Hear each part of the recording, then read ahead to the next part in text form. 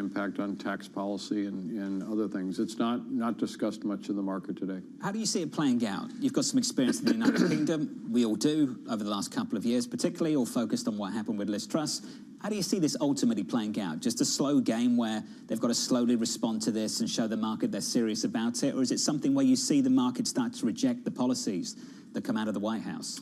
Listen, right now the dollar is very strong. I think, I don't have the data exactly, but I think we're at an all-time high, you know, relative to most competing currencies. And I think one of the implications, if I'm correct, that the debt levels are too high in the U.S. would be, is there an alternative to the dollar? And it's a legitimate question, but there is no legitimate alternative. Where are you going to go? I mean, Europe. I remember, Jonathan, in 1992, when I was with Morgan Stanley, we did the first euro-wide European currency bond for, of all people, the Bank of England.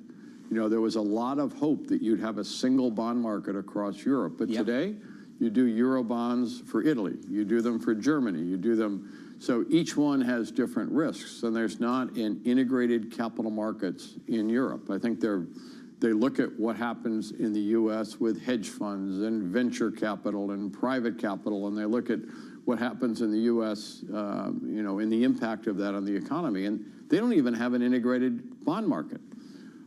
If you look at China, they have absolutely no interest in the transparency or convertibility that's required. So I think it's a very, very legitimate question to look at an alternative for the dollar, but there is no legitimate alternative. So, and that's the problem. Yeah. When it hits the fan, what are you going to do? Bob, this is fantastic. Always great to see you, sir. Thank you. Good to see you, Jonathan. Bob Diamond of Atlas Merchant Capital. Equities right now, just about positive on the S&P. Coming up shortly, don't miss this. PIMCO's Rich Clarida from New York. This is Bloomberg.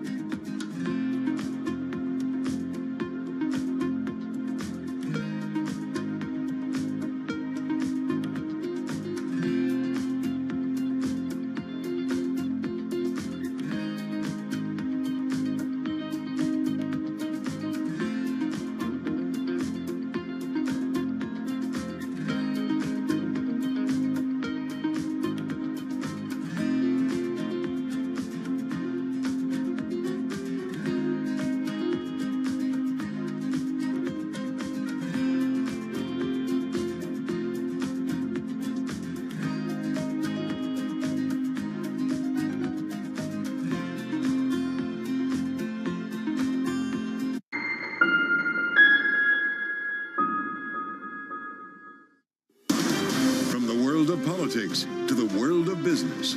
Every weekday on Bloomberg TV and radio, hosts Joe Matthew and Keely Lines deliver news, insight, and analysis from and about politics' biggest power players. The president has been clear that is non-negotiable. I mean, this is going to be an ugly, ugly year. Balance of Power, live around the world every weekday, only on Bloomberg Television and Radio.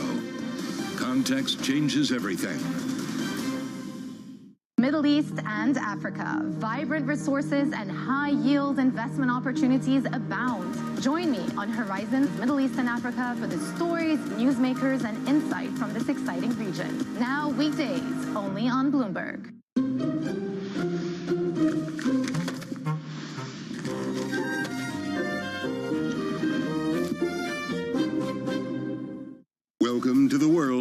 decentralized finance. With the surge in Bitcoin, you have crypto stocks also surging. Bloomberg's covering all things crypto, the people, This is a political attack, and we must hold our elected officials accountable. the transactions, Really a record-breaking moment. Bitcoin is the exit strategy. and the technology. Awareness is going to grow, and these things grow the overall industry. Crypto as an asset class is here to stay. Bloomberg Crypto, only on Bloomberg.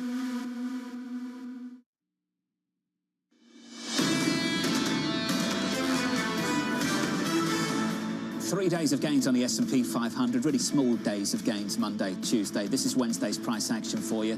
Good morning. Equity futures positive by 0.25%, up 0.5% on the Nasdaq, 0.2% higher on a Russell 2000. That's the futures board. Turn a page to the bond market. 2-year, 10-year, 30-year looks like this. Yields higher by about a basis point on a 10-year. After yields declined for 4 consecutive sessions, we're back down to about 433.57 on a 2-year. Came close to 5% at the back end of May, all the way back down to about 4.78 on a 2-year yield, higher by a single basis point. Going into the ECB tomorrow, big focus on the Governing Council and the rate cut we're all expecting. It's about what they do after that, and the kind of guidance that President Lagarde may or may not provide in the news conference following that decision. Euro dollar right now, 108.63, negative by 0.1% on that currency pair. Under surveillance this morning, India's Narendra Modi vowing to stay on as Prime Minister after his ruling party fell short of the votes required to govern alone. Modi will now have to rely on a coalition for the first time since he took office back in 2014. And Lisa, this market, let's just put it this way, surprised, whipsawed by the last couple of days. Yesterday, stock selling off the most in 4 years. So yes, after then rebounding the most since 2021. So these are these sort of whipsaw actions that we have seen. Ed Al-Husseini, I want to go back to this. We just have to sit on this. He said what it highlights, this move and what we saw over Mexico, for the opposite reason, as you pointed out, is investor nervousness about eroding governance. I'm glad that you raised this parallel with the United States and other developed markets. At what point does it start getting priced into markets? I think it's so difficult to do. So difficult to do. I had someone ask me this yesterday. What about Fed independence? What does that look like? Fed independence. What if the president fires Chairman Powell? I said, you know, sort of don't underestimate the power of the institution once you set into the Federal Reserve. Do you actually think that person's going to take the phone call from the president and start doing whatever they say? Don't underestimate that. But perception, and you know as well as I do, perception for financial markets is as important, if not more important, than reality sometimes, and that can do the initial damage, and it's very hard to repair once you do that damage. If you start to undermine the concept of just how independent. You're absolutely correct. This raises a question, though. He has every right to remove the Fed chair and put a different Fed chair in. Question is, will he do that if that does cause some material sell-off in markets? As we were pointing out, Stephanie Roth talking about how, you know, he tends to respond. The former President Trump tends to respond to market action. I think we're all listening to Ed Al-Husseini in the last hour or so, all thinking the same thing, just thinking about November. Shares of Hewlett-Packard flying at a pre-market. Let's get that up on the screen. Demand for its AI servers fueling a big jump in sales, while it also raised its outlook for the year. HP has so far missed out on the AI server rally, which has spurred big gains at the likes of Dell and Supermicro. It's rallying this morning, big time. I find this fascinating, especially because really we've seen the winners and the losers of who's adapting AI quickly enough. We've seen Salesforce fall out of bed because they can't monetize until 2025. And then you have the likes of Hewlett-Packard coming out and being able to monetize in a more significant way. That's what I'm watching in the months to come. Up by 15%, just about, in the pre-market. Let's turn to that bond market rally, hitting pause after its biggest two-day gain this year on renewed optimism for Fed rate cuts. Equities outpacing bonds so far in 24, but PIMCO saying a, quote, generational reset on yields is set to spur a bond revival. The bond manager releasing its secular outlook saying active fixed income is positioned to perform well if there are no recessions, and even better if there are. Rich Clarida, PIMCO's global economic advisor and former Federal Reserve Vice Chairman, joins us now for more. Rich, good morning. It's great to see you. As always, yeah. Congratulations to you and the team for another fantastic read. I want to start with last year. Yeah. I was with you, the aftershock economy, and one of the big calls came from you, just sort of getting back down to 2 point something at the Federal Reserve. Can we start with last year? Yeah. How happy were you with last year's outlook, and then we can build on the new outlook this year? Well, you know, as the author, of course, I'm proud of it, but I would say, yes, you know, our call last year was what we called the 2 point something destination, which some folks, including maybe my former colleagues, thought was a bit flip, but it had a message, and the message was 5 or 6 is too high. But if inflation gets to 2 point something, that gets the Fed and the RAIN and other central banks to begin adjusting rates. The risks become too more two-way. I think it happened sooner than many of us thought, but that actually has big impacts for looking ahead. The fact that central banks are no longer part of the problem, they're now part of potentially the solution. So that's an important difference in the macro landscape. So we've got this new reality, and we've got this big reset in bond yields too. Can you tell us why this is so compelling on a multi-year outlook for you and the team now? It's compelling simply because the last 15 years, and many of your viewers probably weren't in markets 15 years ago, the last 15 years, curves have been very flat, yields have been low, they were negative in Europe, and historically, the yield on a bond is the best single predictor of the total return. And so an investor buying a bond is going to first look at the yield and then look at the risk and other characteristics. And so yields now, especially adjusted for inflation, are at levels that we haven't seen in 15 plus years. Plus, if you adjust for volatility and valuation, altogether it does make a compelling story. For which aspects of fixed income? This has been one of the biggest disagreements that people have had. There's been this rush into private capital, private credit. There's been a rush into T-bills. Where is active management? Where should it focus within the fixed income sphere? Well, and thank you for asking, Lisa, one of our key messages is that there are opportunities in private credit. This is a super secular trend. After the GFC, big banks, regulation, supervision was changed, and so a lot of credit intermediation occurs outside of banking, and so there are opportunities, but we do say in the essay that we do see froth and valuation in certain pockets of private credit, in particular, mid-market corporate lending. We think there are much better opportunities in asset-backed lending to the consumer whose balance sheet's in really good shape. So we think investors need to be discriminating. When it comes to more traditional bond, the key point now is that investors can get an equity-like return, 6 or 7%, without a lot of volatility or interest rate risk. So that's why our subtext is seize the yield advantage right now. So no longer is there a reach for yield. Investors should seize the yield advantage. They've been seizing it all year. Yeah. And this is part of the problem, right? That we talk about the macro risks, and then there's a question of valuation risks. And I'm stealing your words. I'm just going to be very blunt about it. You talked about that earlier. So how do you sort of weigh that? It seems like that's right now the biggest struggle for markets that are not facing off with bad data. Right. They just are trying to figure out whether it justifies the valuations where they are. Well, again, I think there's an element of the fact that the U.S. last year did outperform globally, and so there is a U.S. exceptionalism theme that is grounded in hard data, and it's natural for markets to put some probability that continues. What we point out in the essay, Lisa, however, is part of that U.S. exceptionalism was fueled by big budget deficits in a fully employed economy, and it's not clear how long that can go on. So I think that markets sometimes do get into these bandwagons. They do extrapolate, and maybe we're seeing a bit of that, especially, I would say, in some other markets. There was a phrase you used, equity-like returns. Yeah. Generational reset in yields, equity-like returns. Why do you and the team think all of that merits a reversal of the traditional 60-40? How are you now thinking about this approach?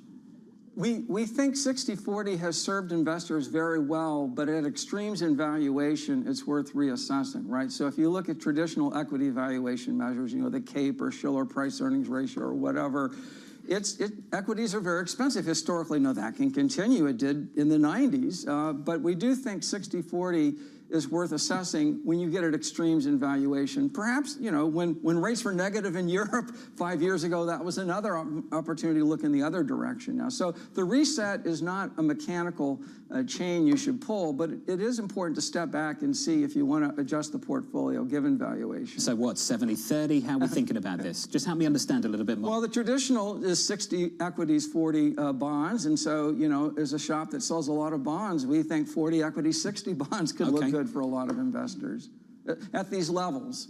At these levels? Yeah. You mentioned the debt. Does the debt complicate that at all, the deficit? It does, and I think probably what we were navigating, and like a lot of investors are navigating, is there's not really any debate, either among economists or investors, that the U.S. is on a sustainable fiscal path. We're not. The question is the day of reckoning next week? Is it in 3 years? Is it in November of this year? Is it in 10 years when the Social Security Trust Fund is exhausted? We don't know, and so we do in the essay emphasize that in most sovereign markets, in the advanced economies. Interestingly enough, in the emerging world, because of all the challenges emerging market economies faced in decades past, they have much more sensible levels of debt relative to the economy than many advanced economies now. So that's another thing that we're looking at is a global opportunity set, not just focusing necessarily on the developed markets. Should you accept a lower yield premium for, say, Apple than to lend to the United States for 30 years? Well, as a former Treasury official, I do think at the end of the day that the Treasury will find a way to make its coupon payments one way or another. So I wouldn't sort of get into comparing the risk there. So I know it's at difficult. At least not at 7:30 in the morning. Well, I mean, I'm trying to get to this idea of, on the margins, you're going to start to see odd distortions in the market. Oh, sort of to sort of not necessarily have a Liz Truss moment. I mean, everyone comes out and says that's ridiculous. I was Stop trying to set you up for that. I know, but the you thing wanted is, single security analysis. If you want that, go to the Swiss National Bank, Bramo. They'll tell you about Apple. No, I'm not saying Apple in particular. You know my point. You're sort of one of these high-rated corporate companies, but you're welcome. Well, so Liz Truss, there's this question about, at what point structurally do you start to see a real kind of retracement on the margins? It's not necessarily a breakdown entirely of the market. Absolutely, and we are certainly attuned and attentive to the fact that in the Treasury market, over a 5-year horizon, we could have one or more of those moments. Our baseline view is, at least for the next 5 years, the reserve currency role of the dollar, the fact that the Treasury is the global reserve asset, that's what has been called an exorbitant privilege, and the U.S. is doing everything it can to take advantage of that privilege. But at least for a 5-year horizon, we would see those disruptions as not being permanent reshapings of the Treasury market, but maybe as a signal for Washington to get its act together. Let's sit on Washington. Bob Diamond was sat in your chair just moments ago. Great segment, by the way. Thank you. Appreciate that. He's wonderful. We were talking about the election in November. You are a Trump appointee. You went to the Federal Reserve, confirmed by the Senate. You served as vice chair of the Federal Reserve. There's now these concerns that the former president becomes the sitting president and starts to make some funky choices about the Federal Reserve leadership, and things start to change. We erode independence. Can you walk us through your experience of that confirmation process, what it was like sitting at the Federal Reserve through his tenure, and are we underestimating the power of the institution? I think so, John, and here's why. The Fed really is an institution. It was created 100+ years ago. In some ways, it has a very clunky, archaic structure. There are 19 people around the table, 12 of whom vote. Some are appointed and nominated by the president. Others are the Reserve Bank presidents. And what it means is that there's a lot of institutional both pride and inertia within the Federal Reserve System. So, for example, right now there are no vacancies on the Federal Reserve. At some point there will be, and of course Chair Powell's term ends in May of 2026. But until there's a vacancy, there's nothing for any president to do. Fed officials have very long terms, and there's not really any legal dispute that they can serve without the risk of being fired. And so that's not really an issue. But over time, any president can shape the Fed to the extent he or she can put people on the committee. But I can tell you, once you get inside that room, and at least in my day, in that building until the pandemic, you really are aware of both your institutional responsibility and that the history books are going to be looking back at you in terms of what did you do in terms of achieving price stability and maintaining maximum employment. And that's a pretty powerful incentive to do the right thing. There's another kind of political interference with the Fed that maybe is less obvious and less maybe sexy than say, I'm beholden to you, I will do this. There's a question about whether the Fed will essentially be forced to lower rates to make the deficit more acceptable. Right, to basically finance the deficit. Will there be a sort of implicit monetization of the deficit in order to keep the market going on a certain pace? Could you foresee that as sort of likely? Well, we have seen that across global history, and we saw that actually in U.S. history coming out of World War II. So the Fed basically capped interest rates to help the government pay down that huge World War II debt. And as I used to tell my students, World War II ended in 1945, but the Fed kept pegging interest rates till 1951. So yes, can it happen? Sure. Will it happen? Not likely, but of course, when there's a large stock of debt, there will be pressures on the Fed, probably from both sides of the aisle, to try to keep rates low. The Fed, I think, will resist that, but certainly, is there a risk? There's always a risk. I think the institution would resist that, but it is a risk. What was it like when the tweet started? What was that like inside the FOMC when the tweet started that you were doing the wrong thing? Well, because you read them, I'm sure you did. You saw well, it. couldn't avoid it. I'm going to sound sort of like Joe Friday on Dragnet. Just doing my job. We were just doing our job. So we had a very clear. Interestingly, in 2018 and 19, the economy was in a really good place. Unemployment at a 50-year low, inflation right at 2%, wage gains at the bottom end of the distribution. So in some ways, it was a little bit disconcerting. Like, what's the problem? But so we just powered through it. It was an honor and a privilege to work with Jay and the committee during that period, and it really didn't factor in. But yeah, you couldn't help but notice it. I remember a phrase you used. You used to talk about an ounce of protection is worth a pound of cure. Yeah. And that was because interest rates were very low. We were all worried about going into the next downturn without having the firepower to respond to it. Do you think that phrase applies to where we are right now, given the current economic data going into next week? Well, this is what I would say on that. I do think there is path dependence in the following sense, that a decision that the central bank should make right now, in part as a function of how we got to where we are. And the reality is inflation's been too damn high for 3 years.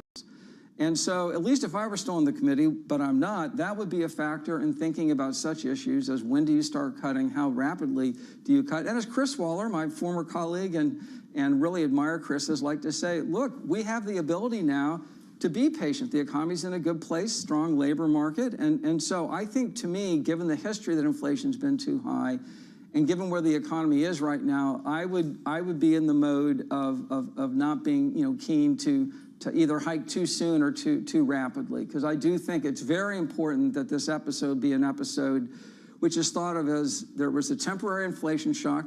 It's transitory. It took too long to unwind, but ultimately it was transitory. T+3. And you really do have to make sure that the inflation genie, in terms of expectations, doesn't get out of the bottle. So I think that'd be the way I'd think about it. Rich, this was a pleasure. Congratulations to you and the team for another fantastic read. Thank you. Really appreciate it. Thank you. Rich Clarida there of PIMCO. Let's give you an update on stories elsewhere this morning with your Bloomberg Brief. Here's Yahira Hakez. Hey, Yahira. Hi, John. Donald Trump wants the gag order related to his hush money trial lifted. The former president arguing the basis for limiting what he could say, quote, no longer exists after the jury convicted him of 34 felonies last week. Trump's lawyers said his First Amendment rights are especially important after President Joe Biden, Stormy Daniels, and Michael Cohen all commented on the verdict on social media. Trump's team wants the order lifted before the June 27th presidential debate. The New York Stock Exchange and NASDAQ may be getting some new competition in Texas. BlackRock, Citadel Securities, and other investors are backing an upstart stock market based in Dallas. The Texas Stock Exchange has raised $120 million and plans to file registration documents with the SEC, according to a LinkedIn post by the exchange's CEO, James Lee. Lee says his exchange will try to entice companies that are seeking relief from what he says are increasing compliance costs at the NYSE and NASDAQ. And in just a couple hours, Boeing and NASA are set to try again to launch the Starliner space taxi into orbit. After weeks of delays, the spacecraft is set to launch at 10:52 Eastern from Cape Canaveral. This mission, which will include 2 astronauts, is a key test for NASA to prove that Starliner can safely transport crew to the International Space Station. The delays have added pressure on Boeing, which has racked up roughly $1.5 billion in cost overruns on the program. That's your Bloomberg Brief. John? Yahira, thank you. Up next on the program, taking on risk in credit. The yield on a bond is the best single predictor of the total return. There are opportunities in private credit. We'll talk about those opportunities next, live from New York. This is Bloomberg.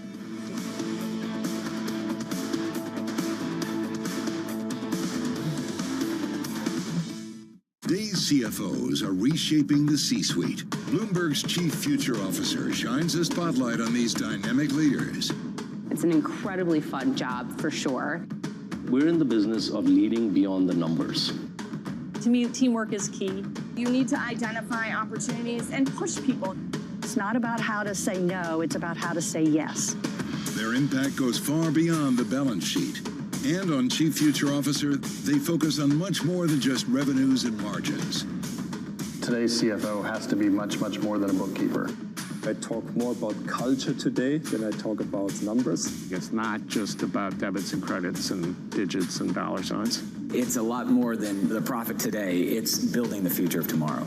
Get passion, perspective, and more from the Chief Future Officers of some of the world's most influential companies. New episodes this summer, only on Bloomberg. Brought to you by Workday.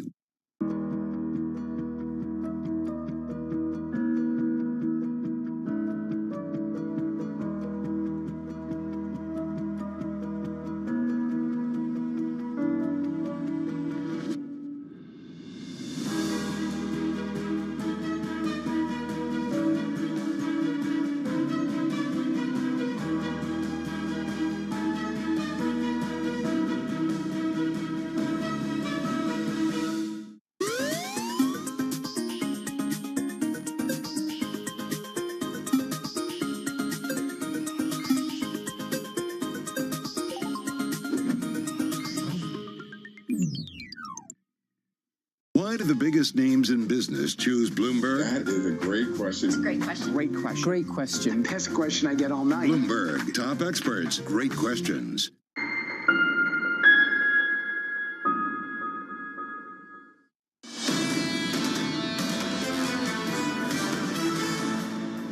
Equities on the S&P positive here by a third of 1%. Under surveillance this morning, taking on risk in credit.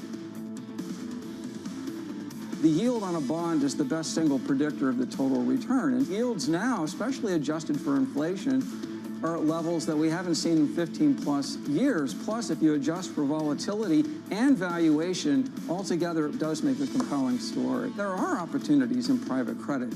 Let's talk about some of those opportunities in credit more broadly. Credit investors turning to bank bonds, unfazed by tight spreads and risks in the banking sector. Invesco's Matt Brill saying this: we've been adding to it with the expectation that banking fundamentals have been fixed, not completely, but certainly in much better shape. And with the economy now more likely to have the soft landing, it seems like we should have more rather than less. Matt joins us for more. Matt, good morning. Good morning. Let's talk about that soft landing call first. That's really the framework for ultimately this investment. Why is it more likely now?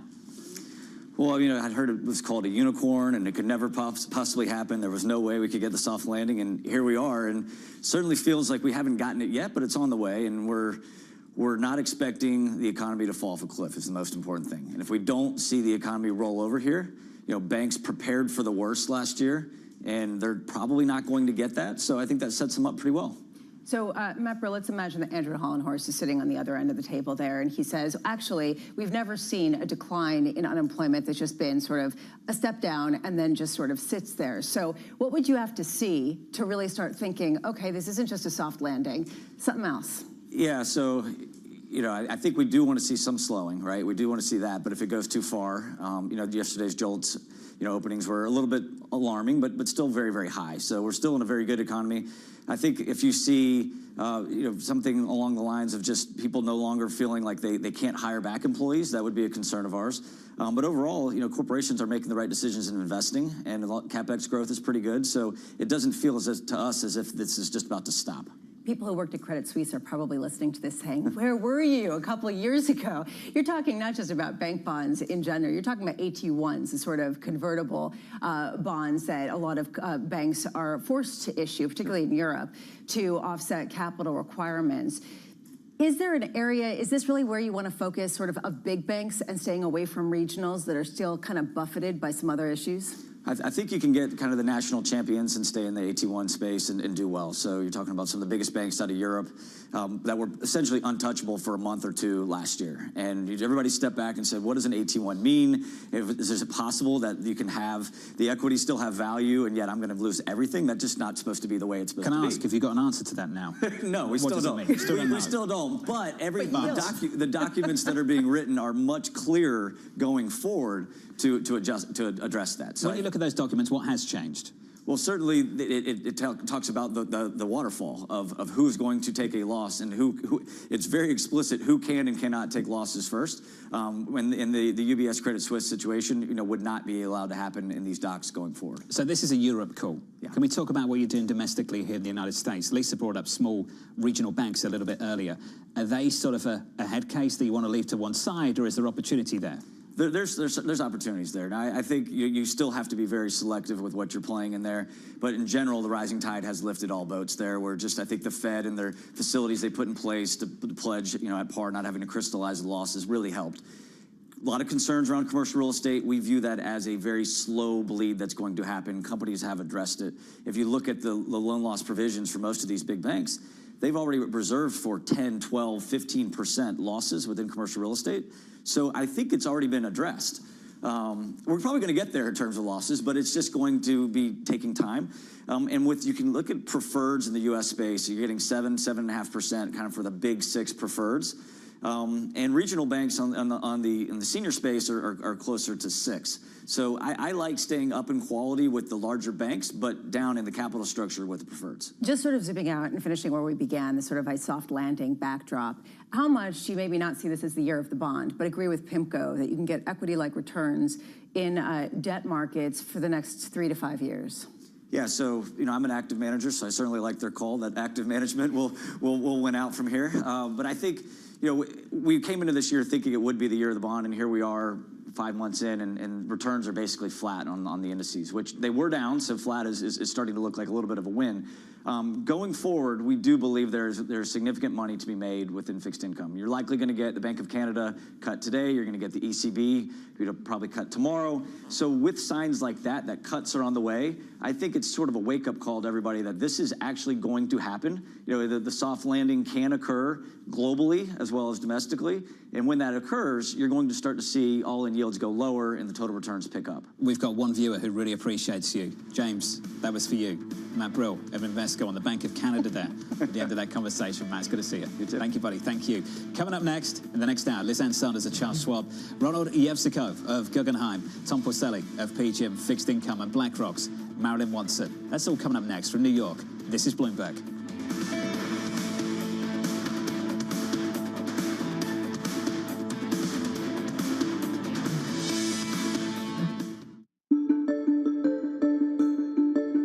In recent years, you created an institute, the Jane Goodall Institute, and what is that designed to do? Well, that was started in 1977 when by then I had a little research station and 4 of my students were kidnapped and everything shut down. And so some friends of mine said, well, let's start an institute so that this research can carry on. Bless them. So that was 1977, and it was set up to study, conserve chimpanzees and other animals and educate. And it's developed since then. So it's, we've got 27 Jane Goodall Institutes around the world. And then I realized at some point that the African people living in and around chimpanzee habitats right across Africa were struggling to survive. There was crippling poverty, lack of health and education, moving deeper into the forest, being exposed to diseases like Ebola and HIV from the chimpanzees and vice versa. It hit me. If we don't help these people to find ways of making a living without destroying their environment, conservation won't work. Access the financial world on demand. Hear from leading economists, policymakers, and industry experts via live and on-demand webinars, only from Bloomberg. Start exploring to see what's moving the markets. Visit Bloomberg.com/webinars.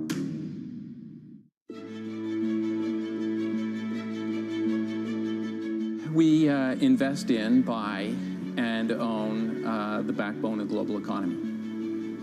When the water gets delivered to your house, the road you drive on, the pipeline that brings different things to your community, the telecom towers that transmit your phone, the data center, the real estate that you live in. It's what we own and build, so it's really what drives the economy, and you don't often see our name. Is that a good or a bad thing? You know, it's just because we're behind the scenes, but it's big, with $1 trillion of assets almost. We're behind a lot of the things of the global economy. So being low-key, do you think it gives you strength? We just try to be quiet and do our thing, and sometimes it helps and sometimes it doesn't. But I'd say on balance, it's been good for us.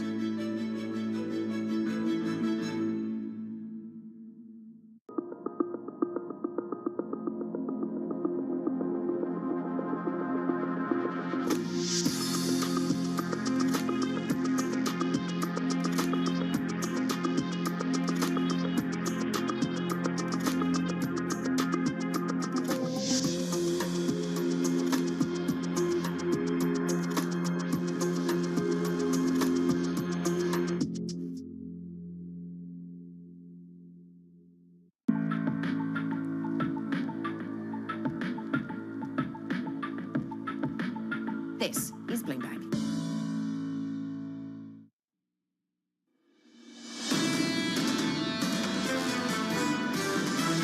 There is absolutely nothing in the data that indicates that things are actually slowing down in any perceptible way. For markets anyways, I think probably the next few months are going to be very choppy. The market always moves ahead of the Fed. The market dynamics and the market structure actually afford the ability to hedge really almost like never before. We're not really in a typical cycle. We're in a cycle that has been boosted by mega forces that we haven't seen before in terms of the magnitude. This is Bloomberg Surveillance with Jonathan Farrell, Lisa Abramowitz, and Anne-Marie Hordern.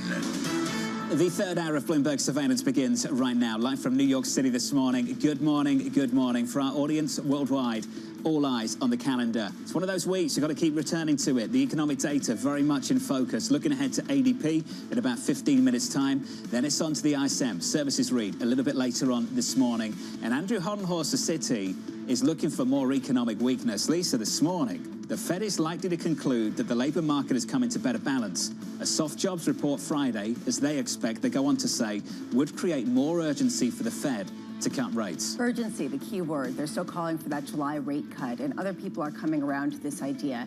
It goes to the fundamental question that you brought up earlier this morning, which is essentially, where are we on a normalizing path? Where are we in terms of weakening? I actually think ISM services might be the most important data point of the day.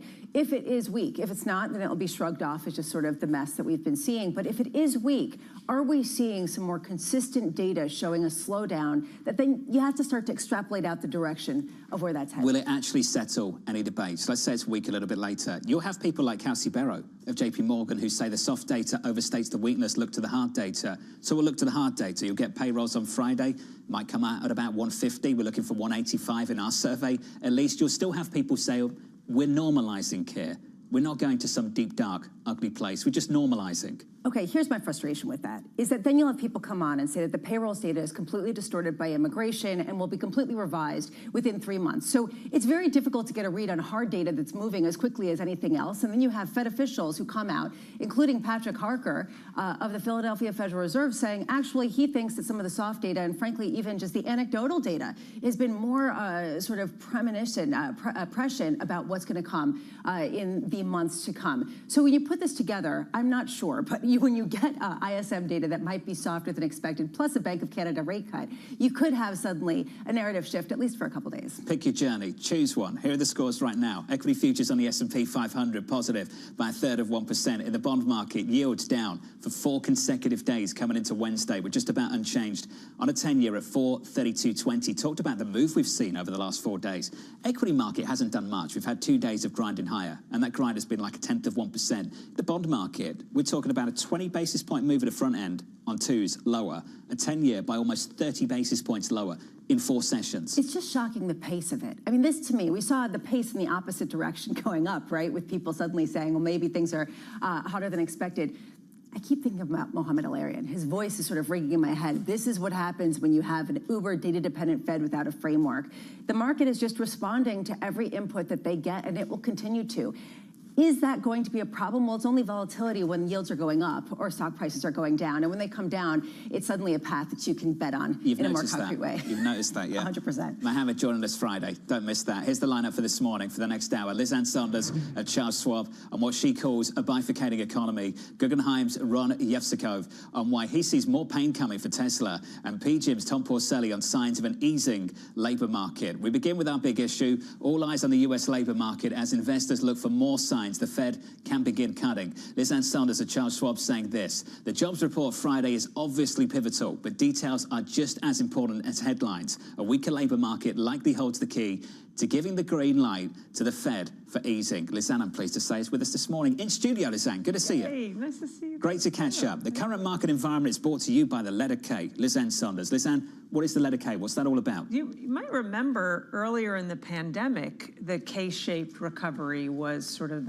one of the big themes, but I think we're seeing it again, and it's across the spectrum of what's going on in the economy and also what's going on in the market, whether it was the original spread between goods and services. Now, nominal versus real, high income versus low income, large company, stronger balance sheets, less rate sensitive versus smaller companies. You see it in the spread and within consumer confidence. You even see it, you talked about soft data conflicting with hard data.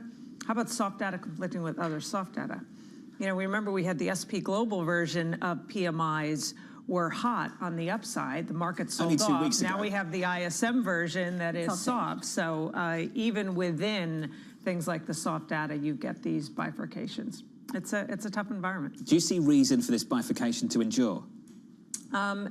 Some of them, yes. I think the large company versus small company, maybe thought of another way, rate insensitive versus rate sensitive, given that so many large companies are earning more interest on their cash and they're paying on debt. So we're at an 18-year low in terms of net interest payments for U.S. corporations. I think that bifurcation will continue. What's interesting is in this recent move down in yields, it has not been to the significant benefit down the cap spectrum. And that's a bit opposite of what started to happen last October when yields came down. It provided a huge tailwind for the market overall, but particularly for small cap indexes. Russell 2000 outperforming, equal weight outperforming. This latest move back down in yields has not accrued to the benefit of small. And I think the shift is now toward, well, is this slowdown? What does it mean from a profitability perspective, not just a rate sensitivity perspective? Basically, bad news is bad news for small caps, and good news might be bad news for small caps too if rates stay high. So either way, they seem to be in a weaker spot, and we've been talking about that this morning. Going forward, though, there is this issue of valuation, and that's, I think, sort of what's sticking in people's craw. Because, yeah, you could say, the economy is doing okay, but valuations have gone so high on a lot of assumptions, and frankly on the fact that the people who are buying them are wealthy Americans who are benefiting, who've gotten incredible interest payments that they've been able to deploy. So how do you understand valuations within a normalizing economy? So I think you can look at overall market valuation. You look at the forward PE on the S&P, it's in the low 20s. But then if you parse out whether it's the Magnificent Seven or the largest 5 stocks or the largest 10 stocks or the Fab 4, you can segment it. You're looking at more than a 10 multiple point difference. So something closer to 30 for those small group of large cap stocks and down into the 16, 17 range exclusive of a category like the Fab 4. So that's not a bad backdrop, particularly if and assuming inflation continues to come down. The sweet spot for valuations broadly, historical average of 18, 19 times, is when inflation is around that 2%, maybe not coincidentally around the Fed's target. So if we continue to move in that direction, that's broadly supportive of valuations, but clearly the richer valuations are up the cap spectrum. That's where the earnings growth has been most significant.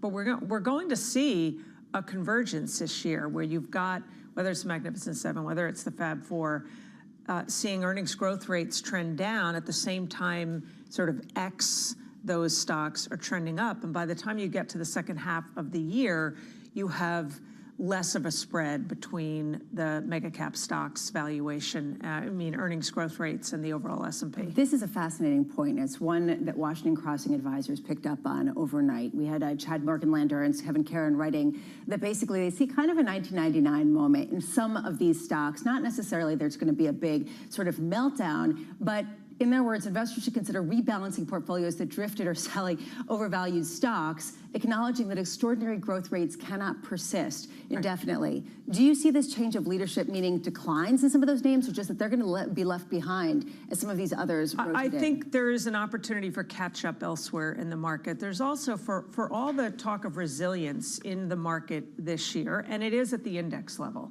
So I often show, and I put this on my Twitter feed every morning, you know, the NASDAQ, as an example, is up, 11, 12% year to date, has had no more than a 7% maximum drawdown at any point year to date, but the average member within the NASDAQ has had an average maximum drawdown of 36% this year. So there's a lot of churn and rotation going on under the surface, rotational corrections, and that's, in essence, where you might find opportunity. But that tells a more accurate story of what's going on than the story you would hear if you're just looking at the index level because of that large cap bias. It's less extreme for the S&P, but even in the S&P, the average member maximum drawdown this year is 14%. So that's correction level. So I think that that's maybe where opportunity presents itself. Raises a question. I just wonder how vulnerable we are, given that NVIDIA is no longer doing the heavy lifting for the broader market. Very good point. There's a stat that you've got, and I shared it a little bit earlier this morning, and I think it's sort of something we all need to hear. The correlation of NVIDIA to the broader market was 0.95, and you say it's now 0.3. How vulnerable are we?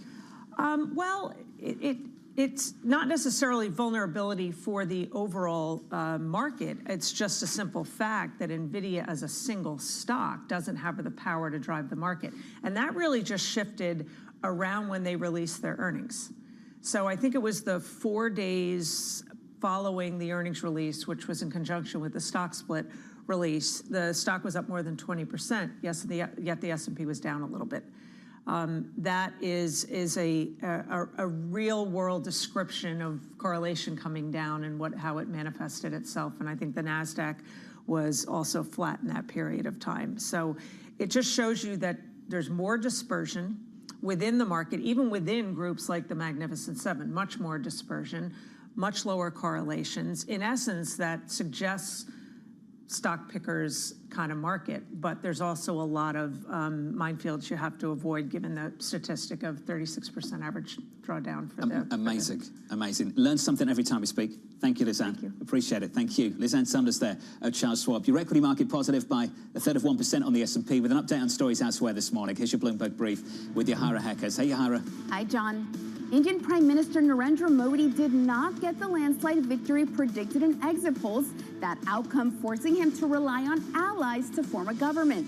He's gearing up to hold coalition talks after his party lost its majority in parliament. Since taking office a decade ago, Modi hasn't had to share power in the government and will likely have to make concessions to other parties.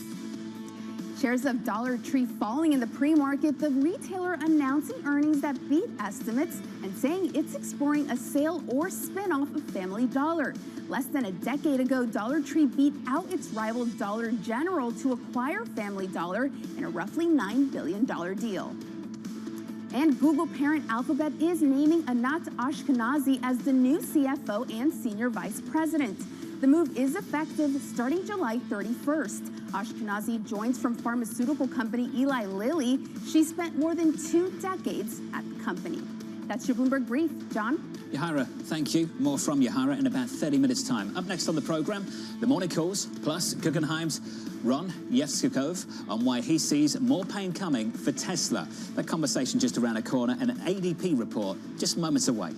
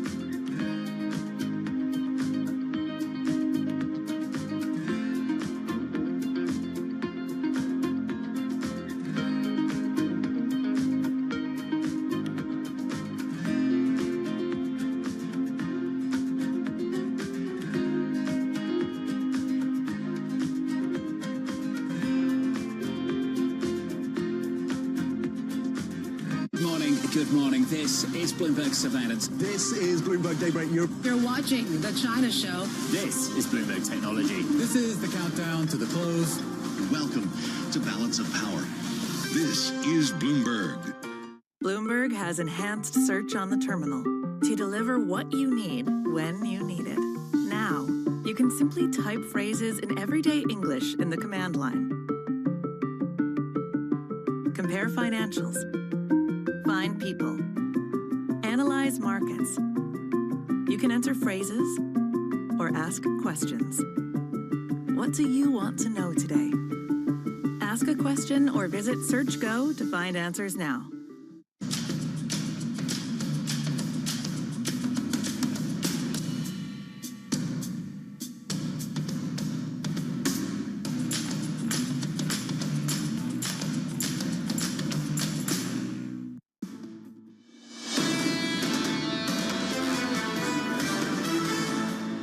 ADP report just seconds away. We're looking for 175. Mike McKee's with us. Mike, what's the number? 152, a disappointment perhaps for the markets. It is a sign that the economy does seem to be slowing to the extent that you take ADP seriously as an indicator.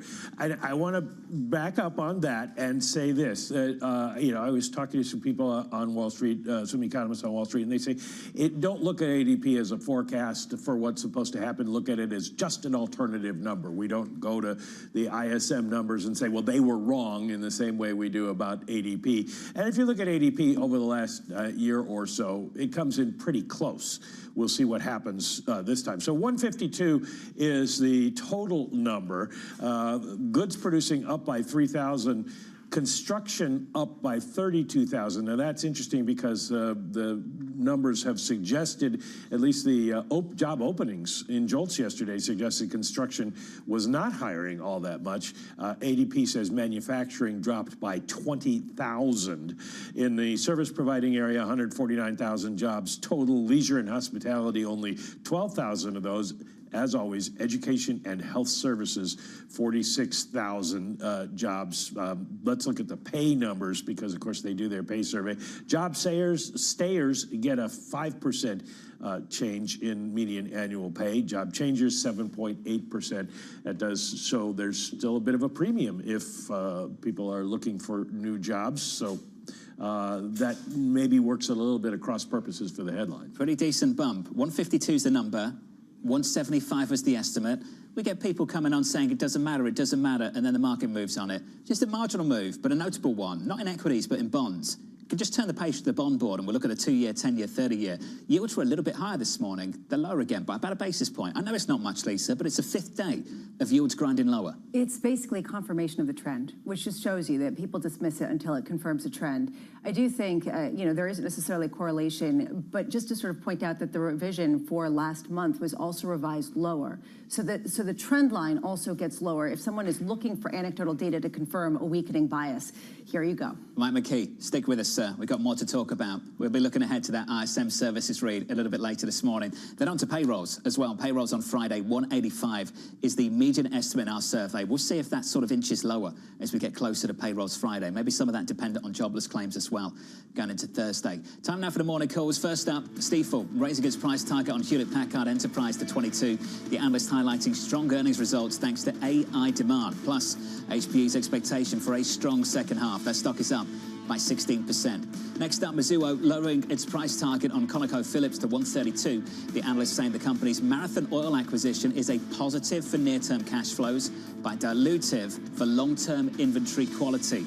And finally, Guggenheim sticking with its sell rating on Tesla. Analyst Ron Yevsikov citing the EV maker's push into self-driving as a massive growing pain, writing this: Tesla is increasingly an investment underpinned by autonomy, a challenging balancing act requiring investors to buy into a vision of the future with limited supporting evidence. I'm pleased to say that with us is Ron to talk about this call. Ron, let's talk about it. Top of the pile, autonomy. What's not to like from your perspective? Yeah, I mean, I think we can all appreciate that autonomous driving is a massive opportunity. The ability to commercialize 3 trillion miles just in the U.S. alone is a huge opportunity. I think where we struggle is steady state economics. There tends to be more than one company. These aren't winner take all markets. We don't have any really supporting data for Tesla to bridge to when autonomous driving happens. And I think if we just go back 5 years, 2019, at Tesla's own autonomous event, we were expecting robo-taxis in 2020, 2021, and people were underwriting in the net present value of Tesla then, we would have robo-taxis at scale today. If you have these 5-year shifts in commercialization for robo-taxis, it cuts your net present value in half. So I think there's a lot of overconfidence in forecasting this. And for a business that we think is going to earn less than $2 this year, there's a significant implied value for robo-taxis, autonomous driving, that we think is just going to take a lot longer to play out. You've got a sell, price target of 126. We've also, what is the path back to volume growth here, Ron? Where does it come from? Before we get into the future and all these bright, shiny things, what about sort of the nuts and bolts of where we are right now and where we're going? Yeah, I mean, there is volume growth in one major... there is volume growth in one major region of the world, obviously China, where I think you're seeing competitive product, good prices, competitive with ICE vehicles, the pricing, internal combustion engine vehicles. For the rest of the world, it's tough because I think there's a mix of consumer adoption issues, range anxiety, things like that, but also demographic issues. I mean, if you look at the average buyer of vehicles in the U.S., it's historically old, and they're also less likely to adopt electric vehicles statistically. So I think there's some demographic shifts that will help.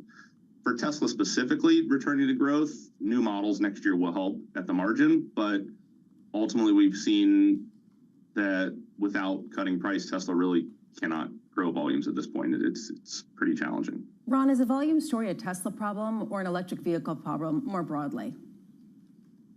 I think in the U.S. and Europe, it is a mix of both electric vehicle and Tesla. In China, it's a bit more of a Tesla problem just because the amount of competition in China is very fierce. You're seeing BYD putting out a car last week with 1,200 miles of range, basically New York to Miami, that is priced like Volkswagen, Nissan, et cetera's lowest price ICE vehicle. So I think China's unique where it's more of a Tesla-specific problem. Western markets, it's electric vehicles are struggling currently, and I think that's going to take time to play out. We talked about the demographic shift that should help over time. There's also this issue of the Elon Musk problem. This is at least according to some people, particularly with the latest news being reported, where he basically said that he is just transferring all the chips that he's buying from NVIDIA over to X Corp and XAI, not to Tesla, because, as he said, Tesla had no place to put them. This sort of flies in the face of some of the AI adoption that we've been hearing about in Tesla. How much does this sort of move the needle for you in terms of your expectations for Tesla? Yeah, I think during our discussions with investors, at least, I think what was most noteworthy about the headline yesterday is, was this done independently or not? Basically, were other executives and their board members aware, or was this a unilateral decision? Because that has much different ramifications for kind of even the Delaware court decision in terms of they deemed that Elon had control over Tesla despite not having actually equity control. Otherwise, it's going to be a debate in terms of the sourcing of AI talent, where it goes, whether it goes to XAI or whether it goes to Tesla, and the allocation of resources and time. I think it's a bit of an open question. It's really tough to have an answer on, but we are surprised how much implied value Tesla is getting for their autonomous and AI efforts without a lot of tangible data to support it. It seems to be the core of your sell call. Can I just finish on the leadership question that sort of Lisa alluded to? We've got this shareholder meeting, I think on June 13th, Ron. Where do you think we're going to be regarding Elon Musk and the leadership of this company at the end of this month? Yeah, I would say what we've written is we expect the comp package to pass. Frankly, candidly, we think that it's kind of promises made, promises kept. And we expect the Texas reincorporation to fail. Ultimately, I think that means Elon stays. It's a bit tougher to say what that means for the comp package with respect to the Delaware courts. But I would be very surprised if Elon Musk is not the CEO of Tesla both a month and a year from now. It is ultimately the best funding mechanism for his AI goals and ambitions. It has the lowest cost of capital, I would imagine, of any of his ventures. They're private, but I would imagine Tesla has the lowest cost of capital, the best funding base, 26+ billion of cash to see this out. It's going to be a considerable cost to develop any of these autonomous and AI technologies. Ron, appreciate your input, your perspective and opinion. Thank you, sir. Ron Yevsikov of Guggenheim on Tesla. Sal, 125 price target, trading at 176 right now in the pre-market. Stock is higher by 0.7%. Just a moment, we need to recap those numbers, Bramo, don't we? 152 on ADP. The call was for 175, at least the median estimate in our survey. Previous number, 188. Yeah, and that was a downward revision from 192.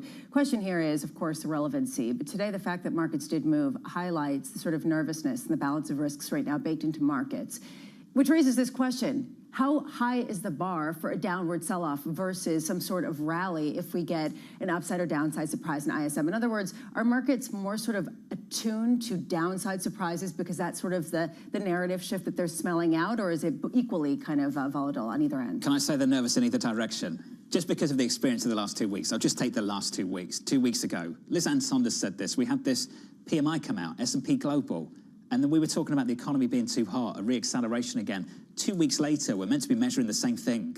The ISM comes in soft and everyone's like, whoa, whoa, slow down. And then everything just reinforces that. You look elsewhere, job openings, whatever it might be, quits. Job openings relative to how many people need a job, and then you start looking at what's happening in crude of all places. Narrative's going to go back and forth, back and forth. If we get confirmation of the trend, yes. If we don't, yes. We'll be hyper nervous to it. Well, so who's trading, on any given data point? Who's trading on ADP? If you are trading on ADP, please write in. We would love to talk to you because that is really a key question also. What's driving some of the ping-ponging action that we've seen? Well, if they were trading on it, it's changed in the last 5 minutes anyway. So for a moment, yields were down and they're back up again on a 2-year by a single basis point. It's exhausting, isn't it? Up next on the programme, PGIM's Tom Porcelli and BlackRock's Marilyn Watson. And we'll get the latest thoughts from Mike McKee, still with us around the table too, from New York. This is Bloomberg.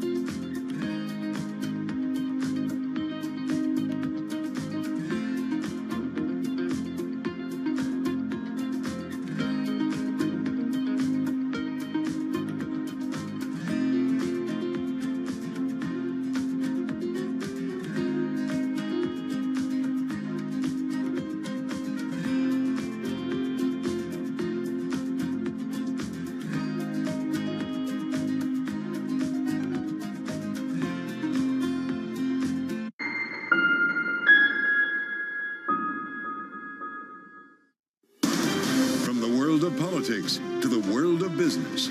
Every weekday on Bloomberg TV and radio, hosts Joe Matthew and Keely Lines deliver news, insight, and analysis from and about politics' biggest power players. The president has been clear that is non-negotiable. I mean, this is going to be an ugly, ugly year. Balance of Power, live around the world every weekday, only on Bloomberg Television and Radio. Context changes everything.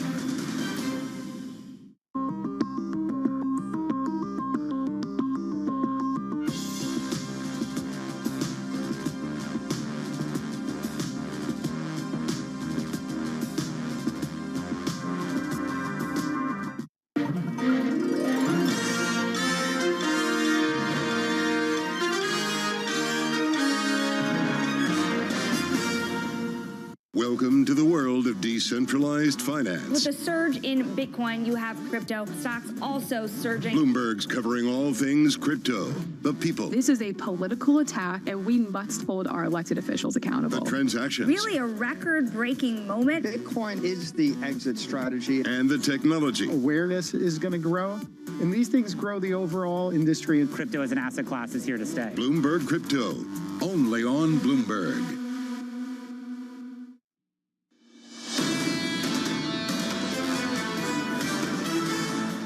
We are 1 hour away from the opening bell. Equity futures are positive here by, let's call it 0.25% on the S&P 500. On the NASDAQ, up by 0.5%. Little bounce on the Russell, up 1/3 of 1%. In the bond market, plenty of volatility in the last 10 minutes or so when ADP dropped and yields went with it, down a basis point, now just about unchanged. On a 10-year, 432.59. We'll talk more about that data in just a moment. I want to turn to foreign exchange going into the ECB tomorrow. Talk more about this ECB decision throughout this week as well. Looking for that first rate cut from a major central bank. Not that the others aren't major, just I call these tier 1 central banks and then everyone else. I'm going to keep offending people in Switzerland. Okay, Just like dig euro your dollar, hole. Keep going. 108.75, just about unchanged on the euro. We'll leave that there, all right? Because Switzerland already cut rates and they're major, important, I know. Under surveillance this morning, Intel announcing another investment program as it works to keep up with competitors. The chip maker agreeing to sell 49% of an Irish plant to Apollo Global Management for $11 billion. The deal bringing in much needed funding as the CEO, Pat Gelsinger, pursues an ambitious turnaround plan. This, to me, actually is one of the more interesting stories because we always talk about Infrastructure Week. When is the government going to finance all these foundries and all of these chip production plants that's going to allow the U.S. to have some of the more advanced technology?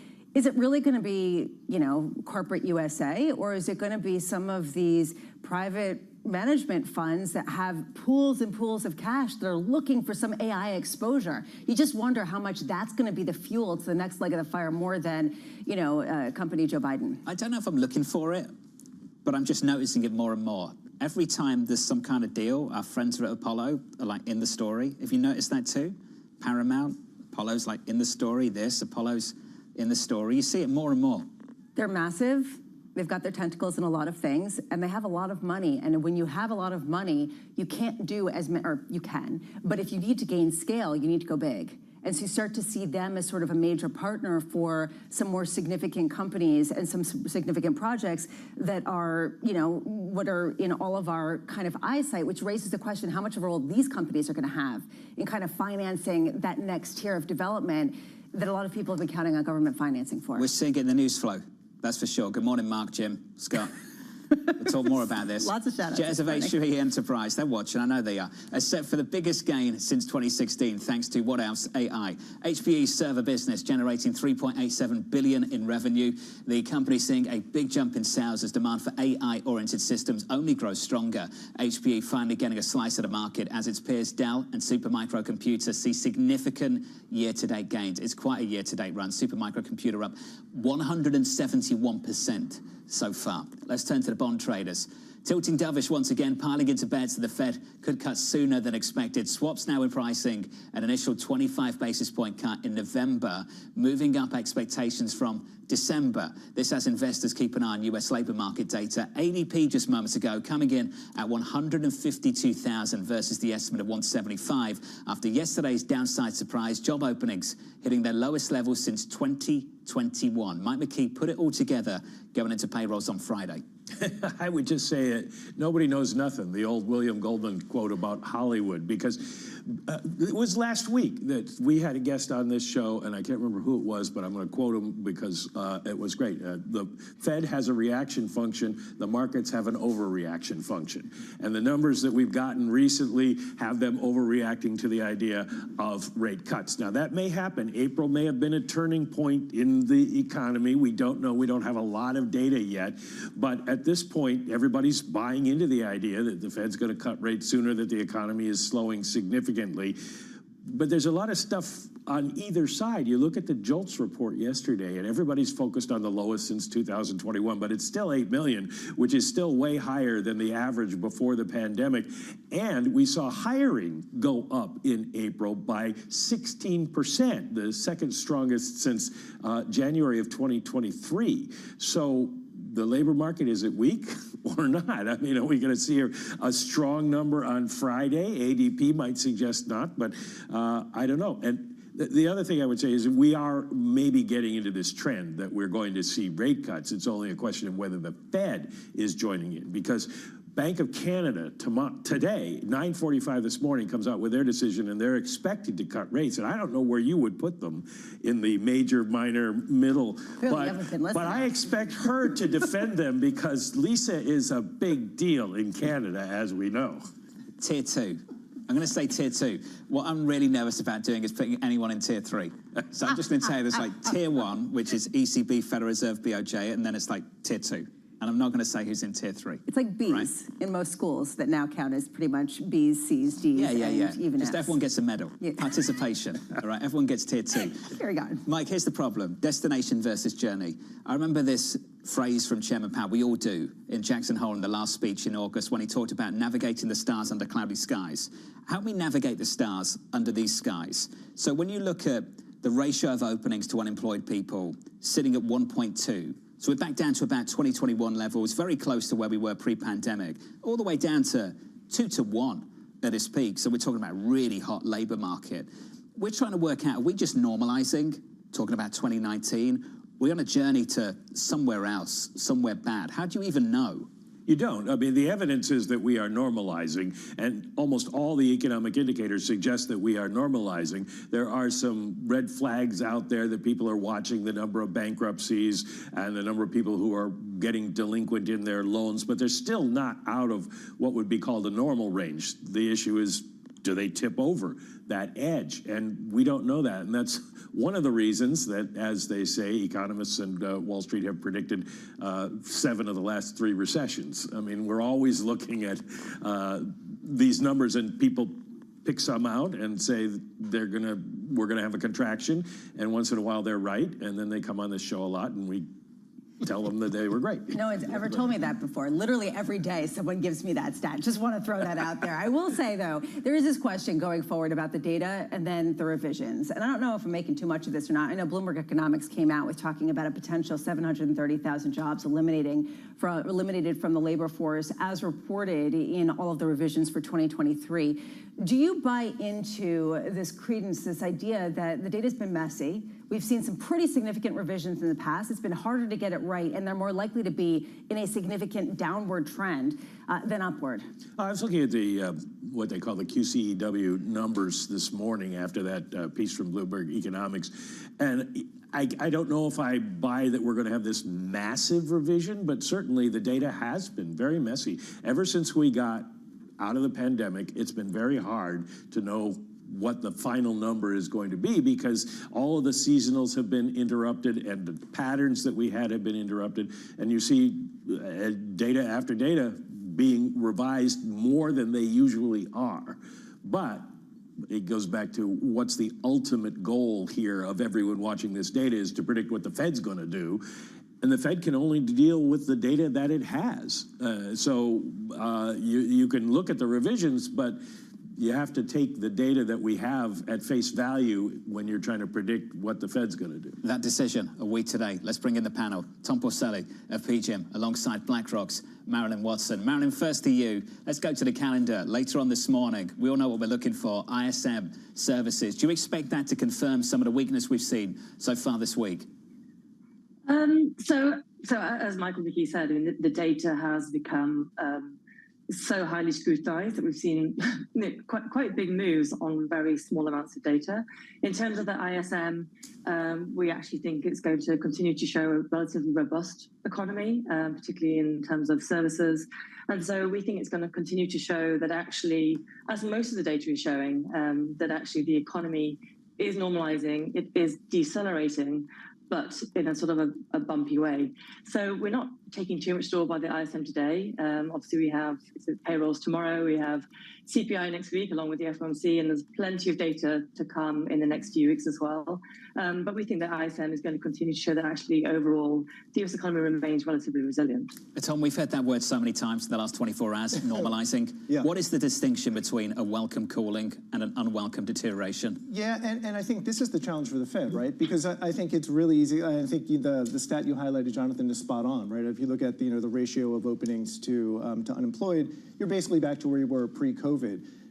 But what keeps it there? And I think what would actually help keep it there is for the Fed to start the process of removing some of the tightening.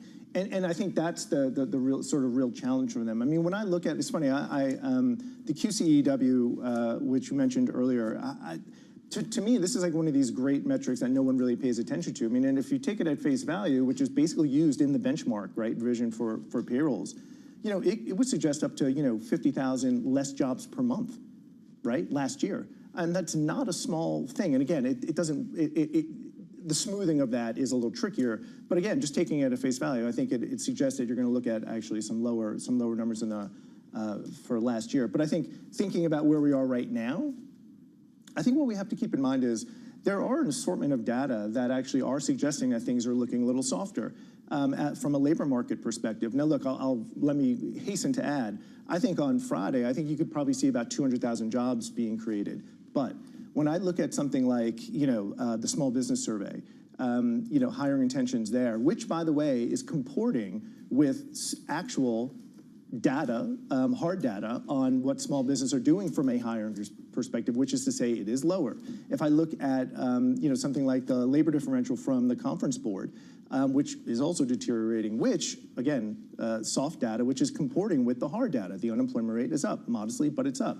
So there are things that are actually suggesting that labor is slowing, and I think this is where the Fed comes into play, and I think this is why the Fed wants to start the process of taking back some of that tightening that they put in place. Messy data was blamed for what some people say was a Fed error in 2022 of not hiking rates sooner.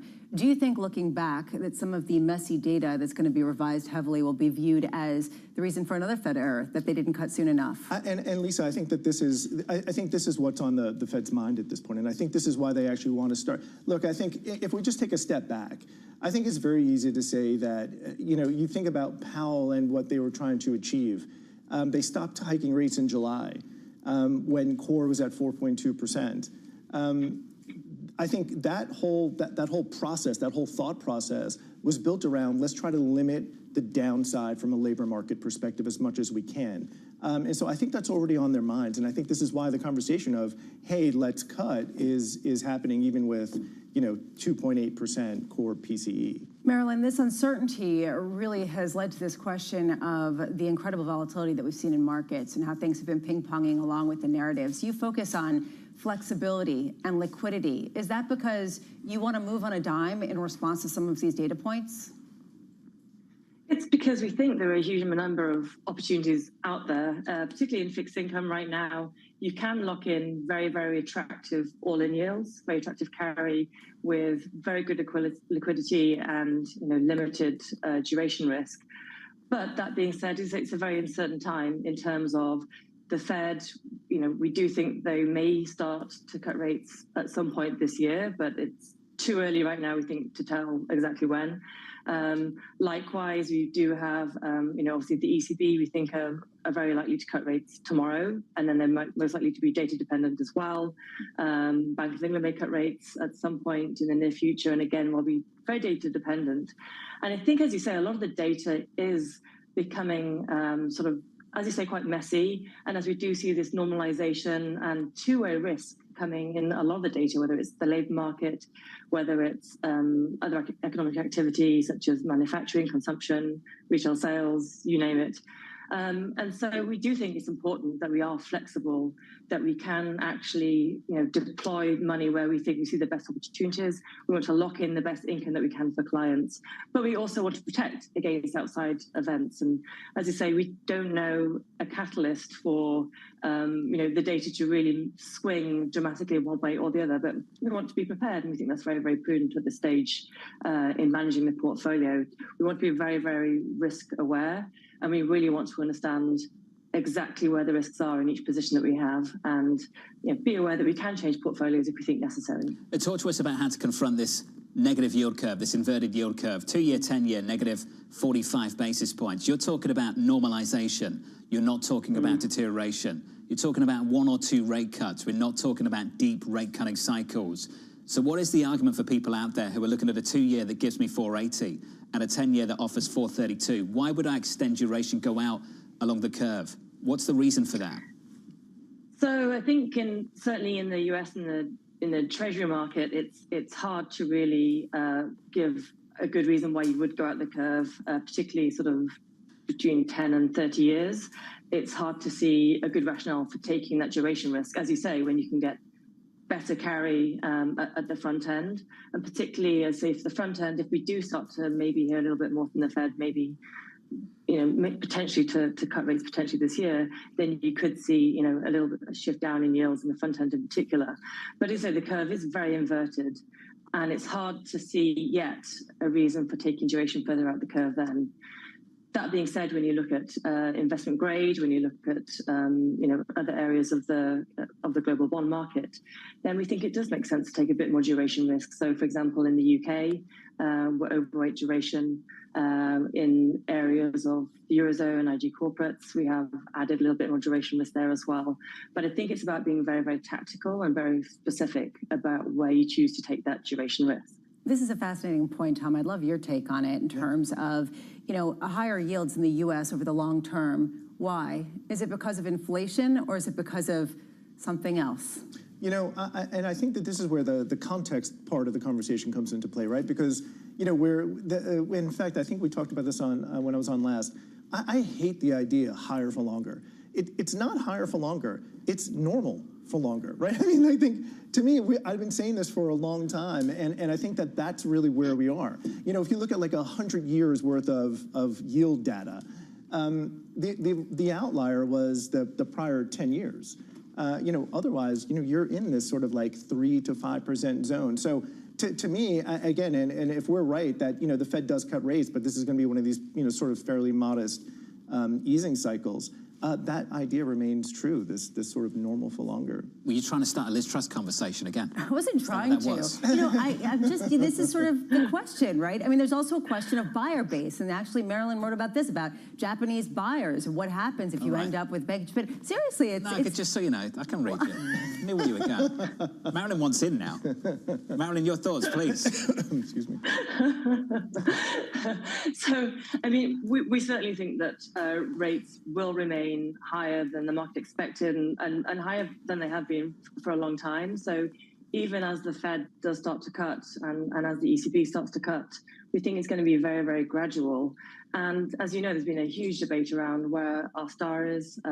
We need to see inflation come down in a sustainable way towards, the various central banks' targets, and it's not there yet in most cases.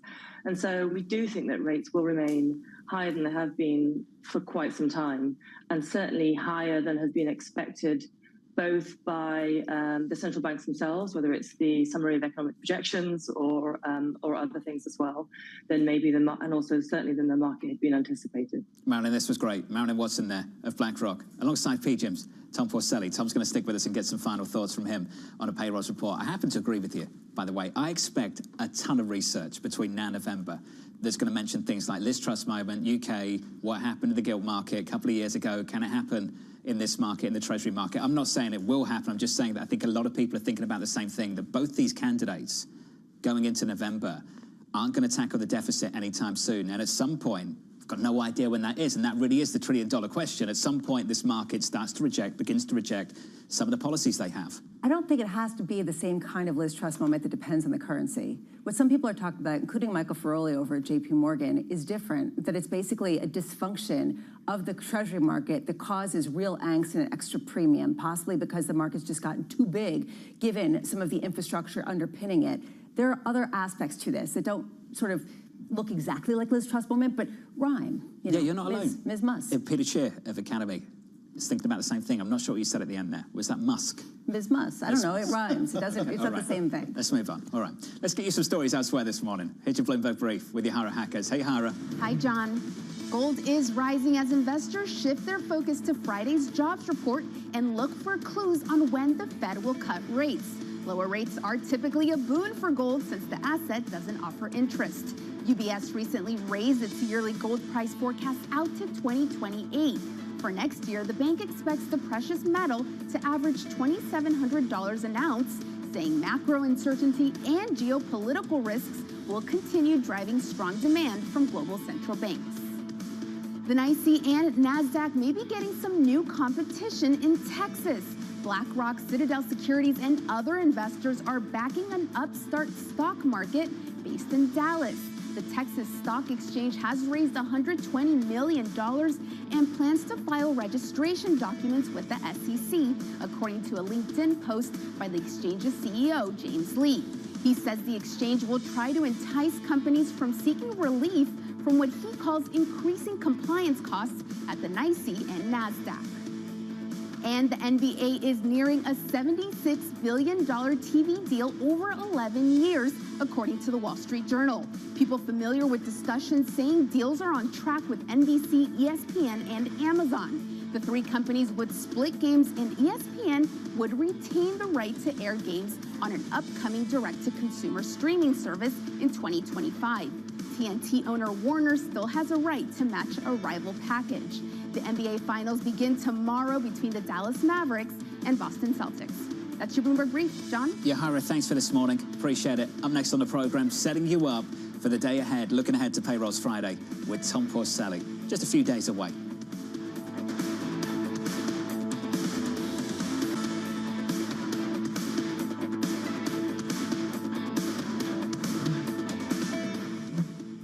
The names that move markets are on Bloomberg. How worried are you about the U.S. election? It's for the American people to decide what they want with their politics, with their government, with their future.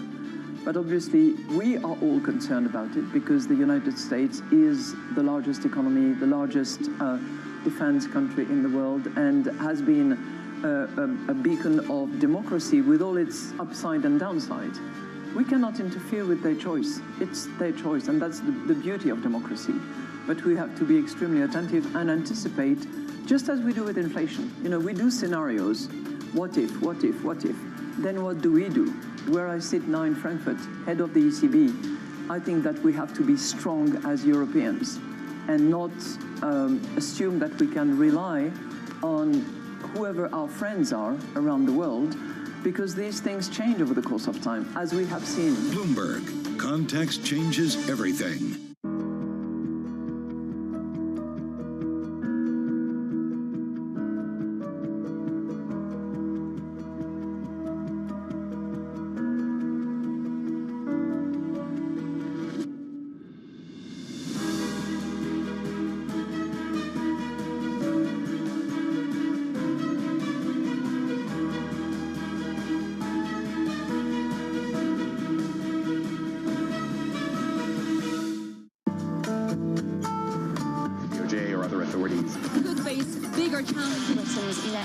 Was going to keep reading World Cup. This is a 3 as the economic picture. covering the intersections of Hollywood, Silicon Valley, and beyond.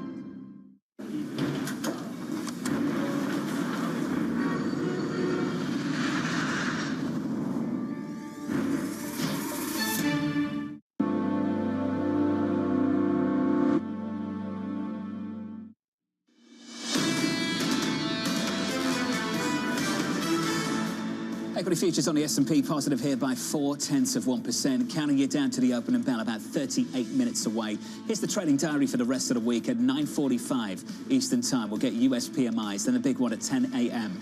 The ISM services data Thursday, ECB rate decision and Lagarde news conference, plus another round of jobless claims. And finally, it's the main event, is payrolls coming on Friday. Tom Porcelli of PGIM still with us around the table. Tom, let's talk about it. 180, 185 is sort of consensus in our survey.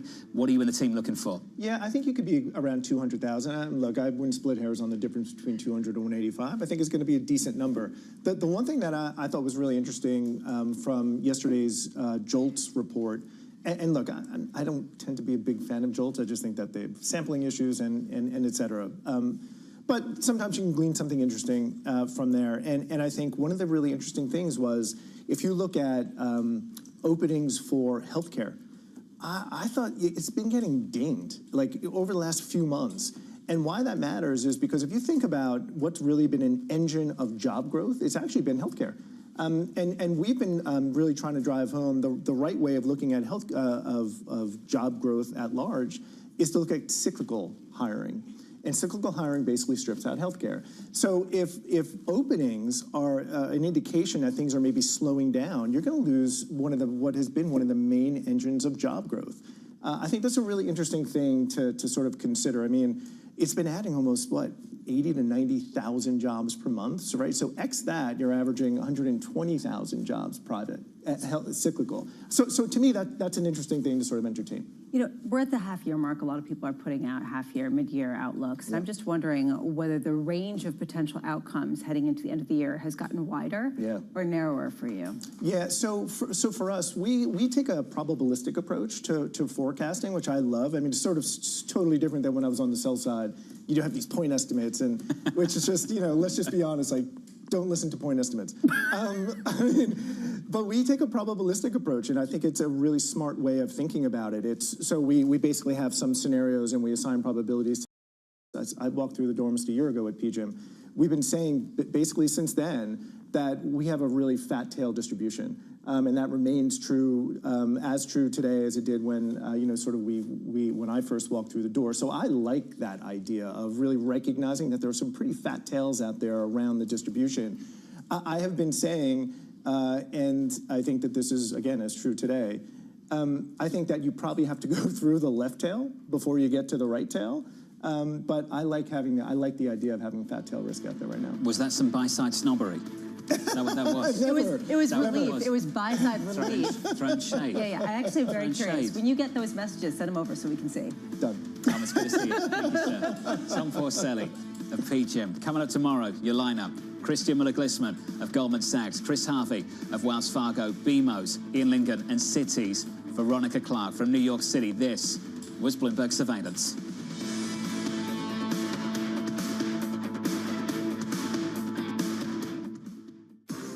Welcome back to another special Roland Garros update for Bloomberg TV and Radio from Tennis Channel.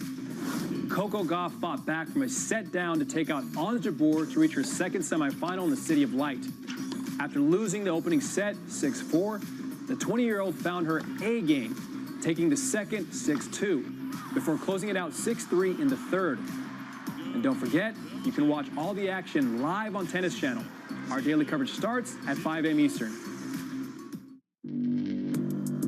Access the financial world on demand.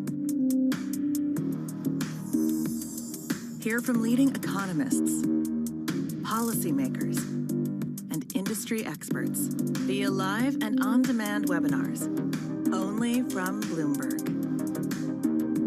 Start exploring to see what's moving the markets.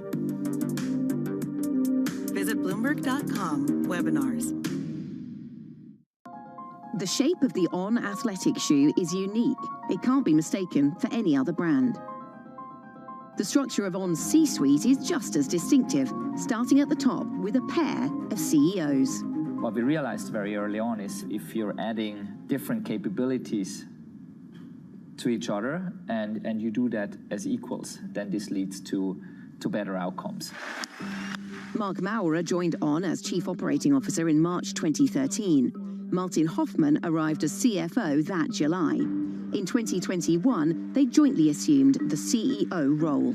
We are a brand that needs to be excellent in designing product, in innovating product, but also in shipping millions of parcels from A to B in the most efficient way. So we need to have very different mindsets and very diverse people. Mark has different strengths, I have different strengths, and if you take us together, you just get more. Companies with co-CEOs are rare, but On's configuration is even more unusual. Martin Hoffmann also holds the CFO position. He says his two jobs complement each other.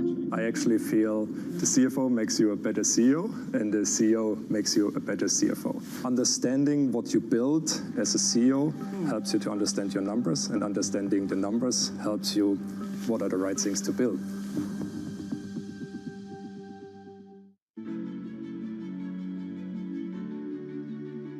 Every single thing I've done, it's almost as if somebody has said it can't be done. I mean, I remember I was in a factory and I said, I want to go in the night shift. And they said, no, we don't put women in the night shift. I said, how will I be a successful production manager or personal manager of a factory if I never went into a night shift and knew how a third of my people worked?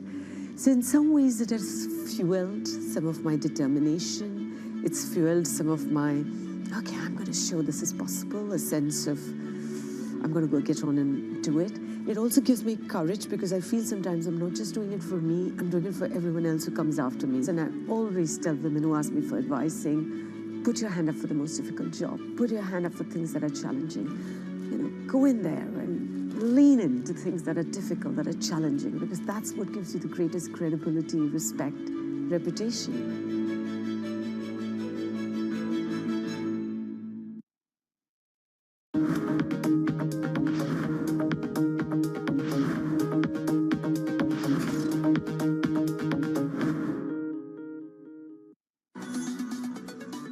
From New York City for our viewers worldwide, I'm Matt Miller. We're looking to see how much investors care about bad news is good news today. The countdown to the open starts right now.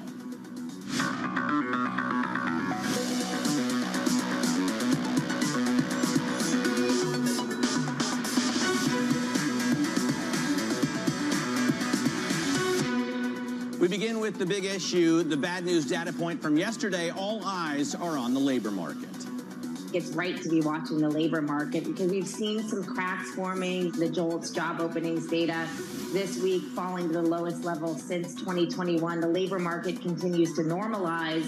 You know, the whisper numbers lower than that 180,000 consensus view on job gains this month. I think we could see jobs kind of join the string of weaker than expected data. Joining us now to discuss is Kevin Holt. He is Invesco U.S. Values Equity CIO. And obviously, Kevin, the JOLTS story from yesterday is going to possibly continue tomorrow with non-farm payrolls. We get some fresh economic data out this morning as well, which we're going to talk about in just a moment. But is bad news good news? Can you count on that as an investor in the stock market? Yeah, I mean, I do think with inflation having run quite high the last couple of years, that a little bit of slowness in the labor market and a little bit of slowness in general inflation probably gives us a more constructive backdrop, assuming it doesn't weaken too much. The job openings fell to the lowest since 2021. When I saw the headline, I was a little bit moved until I opened up to a 5-year period or a 10-year period. We have a great function on the Bloomberg that you can use, ECAN Go, to look at all this data. And really, it doesn't look that soft. I mean, this economy still seems to be running pretty strong, first quarter GDP data notwithstanding. What's your view? Yeah, man, it's interesting how we've all really kind of skewed our view the last 4 years. But if you look over a 20-year period, you're exactly right.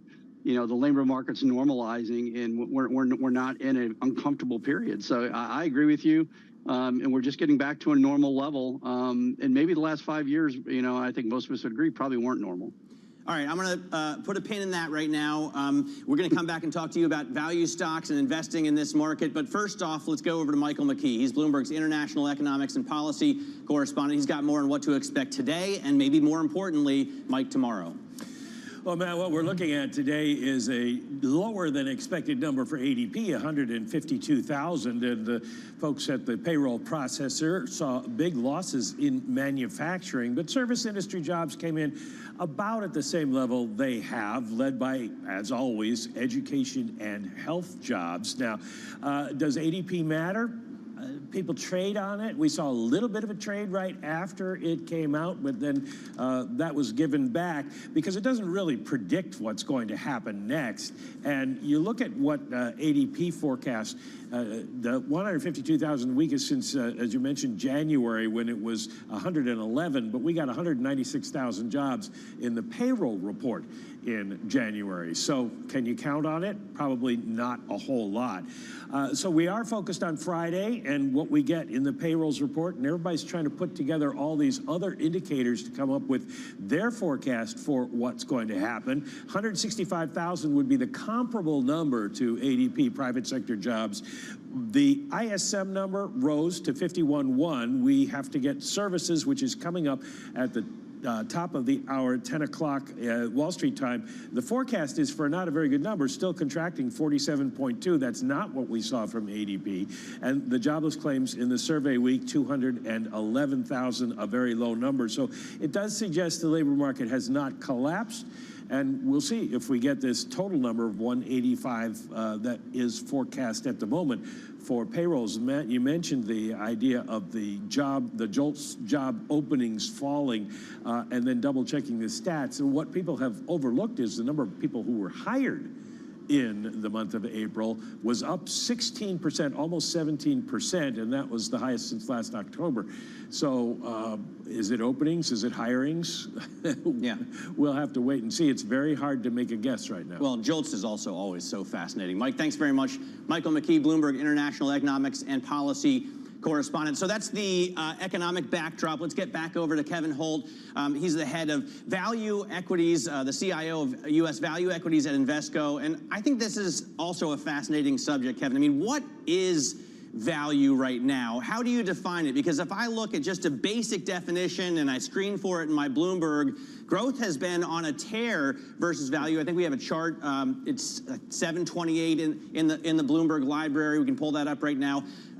How do you define the stocks that you're looking at, that you're screening for? Yeah, I mean, ultimately in most industries, it comes back to your cash flow and your ability to generate cash flow, and then what is the return on invested capital of that cash flow.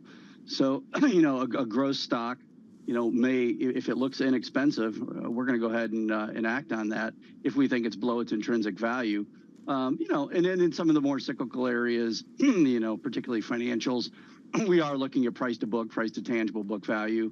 And those tangible book values have been depressed recently just because some of the bond, with rates increasing, some of their bond portfolios have gone down, which we view as a transient issue over the next 24 to 36 months. How do you avoid a value trap? This has been a question, you know, I've been asking people for 20 years, but it's important, right, in this line of investing with this factor?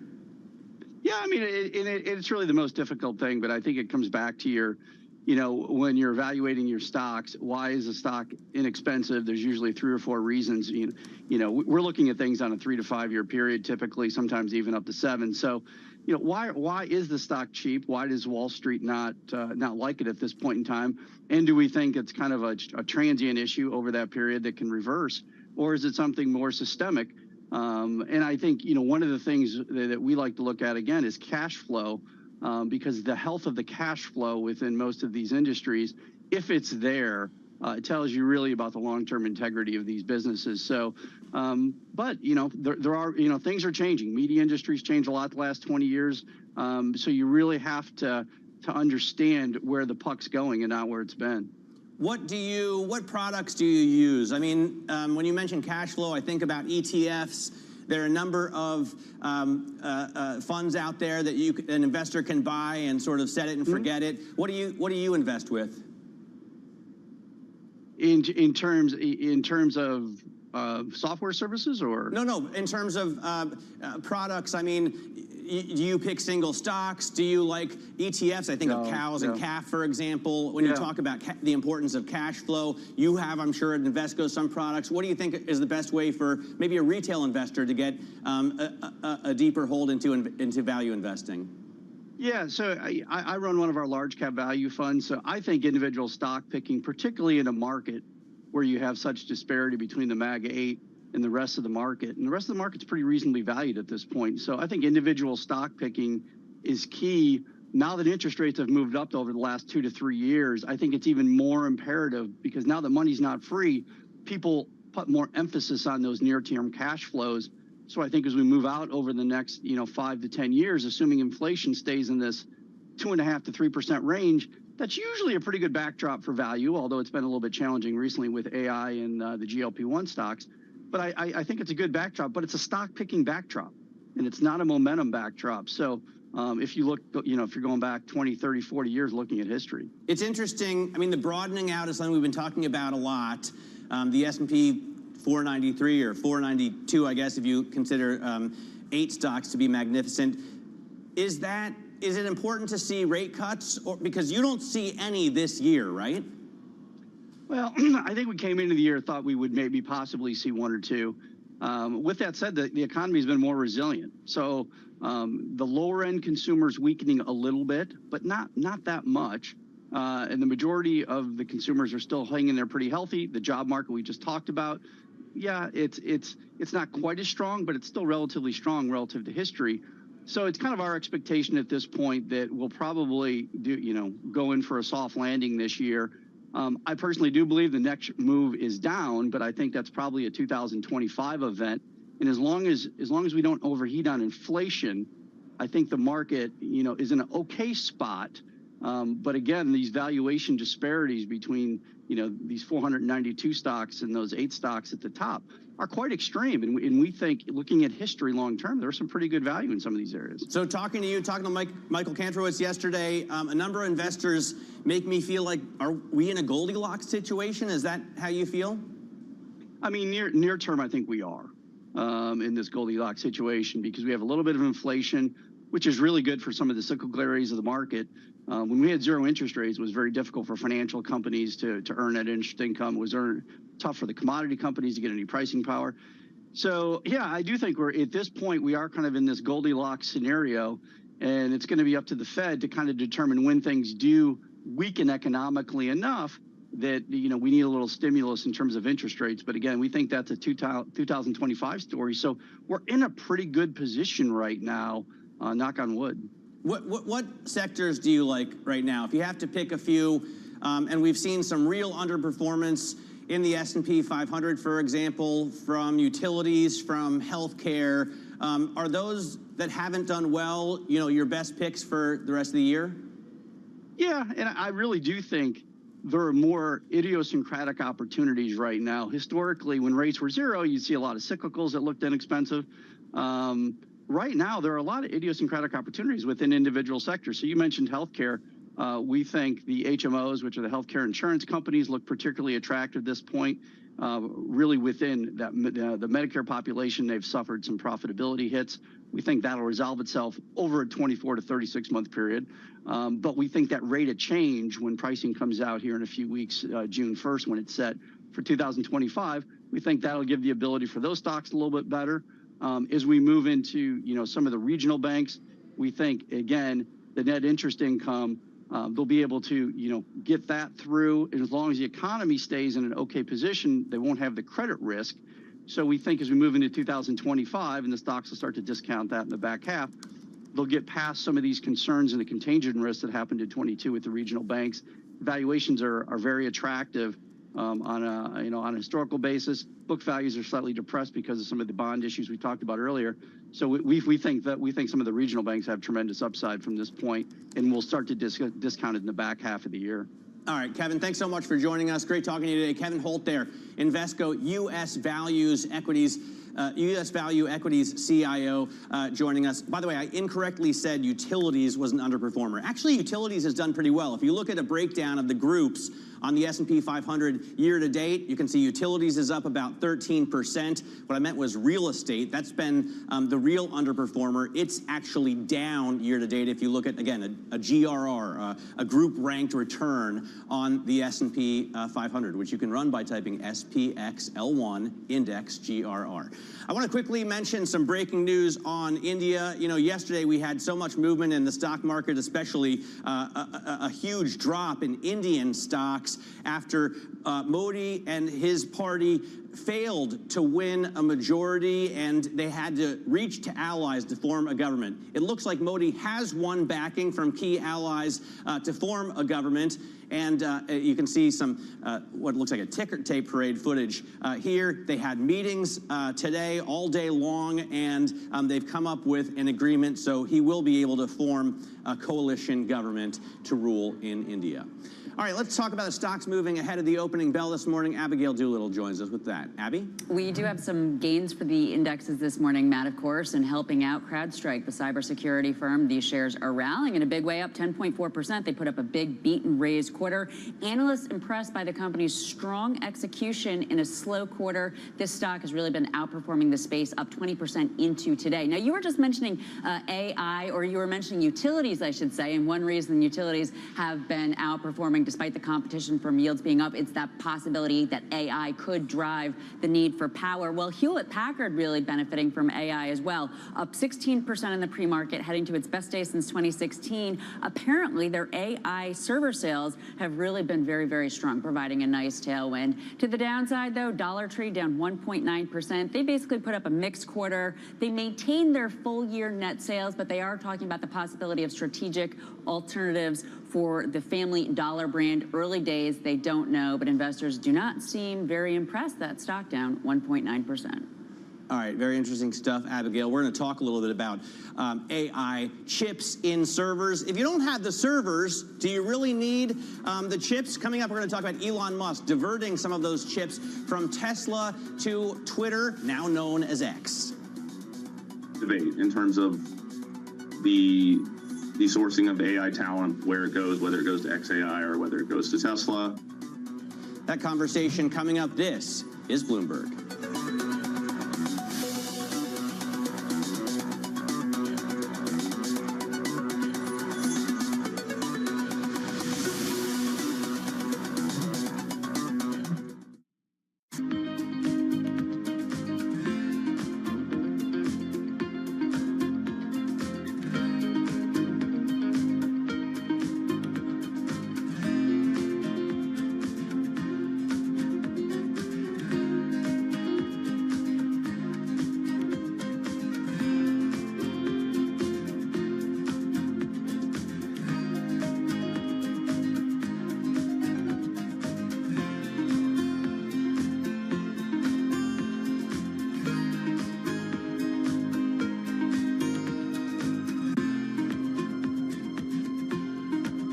The names that move markets are on Bloomberg. You know, with all due respect and thoughts and empathy and sympathy for the people who are suffering at the moment, and there are plenty. It's not just Ukraine and Gaza, it's in many other corners of the world as well. But I'm constantly surprised by the level of resilience and the capacity to actually bounce back from those traumas. So I have faith in the human beings and their capacity to respond to adversity. We've seen it. You know, look, earlier in the pandemics, we thought that the world was coming to an end, right? It hasn't. Nobody thought that vaccines would come up in such a short period of time. And every time we have to constantly resurrect this spirit of resilience. But are you hopeful that... I'm always hopeful. Oh, come on, we have to be. We have to be. Bloomberg. Context changes everything.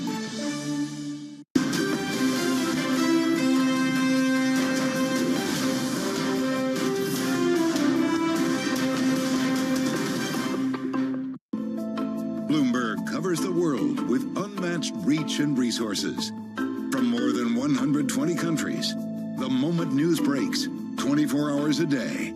Bloomberg. Context changes everything.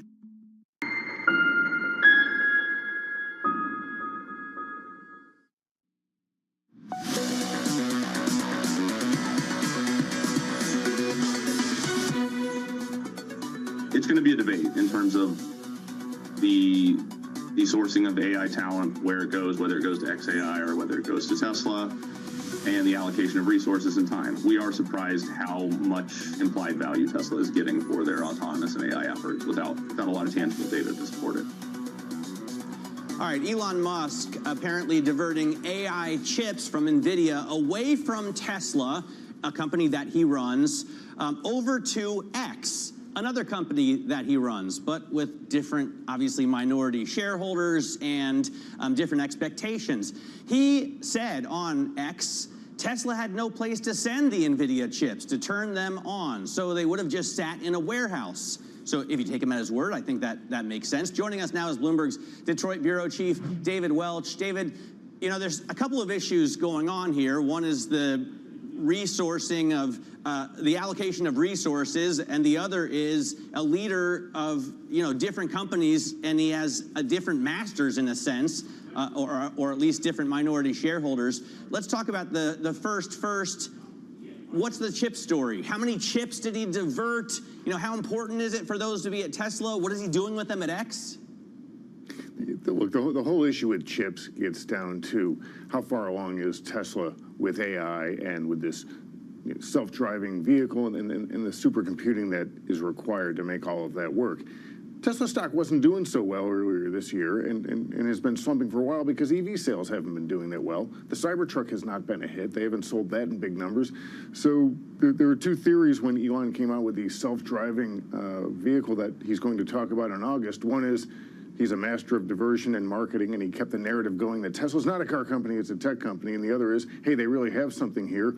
And the latter won out, so the shares have run up. And anything that indicates that they're not ready to push ahead with AI and with self-driving, and in this case, it's diverting chips from Tesla to X, gets shareholders a bit concerned. There might be something next week that Elon says that gets the stock back up again in relation to all this, but right now, it is raising concerns because there hasn't been any real proof that they've got vehicles out there that can drive themselves.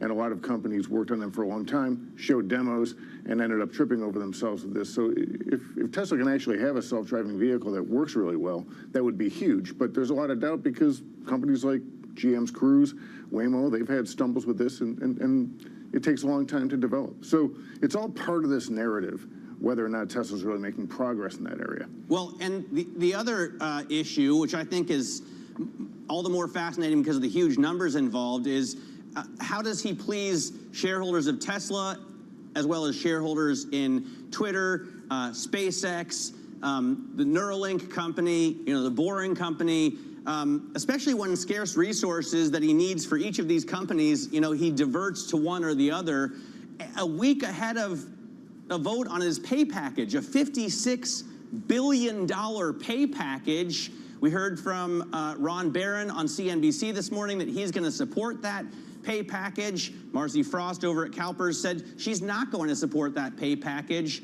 Doesn't this highlight an issue, a weakness for the Tesla CEO? It does. Well, so it's sort of a threat to him, really, because you've had this concern for quite a while with Elon that he's got all of these different companies. And it was always sort of overlooked with Tesla because Tesla was a hot growth company, mostly because EV sales were doing great.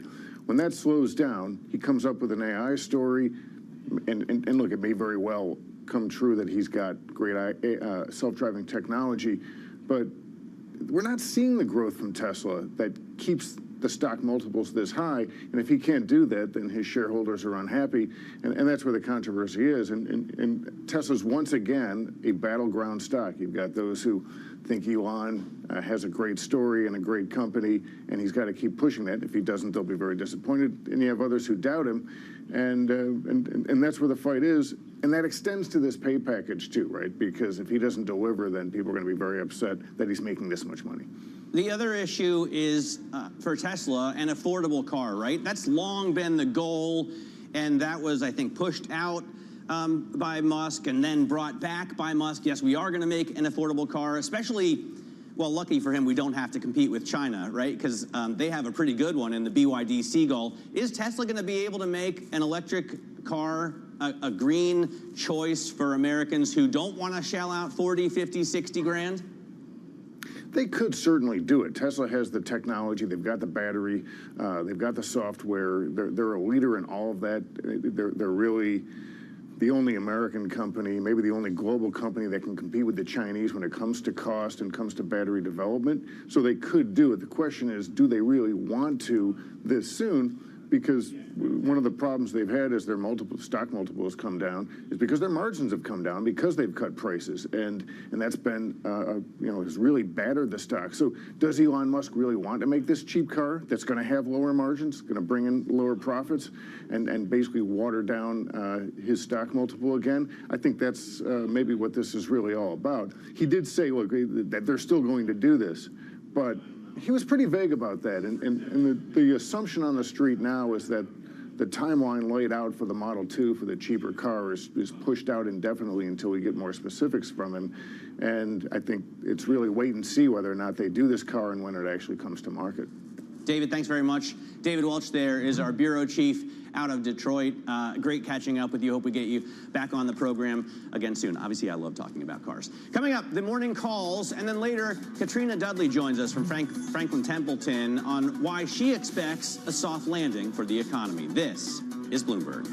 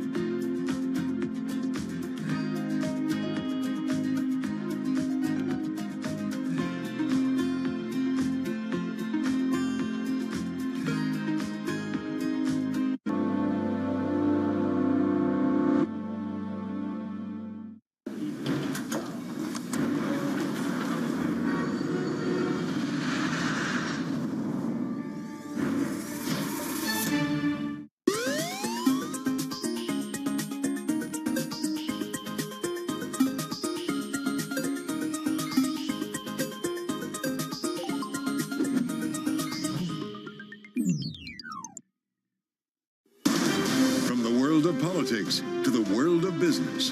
Every weekday on Bloomberg TV and radio, hosts Joe Matthew and Keely Lines deliver news, insight, and analysis from and about politics' biggest power players. The president has been clear that is non-negotiable. I mean, this is going to be an ugly, ugly year. Balance of Power, live around the world every weekday, only on Bloomberg Television and Radio. Context changes everything. DOJ or other authorities Could face bigger challenges next. Was going to keep rain World Cup. This is a 3 As the economic picture. covering the intersections of Hollywood, Silicon Valley, and beyond.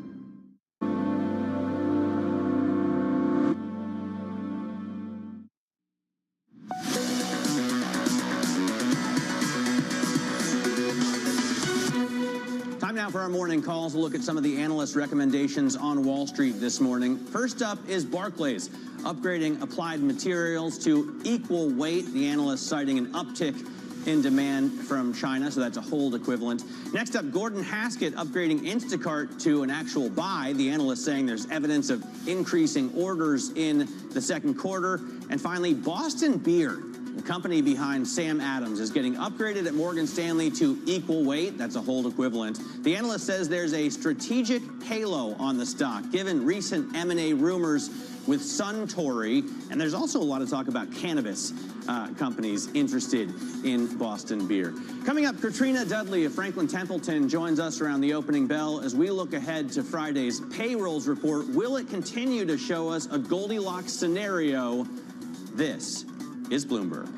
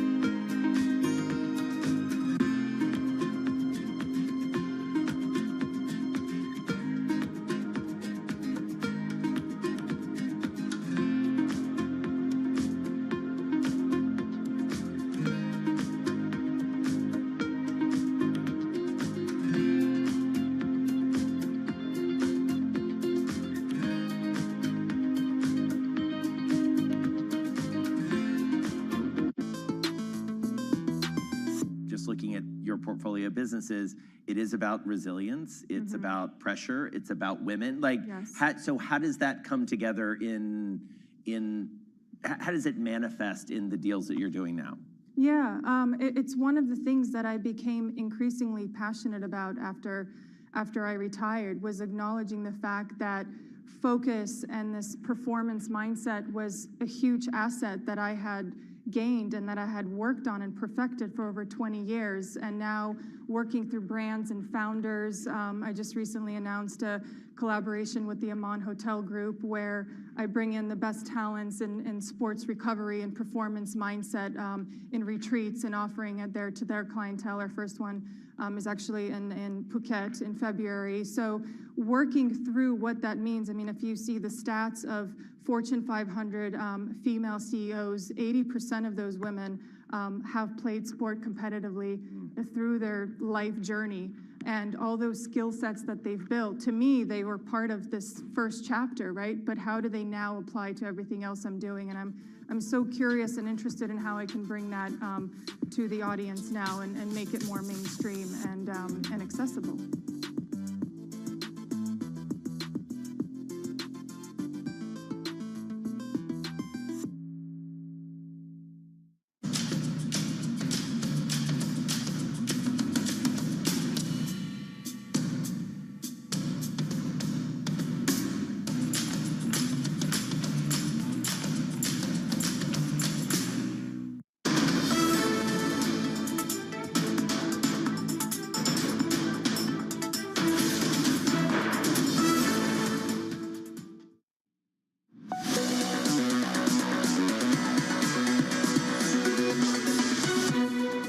This is the countdown to the open. I'm Matt Miller. Moments away from the start of trading. We do have futures up across the board. S&P futures up about 0.5% right now. NASDAQ 100 futures up a little more, 0.8%. One of the stocks that we're going to watch at the open. Actually, first let me get to the euro. 108. I'm going to guess. Yes, 108.86. It's been stuck there for quite a while. Don't forget, tomorrow we're going to have Christine Lagarde and the ECB on this program. The 10-year yield right now at 430.84, so that continues to come down. That should be a catalyst for stocks. And NYMEX crude right now up about 0.5% at $73.60. Now I will get to one of the stocks we're watching at the open, which is Dollar Tree, the U.S. consumer, still in focus for us. The company said it's reviewing options for its Family Dollar business, which could include a potential sale or a spin-off. That makes a big difference to investors. Abigail Doolittle is here with more. Abby? It could make a big difference to them. Right now, though, the stock is lower. Matt, investors not really digesting this message so well. They are saying that it's early stages, down 1.5% right now. And if you recall, they bought Family Dollar back in 2015 for $9 billion.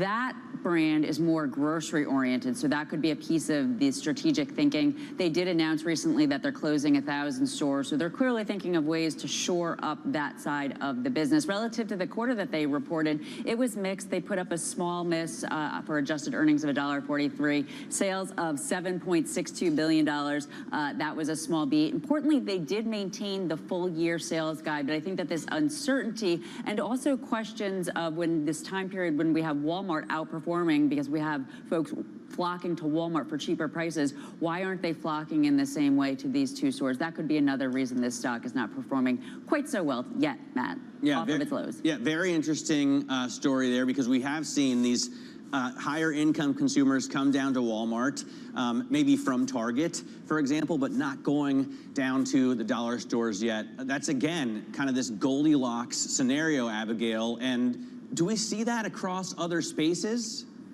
That's an interesting question. So when I think about it, and I think it's probably that shopping experience at Family Dollar and Dollar Tree that has maybe not attracted the higher end consumer. I mean, in terms of other spaces, a comparable doesn't come to mind, but in retail overall, it's been so mixed in terms of some consumers flocking to some of the niche brands, such as Birkenstock. On the other hand, Abercrombie and Fitch, but then American Eagle didn't do so well. And then Target, that's the big puzzle. That store really quite right in the middle of, I guess, the Walmart and the Dollar Tree, and consumers not really flocking there either. It seems like Walmart's really the company cleaning up in this environment. And to your point, a lot of that has to do with their online presence. All right, Abigail Doolittle, thanks very much for that. Let's turn to tech right now, because Alphabet announced a new CFO to replace Ruth Porat, who announced last year that she would be stepping down from the role. Ed Ludlow has more from San Francisco. And then, Ed, we can talk. I want to talk to you for a moment about Tesla as well. First, Google. What's the story with the new CFO, and how does Google look right now? It's a really interesting appointment. Anna Ashkenazi was at Eli Lilly for 23 years. She'd served as Eli's CFO from 2021, had quite broad responsibility over the commercial business, other business P&L leaders. And as you said, Ruth Porat announced last July that she would step down from the CFO role. And in the interim, she has been acting as president and also chief investment officer, more broadly thinking about how Alphabet and Google invest in the infrastructure needed for artificial intelligence, but also engaging with regulators, thinking about Alphabet's or Google's moonshot bets, its other investments in more nascent technology areas. And that's where Anna Ashkenazi coming in as CFO is quite interesting. Our colleagues at Bloomberg Intelligence, particularly Mandeep Singh, have this idea in their reaction note that this kind of lines up really well with some of the parallel areas Google's looking at, namely healthcare. You know, there is a high degree of overlap between the work being done on large language models and drug discovery, or you know, looking at genetics, DNA, assessing treatments for rare diseases. So that could be an area that she comes in. But I've been asking Ruth Porat every quarter for a whole year who's going to replace her, and we finally have our answer, and the stock's up 0.8% in reaction. All right, let's get over to the Tesla story, because this is kind of the parallel I was thinking about with the consumer, right? In retail, Walmart says it's getting the higher income consumers looking for a deal, but they're not going down to the Family Dollar or the stores, the even cheaper equivalents. In cars, you see kind of the same thing, because, you know, we were talking with David Welch about the $25,000 Tesla, which isn't there yet, but they're not even selling very many of the $35,000 Teslas. Consumers are still opting for one step up from that. Yes, we've done some really detailed reporting on this. The Model Y is the best-selling vehicle in the world, basically. But in the United States, the base variant of it, which is single motor, is the one they sell the least volumes of, largely because there's no demand for it, but also because of the supply chain in the United States. It's not really worth Tesla's while to make that base variant. Now, compare and contrast with China, the single motor base variant is the best-selling Model Y in that country. Why? Because the supply chain allows Tesla to make it more profitably, which is why its global mix is important. But going back to what you were discussing with David, you know, there is no single cheap $25,000 EV coming from Tesla. What we've reported is that they did a lot of work at the component level to lower the cost of the existing lines, Y and 3. And starting in early 2025, as Elon Musk verified on the earnings call, a big part of that is working out that single motor variant of Model Y from a supply chain and component perspective, making it attractive for the consumer from a sort of a performance standpoint, but also having a margin profile which is palatable to Elon Musk, right? He still wants to make money. Yeah, it's a very interesting and kind of a nuanced story, but very interesting, and you've done such detailed reporting on it. I recommend people go to the Bloomberg terminal or Bloomberg.com and check out your reporting, or watch your program, obviously. Ed is the anchor of Bloomberg Tech, which kicks off at 11 every weekday. Now, as we count down to the ECB decision coming up tomorrow, investors are growing more concerned that the central bank is facing a similar inflation challenge to the Fed. Joining us to talk a little bit more about that is Katrina Dudley, Senior Investment Strategist at Franklin Templeton. Katrina, we're in this spot where it's like not too hot and not too cold. Is that the same place that Europe finds themselves? I think you're describing Goldilocks, and as an investor, that's a great place to be, because there's a lot of certainty when things are not too overheated and companies are scrambling to do things, and that they're not too cold, meaning there's not a lot of demand. So Goldilocks, in my opinion, is a really great place for the economy to be in. And I do think you mentioned the Fed. We really do have the Fed to thank for the fact that we're in this position, because they have really looked at the data, been data dependent, and they've been responsible, in my opinion, for this kind of soft landing that we're anticipating. So I was talking to Kevin Holt from Invesco earlier, his CIO there for U.S. Value, and he doesn't think we're going to get any rate cuts. He thinks we are in a Goldilocks scenario right now. Maybe inflation continues on the path down, and you don't see the cracks in the labor market that we're all worried about. Do you feel like the U.S. economy is in the same place? I think the U.S. economy probably has room for one rate cut, and it's just more of an adjustment type of rate cut. It's not a rate cut in response to the economy going down significantly. So it's a different expectation. I think it's more a recognition that rate cut will be that inflation is under control. And I think that that is why the Fed will do it. And that's why I do think the Fed will do that one rate cut as a signal to the market that we have really tackled that inflation problem that has been part of the narrative for such a long period of time. What do you think about the consumer right now? We've been talking so much about the consumer as we wind up earnings season. Obviously, we get all these retail companies out with outlooks that seem, you know, a little bit dreary, but not like it's the end of the world. And obviously, with interest rates this high, you would expect a weaker consumer. They spent off their savings that they boosted up from the pandemic. How do you view the U.S. consumer? I think that there's a couple of things. In terms of talking about the impact of interest rates, I think we need to separate. The fact is that many homeowners were able to lock in very low interest rates and mortgage costs. Now, the downside of that is that there's probably slightly lower labor mobility because people are locked into their home, and the fact that if they were to move, the cost of refinancing would be high.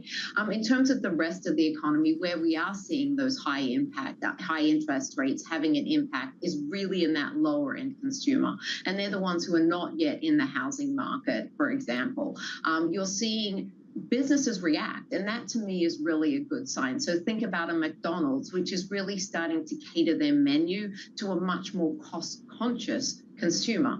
Now, I think that that's what we expect. You look at Walmart. Walmart has not only positioned itself well in terms of its retail physical footprint, it's also expanded its online offering and really invested into that so that it can adapt to this new reality. What you've mentioned, Target is another company, and I think Target is in a very difficult position, as you've indicated, because it's kind of stuck in the middle. You've seen a number of store closings there with leases that have got long tails on them. But I do think that, that Target can, with the right offering, muddle through this. But I think that, as you say, Walmart is probably better positioned. What's your view for the jobs number tomorrow, Katrina? I think the consensus is 190. The whisper is a little bit less, 185. How important is it, and what's it going to show us?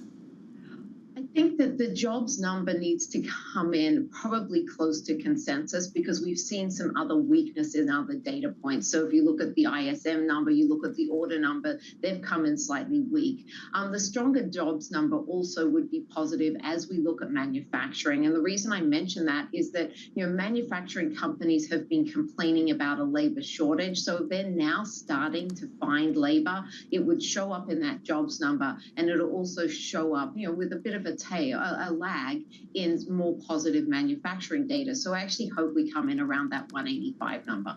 All right, Katrina, great talking to you. Thanks so much for joining us. Katrina Dudley there, Senior Investment Strategist over at Franklin Templeton. I just pulled up the WHIS function on the Bloomberg terminal, and I do see the survey is for 185. Right now, the whisper number is for 170. We have breaking news right now coming from the SEC in terms of hedge fund fee disclosure rule. It's been struck down by the court, and we're going to bring you more on this story. Obviously, hedge fund investors and hedge fund managers are among our biggest viewers. So the SEC hedge fund fee disclosure rule has been struck down by a U.S. court. You won't get too much transparency, or as much transparency maybe as you would have there. We're going to break it all down for you. Coming up, we're going to talk about deal making picking up in private equity. The deal flow in the first half of last year compared to the first half of this year, there's clearly a pickup in activity. There is also pressure on asset managers and sponsors to realize assets, to distribute money back to investors. All right, we're live at the Super Return Conference in Berlin, Germany next. This is Bloomberg.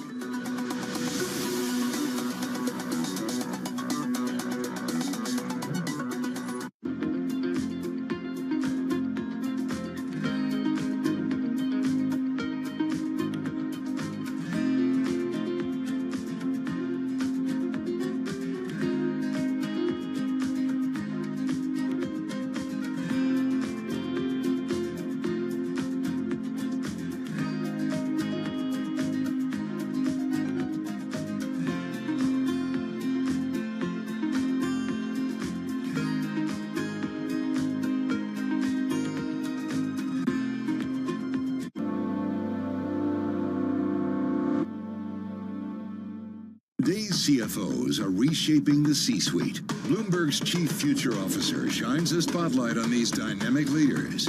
It's an incredibly fun job, for sure. We're in the business of leading beyond the numbers. To me, teamwork is key. You need to identify opportunities and push people. It's not about how to say no, it's about how to say yes. Their impact goes far beyond the balance sheet. And on Chief Future Officer, they focus on much more than just revenues and margins. Today's CFO has to be much, much more than a bookkeeper.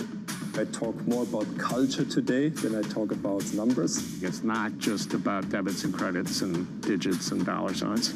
It's a lot more than the profit today. It's building the future of tomorrow. Get passion, perspective, and more from the chief future officers of some of the world's most influential companies. New episodes this summer, only on Bloomberg. Brought to you by Workday. This is Bloomberg News Now. News when you want it at the touch of a button. Another volatile day on Wall Street. We're seeing big moves. All eyes on Capitol Hill as Democrats and Republicans prepare. Today's job numbers casting doubt on the Fed's next move. Inflation remains front and center. And that's news when you want it with Bloomberg News Now. Get it 24/7 on the Bloomberg Business app, Bloomberg.com, and anywhere you get your podcasts. Bloomberg News Now. Context changes everything.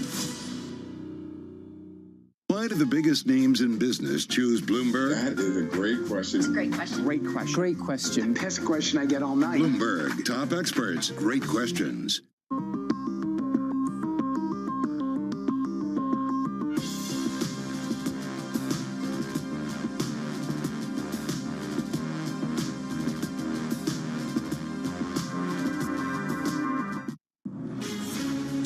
From the beating heart of global finance, economics, and politics, and wherever newsmakers are moving markets, Bloomberg brings you conversations that allow for deep discussions and important insights. What do you think the future is for inflation? Is this new normal? Are markets too optimistic? How do you worry about the things that are outside your control? How does the current fighting completely stop?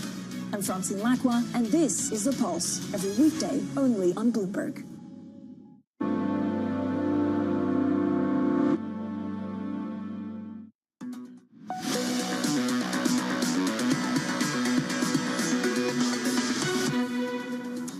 Breaking PMI data crossing the terminal, as well as a rate cut out from the Bank of Canada. Let's go to Bloomberg International Economics and Policy correspondent Michael McKee. So, Mike, there's so much breaking right now. I guess we'll start with the PMIs. We can start with the PMIs or the Bank of Canada. They both may have an impact on the markets, although the PMI is a little less so. Remember last week when the manufacturing number came out for the PMI for the United States, it caused a big market reaction, stronger than expected. The services PMI comes in exactly as expected and unchanged from the prior number, 54.8. The composite at 54.5 is touch stronger than the 54.4 last month, but it isn't telling you much about any changes in the economy, and that's what people are looking for. Watch the ISM services number at the top of the hour. Now to the Bank of Canada. They are the first G7 country to cut interest rates, lowering their main rate to 4.75%, a 25 basis point cut. Bank of Canada Governor Tiff Macklem saying that it is reasonable to expect further cuts if inflation eases. Now, inflation's running about 2.7%, has not moved much in recent months. Same story there as in the United States. The markets were expecting a cut, although there are some who say that it may be a bit premature. The governor says that inflation progress is going to be uneven and that risks remain. That is sort of the same story we have heard from Jay Powell. The Fed meets next Wednesday, a week from today. No move expected from the U.S. Central Bank, though, Matt. All right, very interesting stuff. The first G7 central bank to cut, Bank of Canada down to 4.75, and more cuts. It's reasonable to expect more cuts on the way. Michael McKee, thanks very much for that. Now let's talk about deal making, poised to accelerate this year, according to private equity leaders at the Super Return Conference in Berlin. Danny Berger is there now and joins us with the co-president of General Atlantic. Danny? That's right, Matt. Thank you so much. I'm joined by Gabriel Caillou. As you say, the co-president of General Atlantic, also heads up the EMEA business and is head of climate, too. Gabe, thank you so much for joining today. Thanks for having me. It's great to see you. Look, we are in this moment where it feels like something is happening, that the animal spirits are out there. The data, about a 25% pickup in deal making from the end of last year. But last year was rock bottom. So where are we actually right now in the deal-making environment? Yeah, listen, it's interesting. First of all, thanks for having me. You have me on every year. It's interesting. If you think about where we were 2 years ago, I think everyone was anxious about how far can it fall? What is the rate environment really going to do to valuations? I think last year, the big question was, does your model as an investor still survive in this new environment? And I think what we've seen in our business is actually the last 2 years have been pretty good years, but we're seeing now a deal-making environment that's probably more favorable than any time in my career, because there's been this really healthy reset in the market. And you've heard me complain more than once that during the 2021 bonanza, what was challenging was not only valuations, but it was the way competitors behaved, right? Too much capital, too fast, too easy. That's been sucked out of the market, and we're back to doing deals, I almost want to say the good old-fashioned way, where you select a great entrepreneur, you convince them you're the right partner, and you help them build a great business. Well, it felt like everyone and their mother built a growth equity growth equity platform at some point. So some of that backed off? A lot. So, and for good reason. Listen, there's a lot of great firms out there. I think they underappreciate some of the differences in the growth equity model. Our entire philosophy for 40 years of our history has been, how can we be a great partner to entrepreneurs? We don't buy companies, we partner with people. And that subtlety is something I think a lot of larger firms didn't really pick up when they built their franchises. So they've retracted, and we see a much more favorable competitive environment. So that environment is really good for deal making. You see a lot of opportunities. What about exits? Because it feels like for the past 3 years, LPs have said, where is our cash? Yeah, they have. You're right, and they still ask that. Yeah. Listen, the good news is, at least I'll talk about my portfolio. I can tell you that we continue to see great performance. So the underlying fundamental performance of our portfolio is very strong. The question we always come back to with our LPs is, why would you want us to sell great businesses in a bad market? And so right now, I think there's a real debate and a discussion we're having with LPs, which is, we think we have a winning set of portfolio companies. Let's wait for the right exit environment to come. That said, we've seen, if you take our history, a real balanced outcome in liquidity between the IPO market, selling to a later stage investor, or selling to a consolidator, right, an industrial. And one of those parts right now is completely shut. The IPO for the last 2 years has really generated no capital formation. Actually, amazingly, in our portfolio, we've only had 2 IPOs that were both in India and both hugely successful. But in the rest of the world, that's an area we would really like to see some movement. It's a market that, unless you have a big company, maybe like a Shein, which you're an investor in, that's something that can be successful in this market. But the small cap, mid-market, maybe non-tech related, hasn't really been coming to market. It hasn't really been valued by fundamental investors. Has something changed?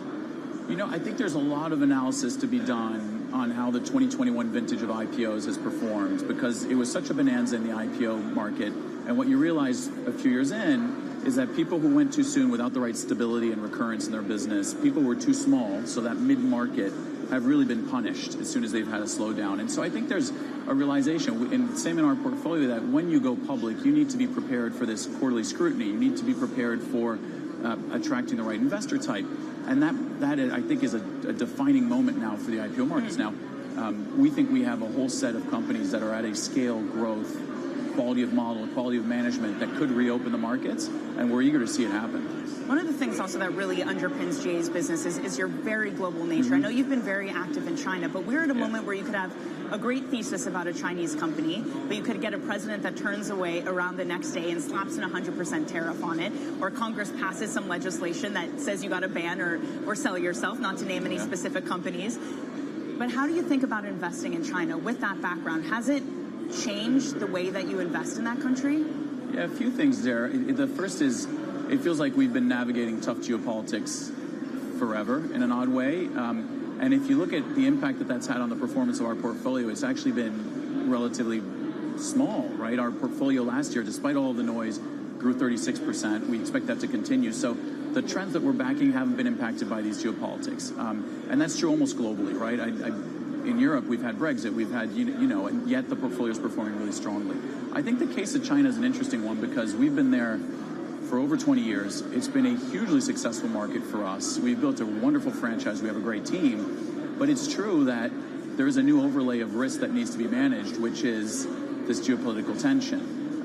Now, we're still committed. We're constructive on that market. We're seeing great investment opportunity. I think it's just another layer of risk management that we have to take into account in our underwriting. Does that mean you've pulled back a little bit on deal making, or? A little bit. I think in certain sectors, there's some binary risk that's hard to measure, right? So certain pieces of life sciences, certain pieces of high tech, we've had to pull back a bit. Also with environment, there's a huge story there too of onshoring, reshoring. Think about BYD. Again, this is another environment, putting on your head of climate hat, where you could say, what a great story in an environmentally friendly company. It's making green tech, it's doing EVs, but all of a sudden, again, overnight, you have that story change. Is there a problem in this world where you have these environmental stories that can no longer exist because of the political environment? I don't think so. I think the trend towards a sustainable economy is one that will continue its course come what may. I think there's going to be bumps on the road because of geopolitics, which is a real shame. But at least in the early stages of our climate strategy, as you know, we've been building this now for 4 years, the momentum behind it is unbelievable across all stakeholders, right? We see it from government, we see it from corporate, we see it from entrepreneurs, we see it from consumers. So I think you're right, we're going to have to navigate this, but the direction of travel to us is pretty obvious and is hugely positive. Gabe, thank you so much for joining. See, we had to get climate in there. We couldn't let you go without it. That's Gabe Caillot. He is the co-president and head of EMEA and head of climate at General Atlantic. All right, Danny, thanks so much. Danny Berger there at Super Return over in Berlin. Now let's get more on that breaking news from Federal Appeals Court. It struck down the SEC's rules requiring hedge funds and private equity firms to detail quarterly fees and expenses to investors. Bloomberg's Wall Street correspondent Shonali Basak joins us now with more. So, Shonali, what does this mean, I guess, for transparency in the industry? A few things. We know that the SEC has sought a lot more transparency from hedge funds, from family offices. And when we look at these private funds rules now, this is the U.S. Fifth Circuit Court of Appeals in New Orleans saying that the rules aren't necessary for highly sophisticated investors, in line with what the lawsuit had said, brought forward really by very specific industry groups. The Managed Funds Association, I've got to say, in this round, they have been fighting hard against many of the SEC's rules against the private funds industry, and they have been making significant gains, not only, Matt, to water down existing rules, but also really come up and block rules like this one that would have required hedge funds, private equity firms to have a lot more disclosure when it comes to fees and otherwise. So the SEC losing this battle, does it look like they've been losing more battles lately? Not technically. They have definitely made a lot of strides in making sure that the industry has more oversight, but to the point that you're making, they haven't won everything. And of course, we're in an election year. Let's see what next year looks like. All right, Shonali, we're going to continue obviously talking about this throughout the day. Shonali Basak there covers Wall Street for us here on Bloomberg TV. Take a look at what's going on in terms of stocks. About 26 minutes after the opening bell, we do see gains. The S&P 500 up 1/3%, 53.08. So getting back closer to the high that we hit on May 21st. This was the countdown to the open. I'm Matt Miller. This is Bloomberg.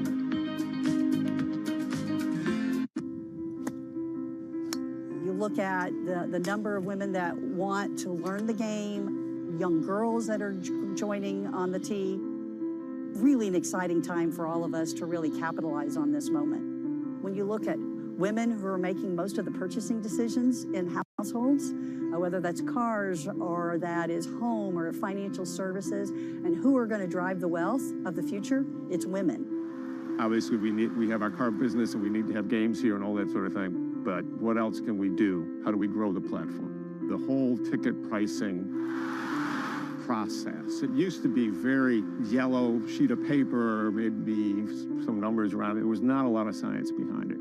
We're now in the world and have been for many years, as most other similar businesses are, into dynamic pricing. So our pricing for a seat may change hourly if we see demand for that, all driven to maximize revenues.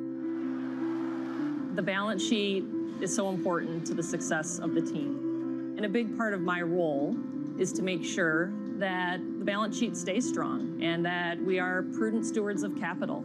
There are things that we can do that are irrespective of winning or losing. Take a look at the first budget that comes from one of the teams and ask questions about, do you really need to spend that much? Are you really shooting high enough when it comes to partnership revenue?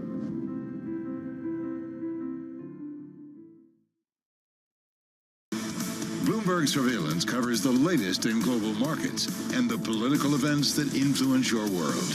Join Jonathan Farrell, Lisa Abramowitz, and Anne-Marie Hordern only on Bloomberg. Context changes everything.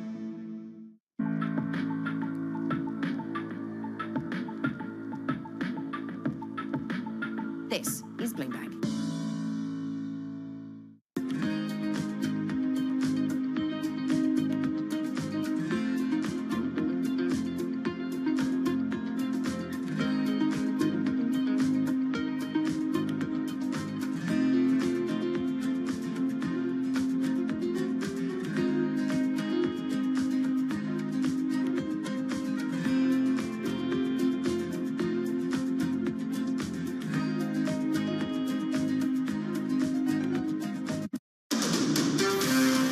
This is Bloomberg Intelligence with Alex Steele and Paul Sweeney. The real outperformance has been the U.S. corporate high yield. Are the companies lean enough? Have they trimmed all the fat? The semiconductor business is a really cyclical business. Breaking market headlines and corporate news from across the globe. Do investors like the M&A that we've seen? These are two big-time blue-chip companies. The window between the peak and cut changing super fast. Bloomberg Intelligence with Alex Steele and Paul Sweeney on Bloomberg Radio.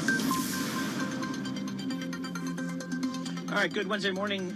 We are at the BNY Mellon's Insight Conference in Nashville, Tennessee. We're at the Gaylord Entertainment Grand Ole Opry Resort. And when I mean resort, this is resort, Alex, in every sense of the word. They've got everything. Do you know my step count yesterday? It was like 12,000 steps. And I didn't do anything. I just walked around the resort. So that should definitely tell you something. 26th Annual Invest Conference. They got over 2,000 financial intermediaries from top asset management firms. Yep, so we're busy down here. We're going to speak to a lot of the smart people here. We're going to kick it off just in a moment. Anthony Nieves, chair of the ISM Services Business Committee. We had some ISM data come out here, kind of mixed. We'll break it down with Anthony coming up. We're also going to check in with Enda Curran, Bloomberg Global Economy reporter, on what's happening in India with Mr. Modi. Secures a coalition support, which does hand him a third term in power. What does it mean going forward? And then, again, we're going to check in with Ainsley Simmons, president of Pershing X and head of strategy for BNY's Mellon Pershing. We'll get her thoughts on what's happening here with this wealth management business on a global scale.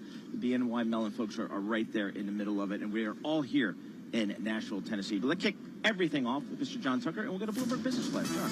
All right, thanks to Alex and Paul. And this report being brought to you by Interactive Brokers Bond Marketplace. Access their vast selection of over 1 million global fixed income securities with no markups or built-in spreads and low transparent commissions. Learn more at ibkr.com/bonds. We are data dependent, so let's get right to it with the Institute for Supply Management Services Index coming in at 53.8.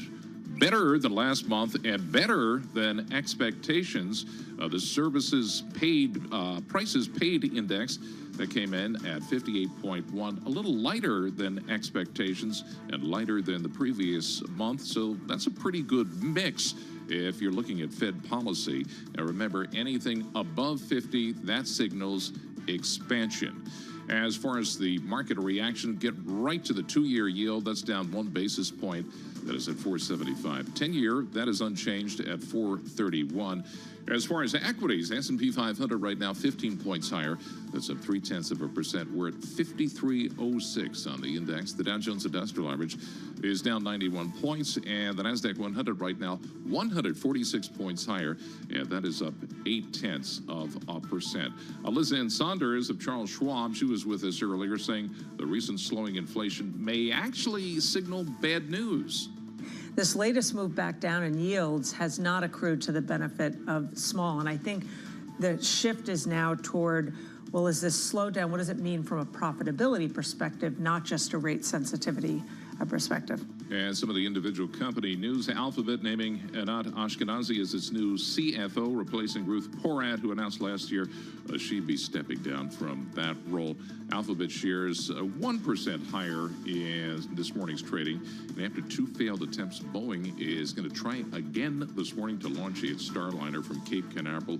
And we will carry that here live on Bloomberg Radio and on YouTube. Boeing shares right now, they're down 0.6%. And we check the markets for you all day long, right here on Bloomberg Radio. I'm John Tucker, and that is your Bloomberg Business Flash. Alex and Paul.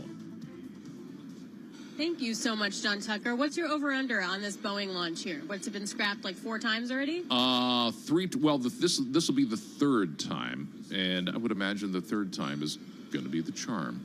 And let's hope so, because there are 2 astronauts on board. Yes. Yes, we want it to go well, though. All right, John, thanks a lot. We really appreciate it. We missed you here. Here we are, Nashville, Tennessee, for BNY Mellon's 26th Annual Insight Conference, 2,000 financial intermediaries from top asset management firms. We also want to keep you updated on the data. John was just talking about the ISM services beating estimates. You're looking at business activity at an 18-month high. This was for the ISM, and then the services part did really well as well. Let's get to Anthony Nieves, chair of the ISM Services Business Committee. What drove the increase? We're over expansion again. We don't have to freak out about slipping below 50 as we did last month. What drove it? Well, when you look at the report on business released this morning, and you hit it on the head, business activity up 10.3 percentage points to 61.2. We had 13 industries. 13 of the 18 industries reflected growth month over month. We're measuring that directional change, and we had, just under the 50 baseline last month, which showed reflected contraction in the report, still above in the positive area as it relates to GDP growth. It was a little bit over 0.1% point there. But when you look at this, what's really driving this is, again, 2 of the industries in the top 4, real estate, rental and leasing, healthcare and social assistance, had increases month over month. And the picture would even be stronger if the employment was better at 47.1. That's one of the 4 indexes that make up the composite. And that's kind of dragging a bit still as employers are still remaining cautious about hiring. So, Anthony, I noticed, not being an expert in this, some month-to-month volatility here. What's the best way to look at this ISM data? Is it on like a rolling 6-month kind of basis? And if so, what's that telling you? It's a great question. We look at the data, and we always want to see how it trends out. We don't, look at it as just 1 month. And to your point, I like to look at trends as 3 to 4 months. And this is pretty much in line with what we had in our semi-annual forecast going back to December. And most recently, our respondents indicated the second half would be better than the first half. And what we're seeing is this directional change again. And so we're seeing the increases month over month. And so far, the services sector has been fairly resilient and would be even better. Our respondents are very much still concerned about inflation and interest rates. Before I let you go, Anthony, one quick thing. What are the worry spots? Can you just talk us through that a little bit? Well, definitely, we're seeing the geopolitical concerns that have been ongoing. And as I just mentioned, inflation and interest rates. Interest rates, there's numerous comments from our respondents in the report indicating that capital reinvestment is affected, the cost of money. So those are the 2 areas that are highlighted as the most concern for our respondents. All right, Anthony, thank you so much. We appreciate it. Anthony Nieves, chair of the ISM Services Business Committee, talking about that data that came out today, better than expected. So we'll see how the market reacts to that. We've kind of got it mixed here. Let's check in with Carmen Reinecke. She covers the markets for Bloomberg News. She joins us from our studios in New York. Carmen, what are you seeing in the marketplace here? We get kind of red and green on the futures at the moment. Yeah, so I'm looking at a few movers this I'm sorry, morning. The cash market. What am I saying? So the first one I'm looking at right now is Hanes Brand. That's ticker HBI. And shares are up about 4% right now. It's come in a little bit. It was up as much as 11% earlier in the session after the company said it entered an agreement to sell the intellectual property and certain operating assets of its Champion business. So that's a sportswear brand that's kind of come back into popularity in the last few years. It's selling this business to Authentic Brands Group for up to $1.5 billion. Just wanted to note that Authentic Brands portfolio includes other brands such as Reebok, Eddie Bauer, and Billabong. Next on the list, I'm looking at Hewlett-Packard Enterprise, ticker HPE. It's up about 14% right now. This is the biggest one-day jump, or on track to be the biggest one-day jump since March of 2020, after the company reported in quarterly earnings revenue that beat analyst estimates. This was because of AI, the buzzword that we're seeing in the markets all year. Sales of servers built to handle AI work doubled from the first quarter to more than 900 million. Increased demand and better availability of high-powered semiconductors from NVIDIA led to the increase in sales, according to the CEO. And one thing that's good to note here is just that HPE has really lagged some of its other server peers this year, including like Dell Technologies and Super Microcomputer. So those stocks have really taken off.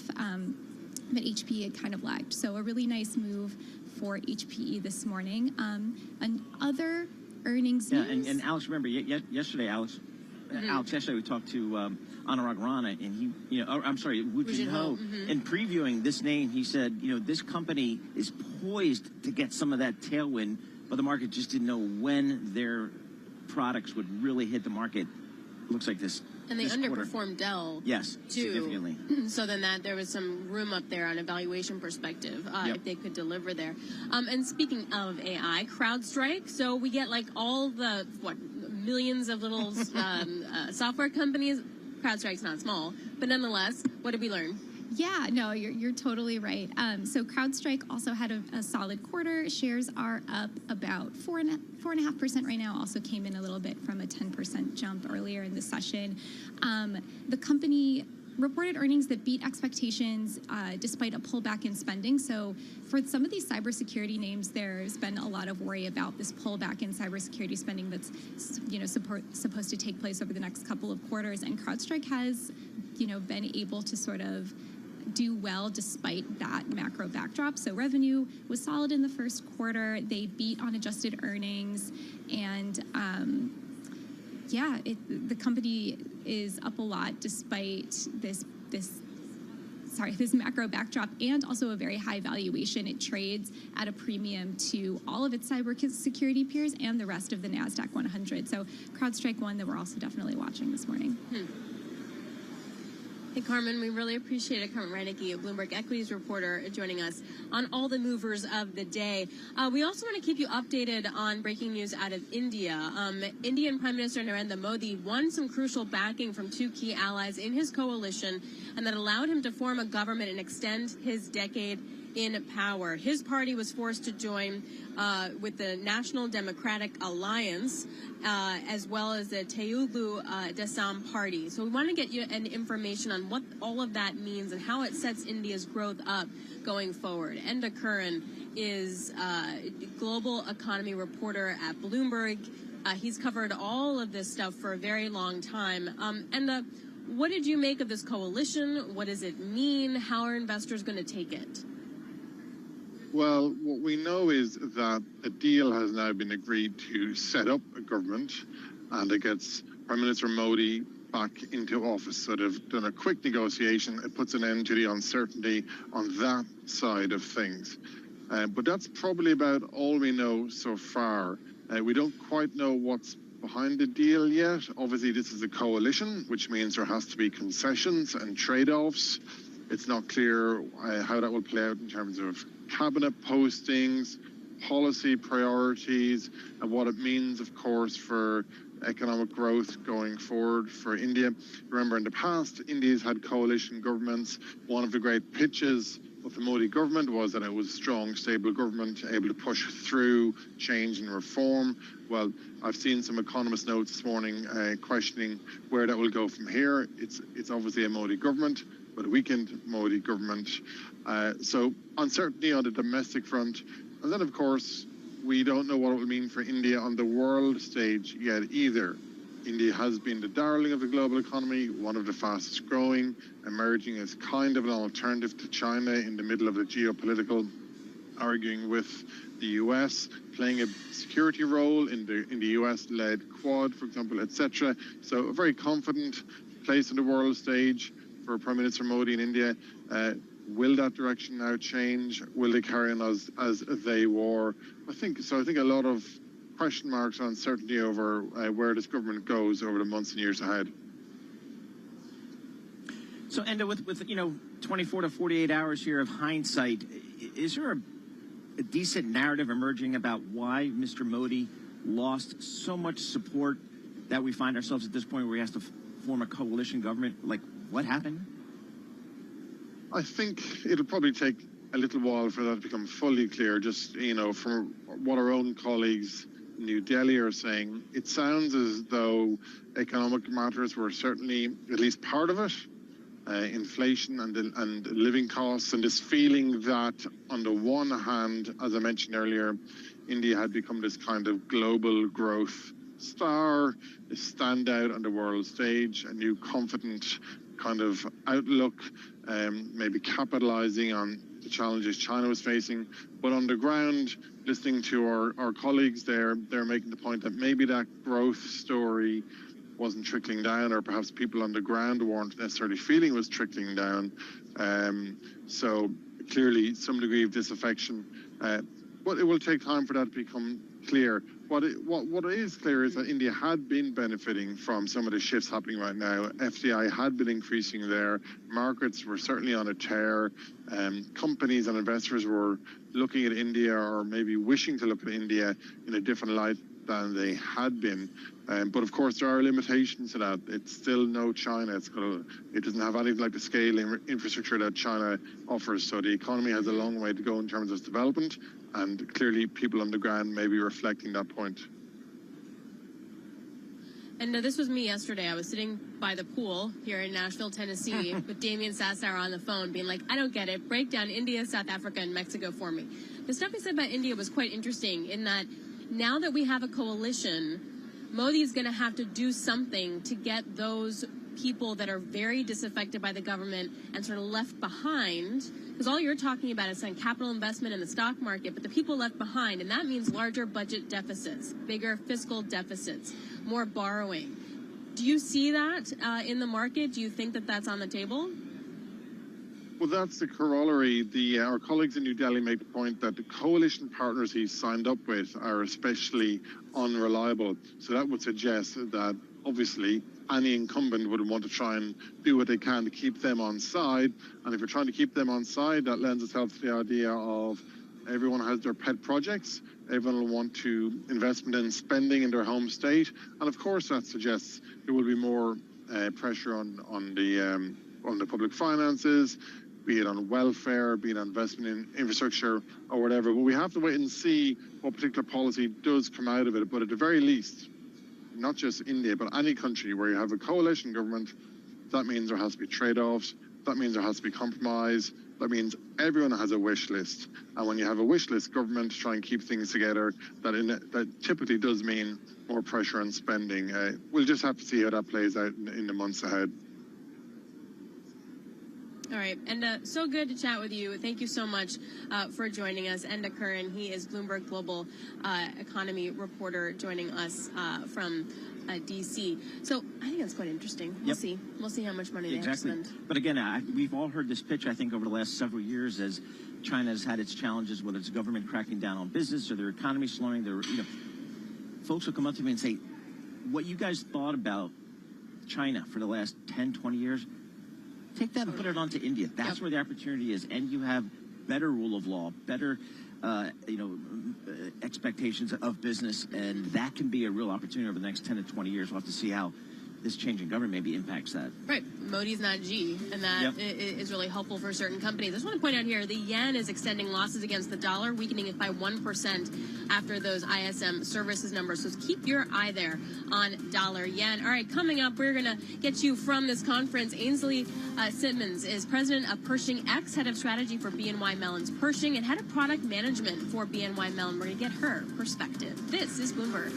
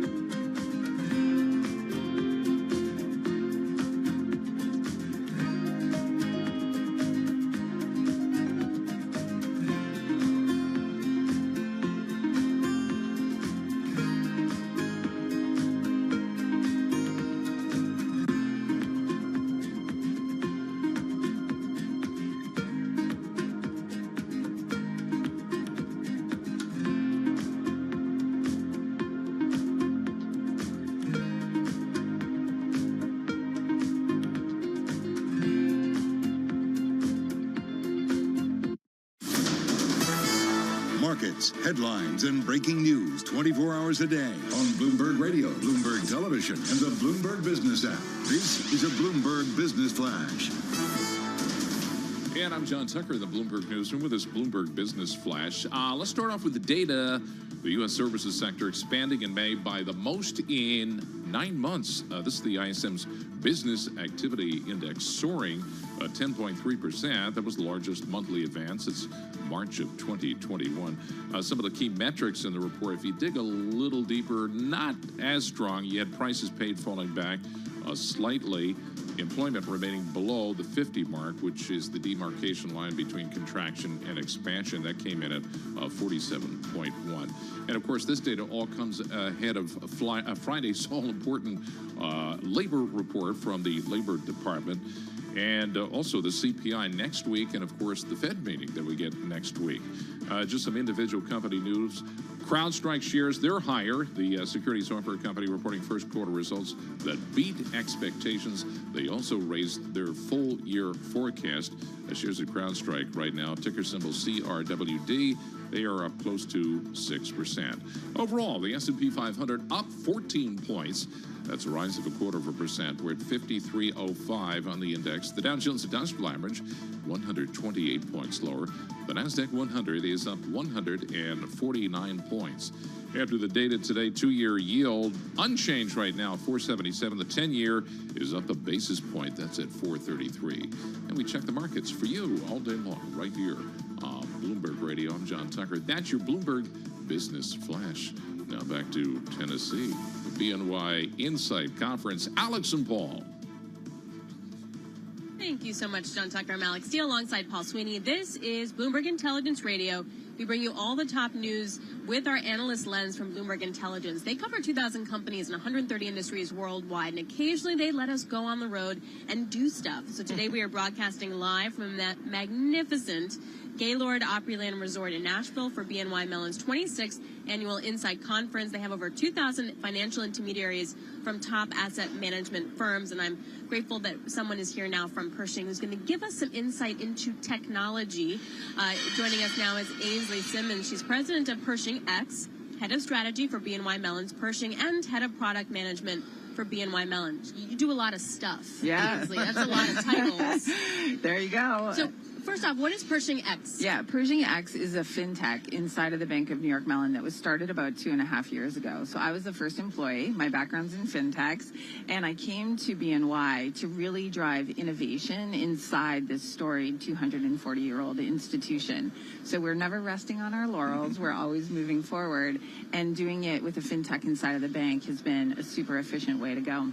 So what are some of the initial products that you guys have been bringing to market for your clients? Yeah, so last year we launched our first product, which is called Wove Advisory, and that really is W-O-V-E? W-O-V-E, Okay. Wove, yeah. The reason we call it Wove is it brings together a lot of disconnected technology, and really that's kind of an advisor workstation, if you think about it. Lets advisors sort of build portfolios, trade them, report on them, everything they need to service a client. This year, we launched 3 more products, so we've been busy. We launched Wove Data, which is a cloud-based data aggregation service so that advisors can have access to all the data they need to service their clients across any custodian and any firm. We launched Wove Connect, which is a suite of APIs. Lots of people need to build through APIs, and so we've offered that. And then the third product is probably the one I think people are most excited about, which is Wove Investor, which is an investor portal that can be configured to any firm's branding so that they can have their investors log into a really simple and easy to use experience. Wow. That's fintech. See, that's what I do. That's fintech, man, Yes, right exactly. there. That's what you do? I think what happened during the pandemic, you weren't going into your financial advisor, you weren't going into your commercial you're local just using branch, your app, right? And so people were forced to get tech savvy. And I Sure. think probably from the provider perspective, you guys were probably forced by the marketplace to make up more our game. up our game, make more investments. Absolutely. So what are you hearing from your advisors? What do they really need? Do they want to empower their clients? Do they just want to be smarter when they're talking to their clients? Well, all of the above, right? Like, so they really want their clients to have a very easy to use experience. And today, just given the way the industry's grown up, they are usually having to ask their end investor to log into multiple accounts, one for financial planning, one for performance reporting, one for trading. Nobody wants that anymore. So no one can remember that many passwords. No, I can't remember that many passwords. So Wove Investor brings all that together, and that's why I think people are super excited about that product. But you can't pull together a really great investor experience unless you have all the data pulled together. So Wove Data is also a really important product. So Wove Connect, Wove Advisory, Wove Data, Wove Investor, they all create a suite. And the way to think about it is kind of like the Microsoft suite. You know, you got your Outlook, you got your Teams, and they all work together. That's what we're doing here in Wealth. So when I log on to my wealth management site, and I can see my investments and my bank accounts and my savings and my 401k, and then I see like what the planning is, that's all that stuff. And we're putting it all together for any firm, right? So a lot of large firms have made those investments if you're working with, you know, like a large wirehouse or something like that. But these are mostly independent wealth advisors, and they don't have that kind of capital, right, to build something that end to end. So we're doing it for them, and they can own it fractionally and not have to make that massive investment that the Bank of New York Mellon is making on their behalf. What's the business case for the investments that you get? So when you go to your CFO and ask for capital to make some of these investments, what's the business case you make to your CFO? Yeah, so it's pretty easy to make the case for this platform because this helps our Pershing custody business. It helps our investment management business. It helps our wealth management business, and it helps our asset manager clients. So because Bank of New York Mellon runs across all of those different business lines, this pulls it all together. So I'm the best dollar to spend because it's really lifting all these different business lines across BNY, and that really was the reason that we've made the investment in this platform. So what else then do you work on? I mean, this sounds great. Yeah, You're done now, right? Done and done. No, never done. So we'll be driving forward with a lot more, and I'll be back here on the stage next year with more releases on Wove.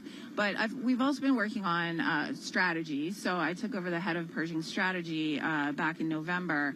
And what was really exciting is here we were able to release our new mission and our new vision. And let me just quickly run through it. Our new mission is to help advisors help more people. So we believe that there's not enough advisors in the United States to serve all the clients that need service. So there's not many more people, you know, coming into the industry. So our job is to make the ones that are here more productive so that they can just help more people. So it's pretty simple. And then our new vision is to create the most connected and productive platform for the future of wealth. We really see a world now where everything has to be connected, and that's the mission we're on. So why aren't more young people coming into the business? Because all I read about is the big macro story of all this wealth from the boomers has to be transferred, it has to be managed and transferred. It seems like a 20, 30-year runway. It is. So my number 3 offspring is going into that part of the business. Congrats. Why? I've heard from a lot of your colleagues that that's a challenge, right? Yeah, it is a challenge. I think there's some structural challenges. A lot of part of this business is still very, kind of commission-based, and young people want potentially a different kind of onboarding model. But I also just think we have a bit of a PR problem. You know, people don't realize how mission-driven being a financial advisor is. You know, you really are helping families create a different future. And I think if we can sort of change the narrative a little bit, I mean, I hate to use that term, but it is a really noble ambition. And I think a lot of kids don't see it that way. They sort of see it as like yucky Wall Street, but it's not that at all. Financial advice is really a community-based, heartfelt type of occupation. Especially if you're able to touch families and lives that aren't multi-millionaires, right? Yeah, that's the whole thing, right? Like everybody's like, okay, cool. But the reason our Help Advisors Help More People ambition is so strong is, you know, the more we can help advisors be more productive, the more sort of lower down the economic chain they can go, and we can really, truly change lives. So I'm super passionate about it, and I think that, we're just going to keep working until we can get millions more. Internally, you know, change for such a large institution that's been around for hundreds of years, especially in the technology sense, can be really hard. Yeah. What kind of mandate do you feel like you were able to have and execute? Like, how on board is everybody with all the change? I feel so privileged because this has been a, kind of top of the house embraced initiative, right? So our CEO, Robin Vince, this is one of his key initiatives, our CFO, our whole executives office. And people are so supportive. And what they love about this kind of fintech model that we've put together is we're actually now going to start to adopt this whole model firm-wide. And I think it's going to make the future of Bank of New York Mellon as bright as its past has been. And Bank of New York, the best address, global financial services. Okay. #1 Wall Street. Yeah. How cool is that? I mean, is that good PR or bad PR in the environment that we're in right now? I always think it's pretty cool. When I think about Alexander Hamilton as our founder, I mean, what a visionary, what a revolutionary. So I don't mind sharing And those what would you think of BNY Mellon today? I think they'd be pretty proud. I certainly hope he would be. Well, I think that's a good recruiting tool. You go on campuses. You know that Hamilton musical that you think is so great? Exactly. That's your This man. is it. Yes. Such a good point. Ainsley, thanks a lot. Really appreciate it. Thanks for stopping by with us. Ainsley Simmons, President of Pershing X, Head of Strategy for BNY Mellon's Pershing, and Head of Product Management for BNY Mellon. And Canadian. And Canadian. There you go. So much that she does, apparently. So next up, we're going to sort of put the product and then the customer kind of together and talk about that. Noam Tash is Head of Revenue and Partnerships for BNY Mellon's Pershing X. And we're going to be joined by Mohan Guru Pakyam, Chief Information Officer at Steward Partners, and discuss how they're working together and their perspectives on technology fueling growth. For now, we also want to get to Michael Barr for world and national news on this Wednesday. Michael. Thank you very much, Alex, Paul, John. Strapped in and ready to go. 2 American astronauts are hoping for a successful third attempt to launch the Boeing Starliner with a human crew aboard. It was a faulty computer card that prompted Sunday scrub. Now that the problem has been fixed, Crew transport convoy is en route to pad. veteran astronauts Butch Wilmore and Sonny Williams are again prepared to head into space. The goal of the week-long mission is to haul a toilet pump essential to keeping water clean aboard the International Space Station.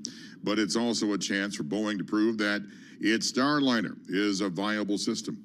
President Biden is in France for a 4-day visit that will include ceremonies marking 80 years since the D-Day invasion in Normandy during World War II, and a state visit with President Emmanuel Macron on Saturday.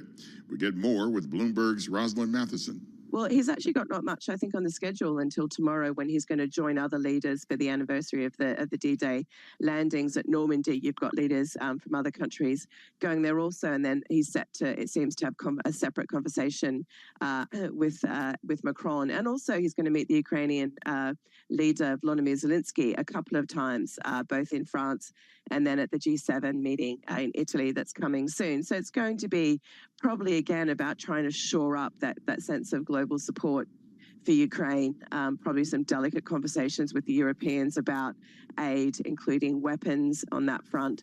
Bloomberg's Roz Matheson. Witness testimony is continuing today in Hunter Biden's gun trial. Federal prosecutors have been showing jurors evidence of his drug problem and say it was still going on when he bought a firearm and lied on a form to purchase it. President Joe Biden's son has pleaded not guilty. Global news 24 hours a day and whenever you want it with Bloomberg News Now. I'm Michael Barr, and this is Bloomberg.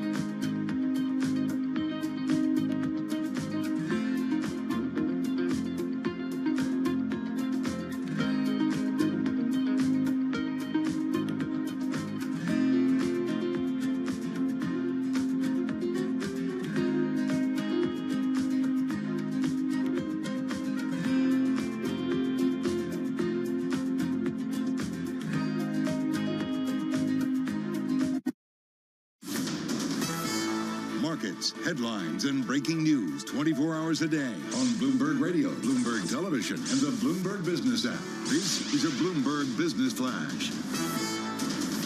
And I'm John Tucker in the Bloomberg Newsroom with this Bloomberg Business Flash, and we remain on record watch with the S&P 500 and the NASDAQ. The record for the S&P 500 set back on the 21st, that was 53.21, so just a few points away from that right now at 53.17, up 25 points. That's a rise of about 0.5%. The Dow Jones Industrial Average 61 points lower. That's down 0.2%. We're at 38,650 at this point. And the NASDAQ is up 187 points, a rise of 1.1%. Right now, 4 of the 11 major industry groups in the S&P 500 higher. You have information technology. That is in the lead, and the biggest drag that's coming from consumer staples. Traders also weighing some of the mixed economic data, we'll say, for clues on the Fed's next steps. The U.S. services sector, that expanded by the most in 9 months. And then you had ADP earlier today, the private payrolls reading, highlighting that hiring at companies grew at the slowest pace since the start of the year. Earlier today, Stephanie Roth, chief economist at Wolfe Research, said the data is getting kind of bad. It's just is not getting back to bad. In fact, it's just getting back to something more normal. I mean, if you rewind back to last year, we were talking about job openings being too high, and that was a problem, and that hurt the Fed. And now we're talking about the exact opposite, with job openings coming back down towards normal. So that's kind of a good thing. We want the labor market to normalize. Of course, everyone's going to start extrapolating on the trend and worry about that. But it all comes down to profit margins. And so far, margins are generally pretty good. And among the standouts today, Hewlett-Packard Enterprise shares surging. The company reporting better than expected revenue. That was fueled by sales of servers built for, yeah, you guessed it, artificial intelligence. HPE shares right now up 12.5%. And we check the markets for you all day long, right here on Bloomberg Radio. I'm John Tucker, and that's your Bloomberg Business Flash. Alex and Paul. All right, JT, thank you so much. We appreciate it. Alex Steele, Paul Sweeney, live here in our down in Nashville, Tennessee, at the BNY Mellon Insight Conference. We are at the Gaylord Entertainment Grand Opryland Resort, and this is a serious resort. So if you're ever down in the Nashville area, come take a look. They got everything here. All right, Alex and I have been spending the past day or so talking to a lot of the good folks at BNY Mellon about how they try to serve their investor clients. Let's see if they actually get it done here. Noam Tash, he joins us, head of revenue and partnerships at BNY Mellon's Pershing X. And Mohan Gurupakyam, he's the chief information officer at Steward Partners, an investment advisory firm. So we got client, we got like the person who kind of works for the client. We got all together here on one stage. So Noam, let's talk to you first. What type of investor, what type of client do you guys look for on your platform? What's an ideal type of money management client for you guys at BNY Pershing? Yeah. Aside from Mohan, obviously. Exactly. Obviously. Mohan is the ideal, and you can share a bit more about that. But we look at the whole range. We can serve everybody, everything from a traditional broker-dealer to independent RIA or hybrids. Aggregators and, fast-growing companies is really where we are. We believe that heavy tech adopters are the ones that are growing fastest. We actually see research that tells us that advisory firms that adopt tech heavily can see client growth and AUM growth of 3x what others do. And so those are the types of advisors we want to work with, because what we're doing is delivering to them the most connected tech. Mm-hmm. Because there's still, even for those adopters, there's still a lot of challenges and pains that come along with that tech. So Mohan, Steward Partners is actually quite large, right? Can you tell us a little bit about the firm and sort of what works for you that Pershing X is doing? So absolutely. Thanks for having us, first of all. So Steward Partners, we are a hybrid RIA. We are a broker-dealer and an RIA. We are headquartered in New York. Roughly $35 billion in assets, 270 advisors. A lot of our advisors come from breakaway firms, from the bulge firms, like big firms. 70 offices, roughly, 26 states, a large footprint. And in terms of our relationship with Pershing, we have two strategic relationships. One is for the custody business, obviously, right? The biggest player. And of course, beyond the custody, we are also very excited to be part of the Pershing X. We are one of the early adopters. We just started the rollout. So more feedback to come, but we are truly excited by what we're going to see. Mohan, I've heard, I guess what we've learned over the last couple of days is that the number of advisors out there isn't growing. There's a greater demand. There's more demand for advisors than maybe there are advisors. How do you grow your advisor base? Do you wait for somebody to break away from a bulge bracket firm? Do you try to go out there and attract them proactively? How does that happen? So we look at two different options. The first one is obviously recruitment, right? There are breakaway advisors. So if you look at the breakaway advisors, they are mostly seeking independence. That is something that is not well understood. They seek independence in how they run the business. So this is somebody from, say, like a Merrill Lynch or something, or Morgan Stanley says, I want to kind of go out on my own a little bit, get a little bit more autonomy? Autonomy in how they run the business. Okay. And that inevitably translates into the technology stack we need to build for them. Okay. Right? That is one option, but also we are looking at a lot of M&As. This space is quite... I would say like active in the M&A space. If you look at the number of RIAs with more than $10 billion in assets, like 10, 15 years versus where it is right now, that segment is growing really fast. So we look at multiple options. Recruitment, we have a very robust pipeline, but also we are very active in the M&A space, and we will not hesitate to go after the right targets. That was one of the topics Mohan joined me on a panel yesterday, and one of the topics was how do we differentiate leveraging tech in a heavily active M&A environment, and how do we recruit and keep those assets at the advisory firm? A lot of that is where we're trying to add in value as Wove. Offering flexibility, offering connectivity, and really allowing these advisors that are breaking away to still have that comfort of a full stack that oftentimes can be really challenging if you try and go out there on your own and start over. How does the relationship between client and provider work? Like, does Mohan go to you and is like, look, Noam, I got some problems. I need you to help me fix them. Like, how can you help my efficiency or productivity? Or do you go to them and say, look, these things are going to make your lives a lot better, and this is why. How does this evolve? It always starts with the client. Okay, so you were like, I need help. It's always a dialogue, right? I think that's the most important part. It's a dialogue. It's not, it's both ways. We give the feedback in terms of what we hear, what we see. We are much closer to the advisors, right? Because we work with them on a day-to-day basis. And we also, like to hear from the broader trends from, Pershing X. They obviously see a much broader slice of the market than we do. So we send feedback, we get feedback. We both jointly put together technology strategies to help us move forward. We have a philosophy of meeting our clients where they are. And so we're never coming and trying to pitch a widget. We're always coming and listening. Where do you have your biggest pain points? And let's figure out how we can help solve those pain points, or even advise you as to where we're seeing clients go elsewhere to solve those pain points. Who's your biggest competitor? That's a great question. I think right now, end to end, there's different types of competitors. There's the fully outsourced model that we see some clients go to, where they're getting everything all in one shop, but they're also, have to sacrifice a bit of their brand and independence. And then there's the assemblers, those clients that are going out there and quite literally putting together 12 different pieces of technology.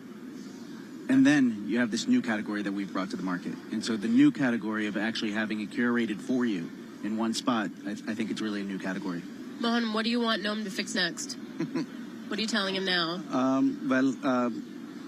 Stay true to the core philosophy of being flexible but integrated, right? That is my one feedback, which is, we should not lose sight of the broader philosophy, which is to build a technology ecosystem that works for the advisor. They sign our paychecks, so we got to make sure that they are happy at the end of the day. Yeah. Fair point. All right, guys, thanks for coming by. This was really helpful. We got the lowdown on Wove before, and it's nice to see how it interacts. Yeah. Noam Tash, he's head of revenue and partnerships at BNY Mellon's Pershing X, and also Mohan Guru Pakyam, Chief Information Officer at Steward Partners, for the interconnection between client and technology. Thank you so much, guys. Apparently, we have a space launch to go to. Yes, we do. I'm still skeptical it's going to happen, but we're counting down by like 3 minutes. I mean, I was calling it. So Boeing and NASA are preparing to move forward with the inaugural crewed launch of the company's long-delayed space taxi. That should be coming up in the next couple minutes from Cape Canaveral Space Force Station in Florida. John Tucker is standing by with more of the details. John, walk us through what we're expecting in the next 2 minutes. Well, they're hoping, at least at Boeing and at NASA, that the third time is the charm for this. You'll recall that we had over the weekend, but Saturday, they had the launch that was scrubbed just at the last minute because of some computer problems. They tell us now that has all been fixed and that they're ready to go this morning in Florida. This is an Atlas V rocket trying once again to launch Boeing's Starliner capsule with a mission to the International Space Station. You know, and aside from proving the viability of Starliner,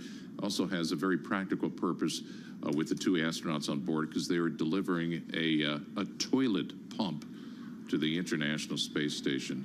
I don't know too much about it, but I would imagine that's a very important component of the International Space Station.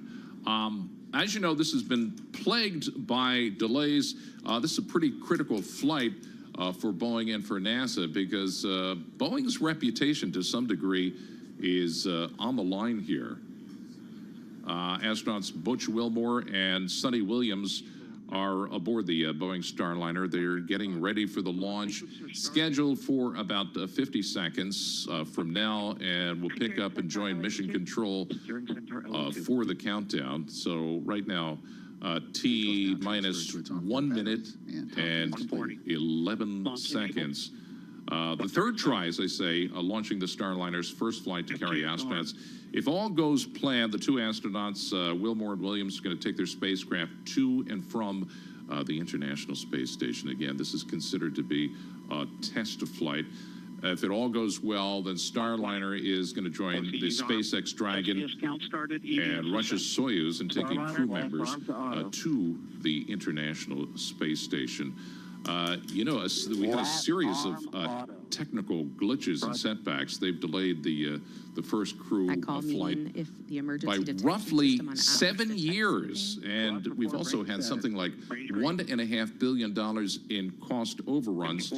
In the meantime, just for comparison's sake, if you look at SpaceX, Elon Musk's company, they've launched 9 crews to the International Space Station during this time for NASA since 2020. So again, a lot on the line for Boeing, including the success of Starliner and the reputation of Boeing as well. 30 Centaur at flight press. And there we go, ignition of the Starliner. Go Atlas. Go Centaur. Go Starliner. Godspeed, Butch and Sonny. So far, so good for the Starliner as it launches into the bright blue sky in Florida. 5, 4, 3, 2, 1. Ignition. And What liftoff we're hearing of is a Starliner bit of a Atlas delay V. for the launch, but it has been a successful launch of Starliner. To the stars for all of us.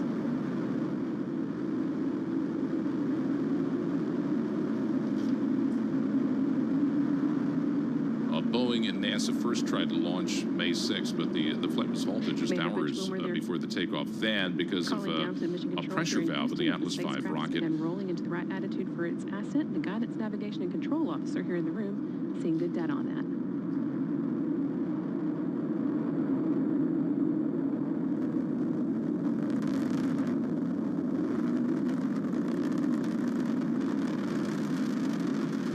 if you're watching on YouTube, some incredible shots on the side of the rocket.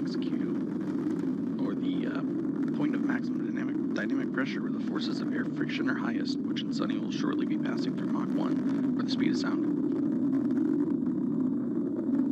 The launch so far a success. Just the timeline, in about 2 minutes, there's going to be a booster separation, and that a few minutes after that, we'll have the spacecraft separation.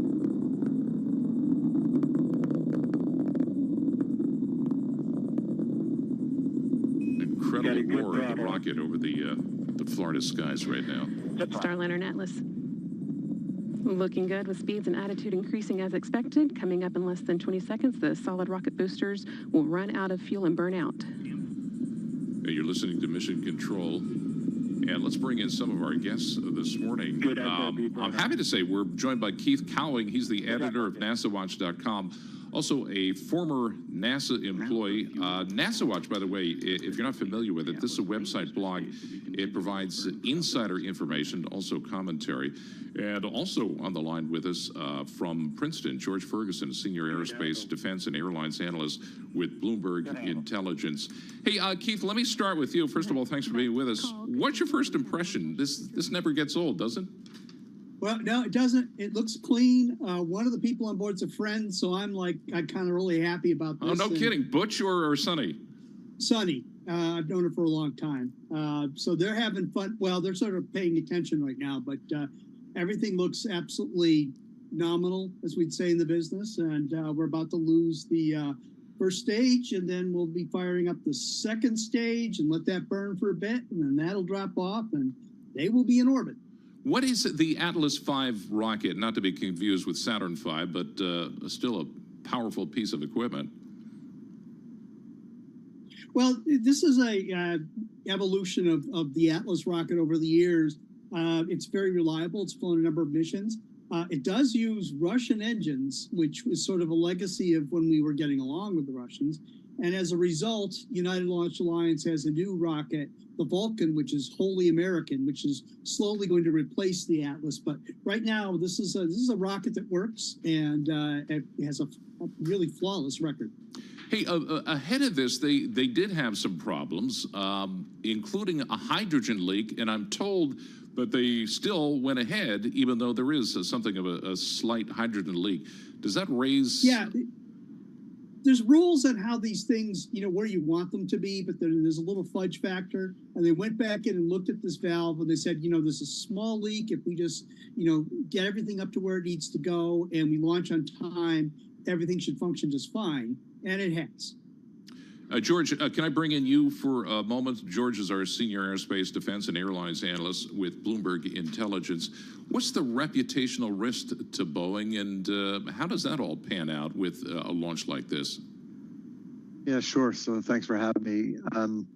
I think Boeing has, already suffered most of the reputational risk, I think, with Starliner, right? This is something that's been going on since development since 2010, and we all know they had the failed unmanned docking a number of years ago.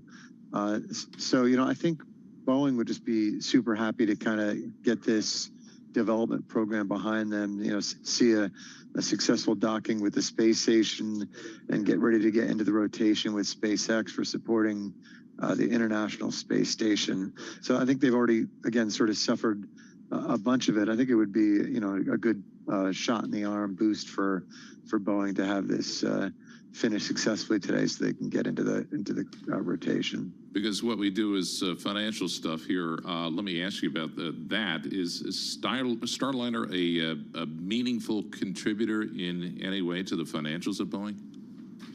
It's not something that we can see, affect the financial statements. So it's the space business is pretty small compared to the much larger defense business. Then the commercial business, where they build the commercial airliners, that's even larger than the defense business. So it's pretty small, and that's why I'd say from a sort of a company financial performance, financial markets perspective, I think a lot of this is about seeing Boeing as a company perform and execute on these contracts. They've taken a number of charges on Starliner. They did some of the development with their own money, which is not something that they typically do. And we all know Boeing's had a number of problems with programs, especially government programs lately. KC-46, the tanker program, is one where they've had a bunch of billion-dollar cost overruns. So I think today it'd be great to see a successful completion of this testing phase and get into the rotation, but it won't mean much to the financial statements. All right, George Ferguson with Bloomberg Intelligence with us. And also, let's head back to Keith Cowing, the editor of NASA Watch. Keith, impressions so far? It looks like they had the booster separation. Yeah, they've dropped the first stage, the Centaur, which is like the 99th version of the very tried and true rocket with two RL-10 engines. It always works, is working.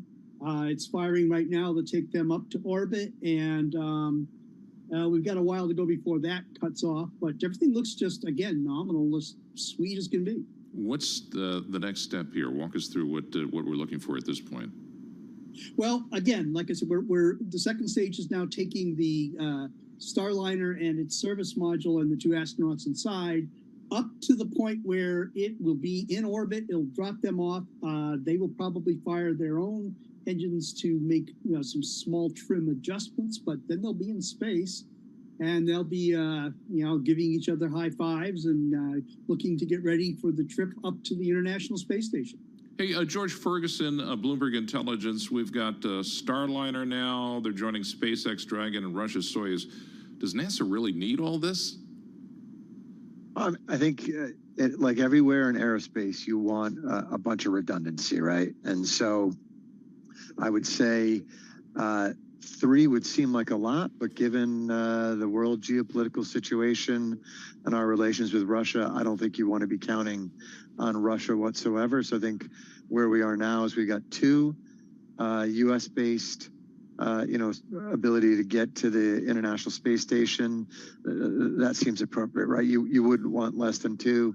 If there's any problems, you want to be able to switch to the other. So I think this will help some folks at NASA also breathe easy about the redundancy in their program and the ability to get to the space station if they need to. And Keith, just to be clear, it's Boeing has built the capsule, for lack of a better description. It's another company that built the rockets, right? Well, it's ULA, United Launch Alliance, which is a partnership between Boeing and Lockheed Martin. So, it's all one big bit of, aerospace soup. But, I have to agree with George, the redundancy is what the whole idea was, to have 2 of these. But it's going to be interesting because just as we're watching this nice flight up to orbit, tomorrow we may have a split screen just as they're arriving at the space station, and Elon Musk's humongous, huge mega rocket may take off, and its capabilities utterly dwarf what's happening right now. So it's going to be interesting. And as I mentioned before, it's not just the reputational risk for Boeing to prove that the Starliner works. They're making a delivery too, right? Pump. Yeah, they're taking it. This is, it's a working mission. There's 2 people on board. You can get upwards of 7 if you had to coming back, but they're taking up a toilet and a bunch of experiments. So they're making best use of this mission, and they'll be up there for a week. But it's mostly just to make sure now that you can fly people up, dock, get in, get out, do everything, come home, and then once that's done, the boxes will get checked, and the next flight will take more people and more cargo up. So it's a certification test flight sort of thing. Elon Musk's venture that's reusable to some extent. How do they get back with the Boeing equipment?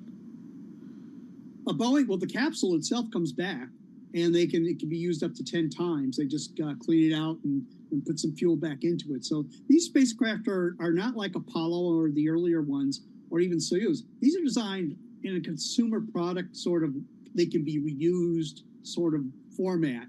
And again, this one, like SpaceX, they have a version that has no people in it, and they have a version with people and cargo in it. This can fly with just cargo, it can fly with just people, or more likely it'll fly with a mix of X number of people and cargo and whatever else has to go up. So some thought's really been given into the actual way that these spacecraft have to provide services to the space station in terms of people, crew, cargo, going up and coming down. Hey, George, if this is not a big, meaningful contributor to the financials for Boeing, why do it? Look, there's a lot of programs, government programs inside that Boeing defense and government services business that, individually they don't move the needle, but as a whole, it's an important business for Boeing. So I'm not saying it's, not significant at all. It just doesn't sort of move the needle in a financial, from a financial perspective. But I think, though, for Boeing, even the bigger picture here really is, space commerce, being involved in space commerce. It's definitely a growing industry. I think an important cutting edge industry.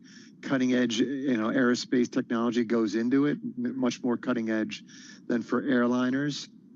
I think one of the things Boeing really has to get a handle on, as well as Lockheed Martin and other Raytheon, other big government contractors that are involved in the business, is getting costs down and getting more commercial, and that's what's going to allow them to be larger participants in the space economy going forward, right? I think Musk's SpaceX has done a great job really thinking about the entire chain of costs and how to take costs out, how to minimize what it takes to get to orbit, which is all about how we're going to unlock space for commerce, for manufacturing, for exploration. Hey, Keith, sure, sorry, go ahead. I didn't mean to interrupt. No, I think, the culture inside these government companies, the companies really focused on government contracting, like Boeing, like Lockheed, like RTX, Raytheon, is that they've not been used to being, really wringing out costs and being super competitive. And that's what it's going to take to get to the future of space. And so I think that's a challenge for Boeing here. They want to be in this game. Space, I think, will get increasingly important, but they have to learn how to really start to be much more nimble like SpaceX and really help to access orbit cheaper. Keith Cowing at NASA wants you wanted to jump in? Yeah, this is a commercial spacecraft. This NASA contracted with them, except Boeing has only one customer, NASA, and they don't have anybody else wanting to fly this spacecraft. And I'd be kind of surprised if they went anywhere beyond the X number of flights that they're under contract now to fly with NASA. And they don't seem to be at all interested in branching out the way that SpaceX has. However, maybe they will. But with SpaceX, I mean, they're paid to launch people to and from the space station and cargo.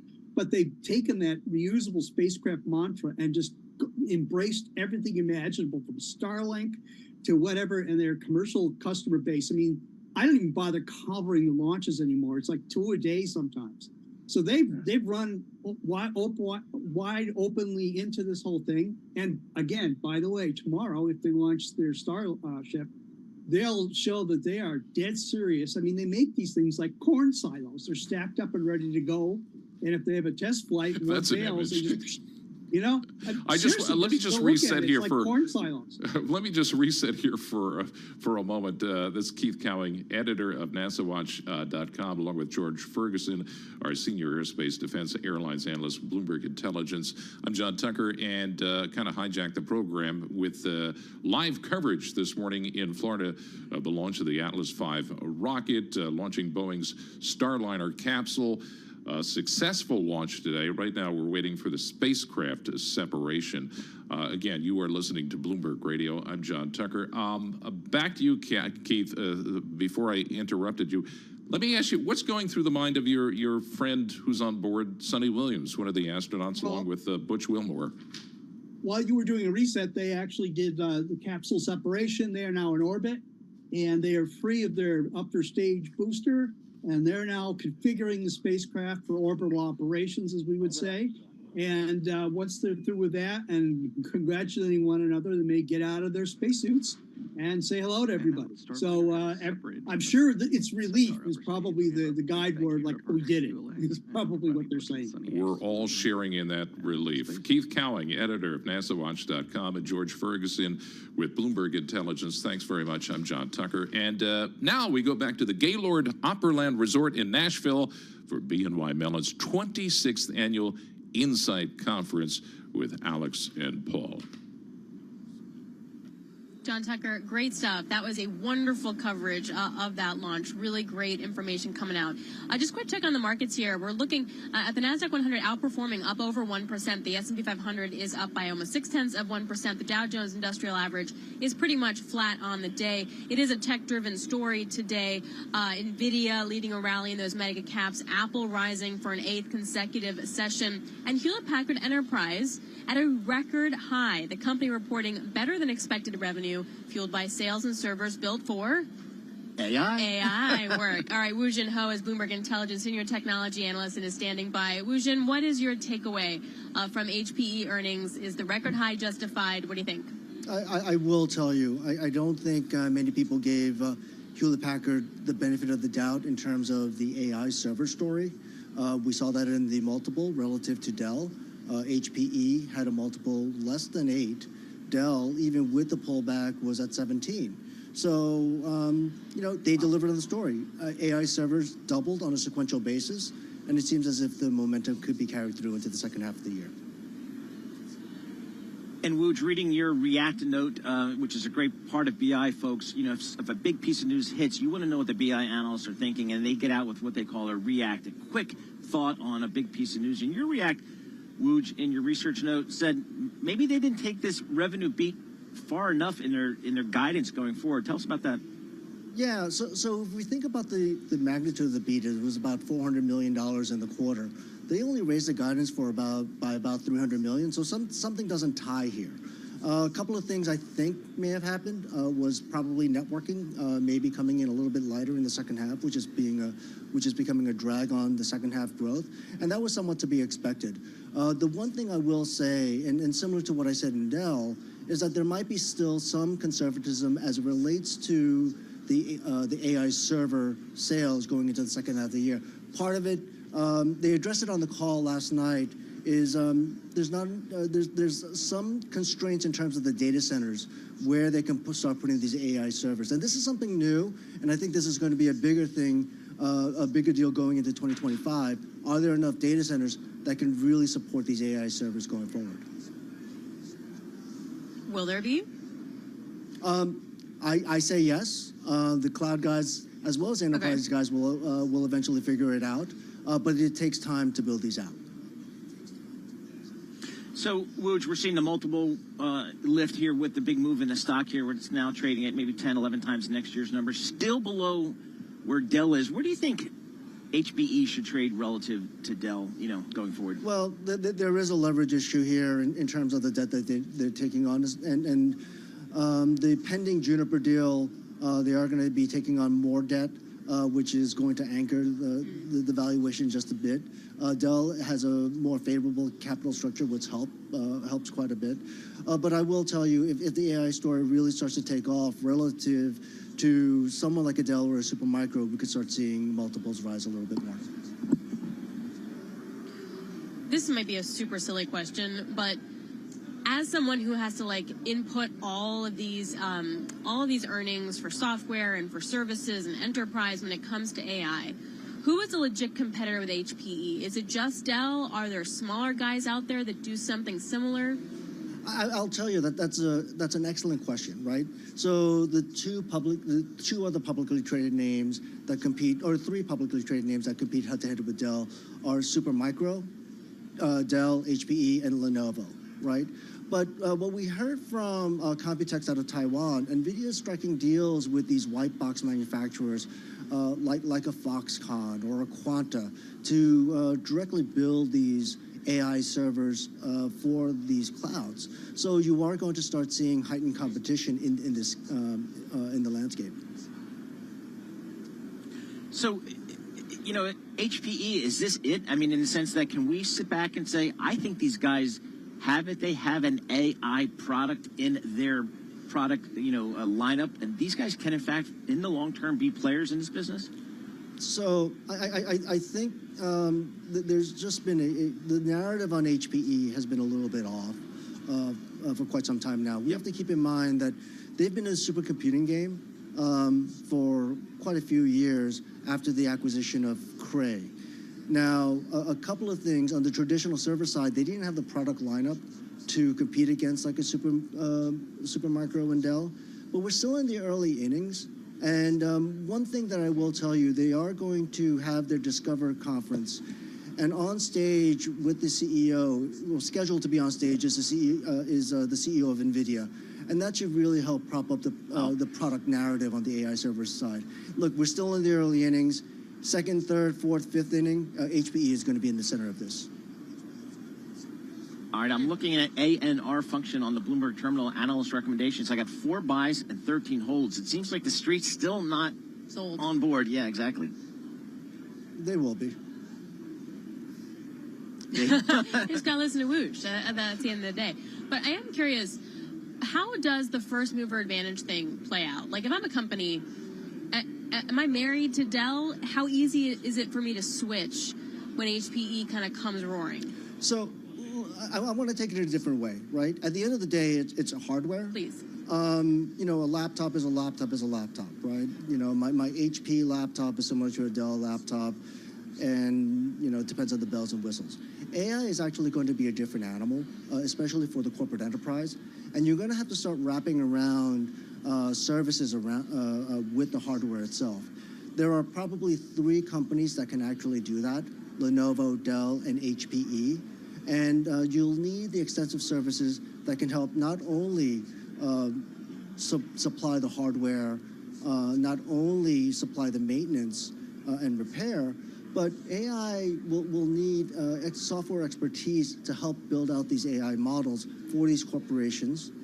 And you know, there aren't many companies, hardware companies, like IT services companies that can do that, and Dell's HPE is one of them. So for one of these AI servers that HP and Dell sell, what's the lifespan of these things? I mean, how long do they? I buy one of these things. How long can I keep it before I have to replace it? You know, that's a fantastic question, Paul, because the way we think of AI servers right now, we have to think of it in the lifespan of the NVIDIA GPU. And, you know, the way NVIDIA's posing it, everyone wants the fastest engine, and the cycles have turned into maybe 2 years versus 1 year now. If you compare that to a traditional server, those are 5-year cycles. So the way I think it's going to play out is that these AI servers, you'll do large language model training, and then over time, it'll deprecate into inference models over to the edge. So it might, instead of a 5-year cycle, it might be a 3 to 4 year cycle. Oh, that's interesting. That's good news. I wonder, yeah, but does that change how you need to value companies that are going to be exposed to a shorter cyclical time frame? Well, you know, you bring out new product with higher ASP, right? Every time you come out with a new product with a faster engine, and if people want the latest and greatest, you can bolt on some pricing premium to it. All right, Woojin, you're the best. We appreciate you. Thank you very much. Woojin Ho is Bloomberg Intelligence Senior Technology Analyst. That's the fun part, Paul, is that we just don't also know yet, right? Yeah. Because this is all new stuff. I think so. So how the cycle plays and like who's it good for? Right. I mean, because the chip cycle used to be such a long cycle that if you got it wrong as an investor, you were really out of luck. But maybe that's changing. and if that is, like, if that trough is not years, Yep. that could definitely be something. All right, coming up, we are going to talk to Hanneke Smits. She's Global Head of Investment Management for BNY Mellon. We're going to talk much more about what it means for financial advisors and how Pershing X, how Pershing, and how BNY Mellon all helps that right here from Nashville, Tennessee. Happy Wednesday. This is Bloomberg.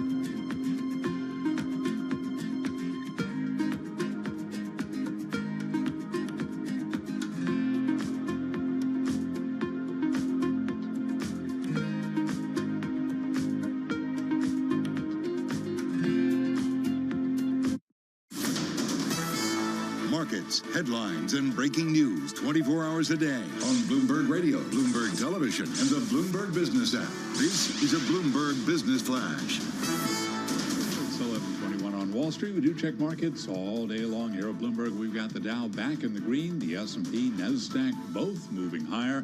The world's largest tech companies driving stocks higher, with traders also weighing the latest economic data for clues about the Fed's next steps. The Canadian dollar fell after the central bank cut rates. So here's where we stand.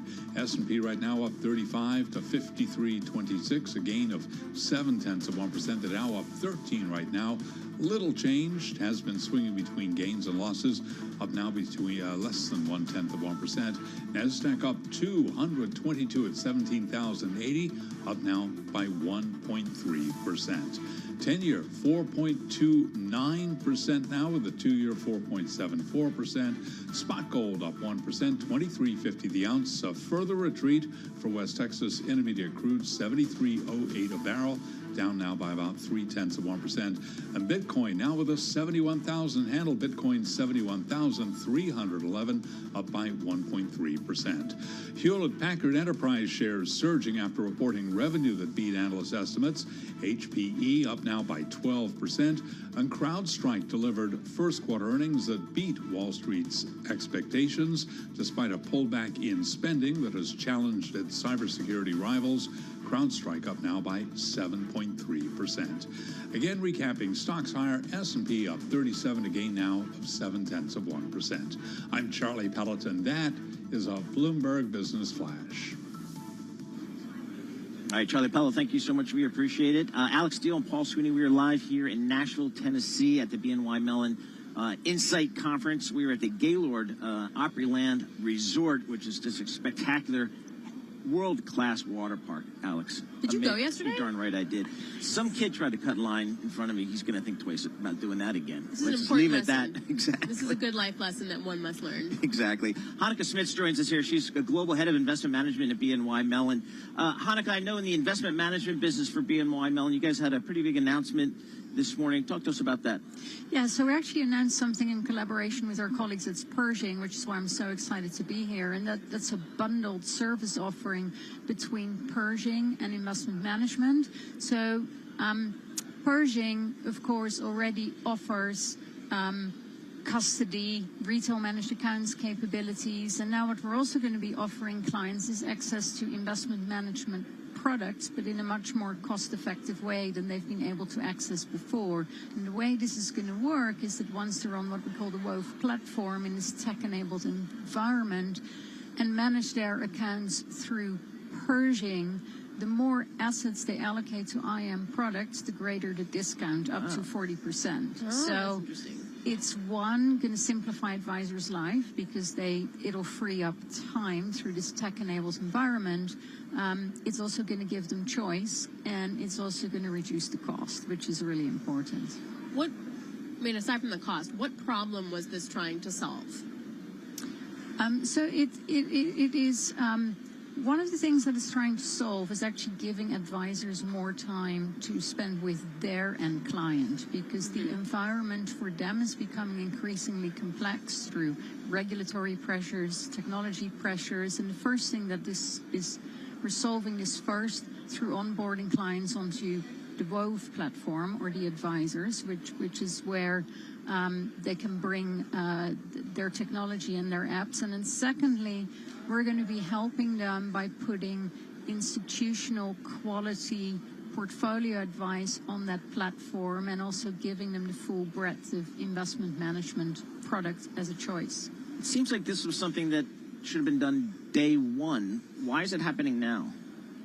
It is happening now partly because we have been working quite hard inside BNY to be more for our clients, as we call it. We have better technology solutions that we didn't have before. And thirdly, and also really importantly, we've been investing time in educating our colleagues that work with the advisors about the expertise that exists in investment management to a degree that we hadn't done before. What's been the response so far? Well, it's a day old. We have, of course, tested this with some clients before we sort of rolled it out into the broader market, and it's been very, very well received. And working with some of our key clients, considering these offerings previously, really made us consider that we should roll this out further. As Global Head of Investment Management at BNY Mellon, how are you guys viewing the market here these days? When you kind of just start from the 30,000-foot level, where do you start? So where do you start? Well, it's very difficult not to start without talking about rates, what's going to happen.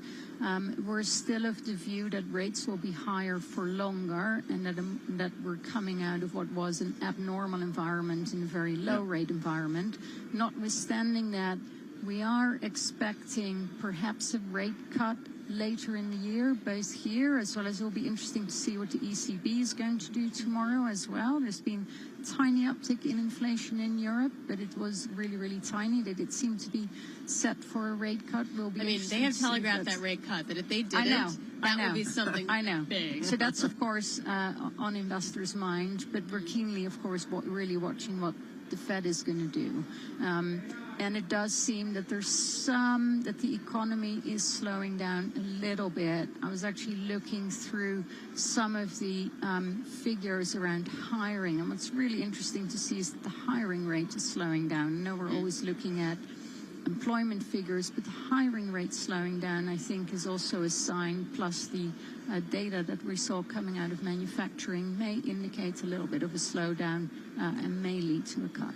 What I find so interesting about this moment in time is that we're really reversing like 15 years of zero interest rates and 20 years of no inflation. And now you have a world where fixed income makes money. Yes. Just from the dividend. Cash? Yeah, but cash makes money. I mean, forget about appreciation or anything. You can just make money by sitting there. And I wonder how that changes what a wealth manager does. I mean, this has been a world that hasn't been seen in 2 generations of investors at this point. How does someone with your experience think about that? Well, that in itself is actually quite a big issue, right? We have a lot of people who are just not experienced in this type of environment who, on their own, actually have considerable experience, maybe 15 or 20 years of investing, but they haven't seen this before and they don't really know how to react. So it is important that people like us keep training not only our own colleagues, but then also the end advisor as they work with clients, because you need to plan for your future. And we do know, of course, we're hitting the issue of how clients are going to fund their retirement, and we haven't really solved for that. So you could perhaps, income will be important, and in a higher rate environment and inflation coming down, that rate environment will actually be quite helpful with income, but that will not be sustainable sort of when you think about retirement sort of over a 15, 20-year term. So you will also have to continue to have some other risk assets in the portfolio with a longer term view to both grow your capital base, but also have assets in the portfolio that can generate income. And that whole diversification journey, how to plan for that, is a journey in itself. Coming to events like this, I was always surprised about alternative investments and how they are top of mind on some of these wealth managers. I thought that was just a big institutional allocation, but retail, RIAs are thinking about that. What are the conversations that you have with some of these people? Well, we were just in a conversation earlier this morning with Jenny Johnson from Franklin Templeton as well, and we are seeing the demands coming through from the end investor. So first of all, you need to think about how we make those investments accessible to a retail investor, because you still need to be a qualified investor to actually access those products. And secondly, you need to make sure that the advisors are appropriately trained to really explain to the end investor the risks that come with the type of investment. They can provide a lot of upside. They're obviously create the opportunity to generate higher returns than what you can achieve in the public markets, both fixed and equities, but the investments are illiquid.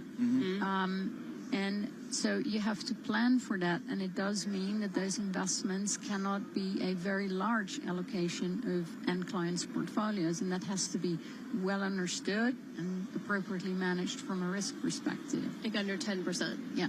But I think what's also happening, I think the markets have been running quite hot. There's also fewer listed companies, right? That's just there are fewer companies going IPO. We've also seen a trend of the delistings. So there's actually fewer companies available. So if you want to invest, say, in the U.S. economy, you kind of have to go private. Such great insight. Really appreciate your time. Thank you so much for stopping by. Congratulations on unveiling your new suite of products. Hanneke Smits, a global head of investment management for BNY Mellon. And that's so interesting. It's like, yes, you're going to have alternative assets be a part of the portfolio, but I don't know if we know just how much that's going to be. And you mentioned that 10% number. I remember being in a conversation at one of these events a couple of years ago, and some retail advisors were saying, no, 20, 30, 40%. I mean, that's kind of almost like an endowment allocation. That's very high. Yeah, when you go to like an endowment. And so that really surprised me that they're willing to take that level of risk on, or probably their clients are probably willing to take that level of risk on. So it's private equity, private credit, hedge funds, all those types of things are out there. So it's interesting. I'm so risk averse. That would be bananas for me. So year to 2 year Treasury, 4.73% is what you're getting. That's today. fine. I mean, okay. I'll just take it from there. All right. Lisa Lewin, the Director of Prime Services for BNY Mellon's Pershing, will be joining us after this break. We're going to talk about how alternatives are becoming increasingly accessible. Sort of continue that conversation, what that allocation should be. Here's Michael Barr with news. Thank you very much, Alex. Paul, John. It looks like the third time was the charm. 5, 4, 3, 2, 1, ignition. And liftoff of Starliner and Atlas V. 2 American astronauts are on board the Boeing Starliner with a human crew on board. It was a successful liftoff from Cape Canaveral in Florida. Veteran astronauts Butch Wilmore and Sonny Williams are now in space. The goal of the week-long mission is to haul a toilet pump essential to keeping water clean aboard the International Space Station. Hunter Biden's ex-wife could testify this morning at the criminal trial of the president's son, accused of lying about his drug use when he bought a gun in 2018. Yesterday, jurors heard the defendant himself describe his former addiction. Prosecutors played clips from Biden's 2021 audiobook of his memoir, Beautiful Things, in which he recounts his descent into crack cocaine addiction the same year he purchased the gun. I used my superpower, finding crack anytime, anywhere, less than a day after landing at LAX in the spring of 2018. First Lady Jill Biden and Hunter Biden's current wife sat behind the president's son as the passages were played for the jury. British Prime Minister Rishi Sunak and opposition Labour Party leader Keir Starmer sparred over taxes, the cost of living, and the country's health system in a televised debate. Sunak on the ITV debate. Beyond raising your taxes and raiding your pensions, no one knows what Labour would actually do. But you know what I would do. I'll cut your taxes, protect your pension, and reduce immigration. Keir Starmer. This election is all about a choice. More of the chaos and division we've seen for the last 14 years, or turning the page and rebuilding with Labour. July 4th election, global news 24 hours a day and whenever you want it.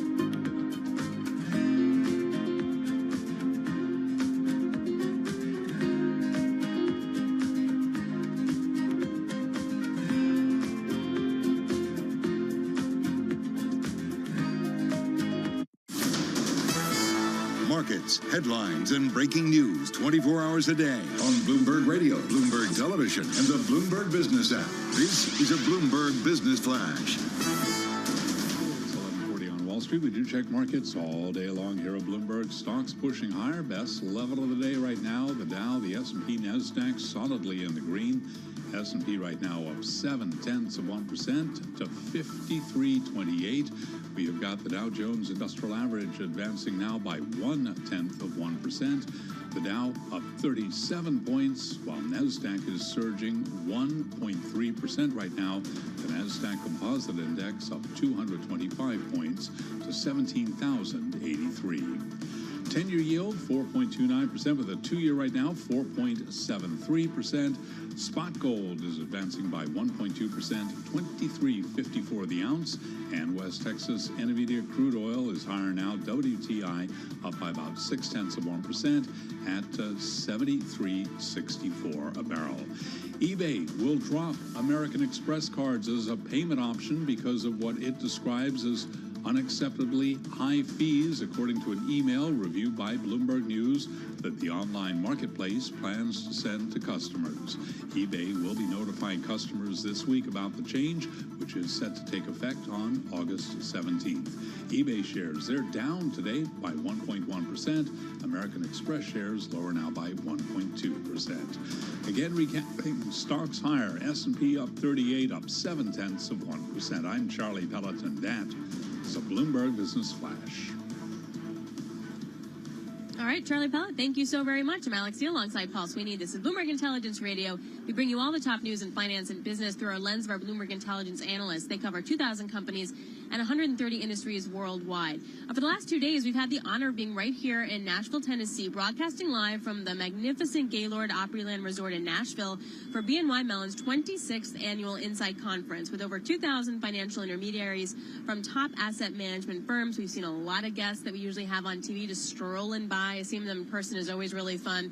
And we were just ended the last conversation on alternatives, and we could not find a better person than to talk to about alternatives. Lisa Lewin is Director of Prime Services at BNY Mellon's Pershing, and she joins us here. Lisa, it's great to see you. Thanks for being here. Good morning. Thank you for having me. It's great to be here. So we were just talking to Hanneke about alternatives and what part they should play in their portfolio and sort of what the risk allocation should be. You were on a panel earlier that talked about just that.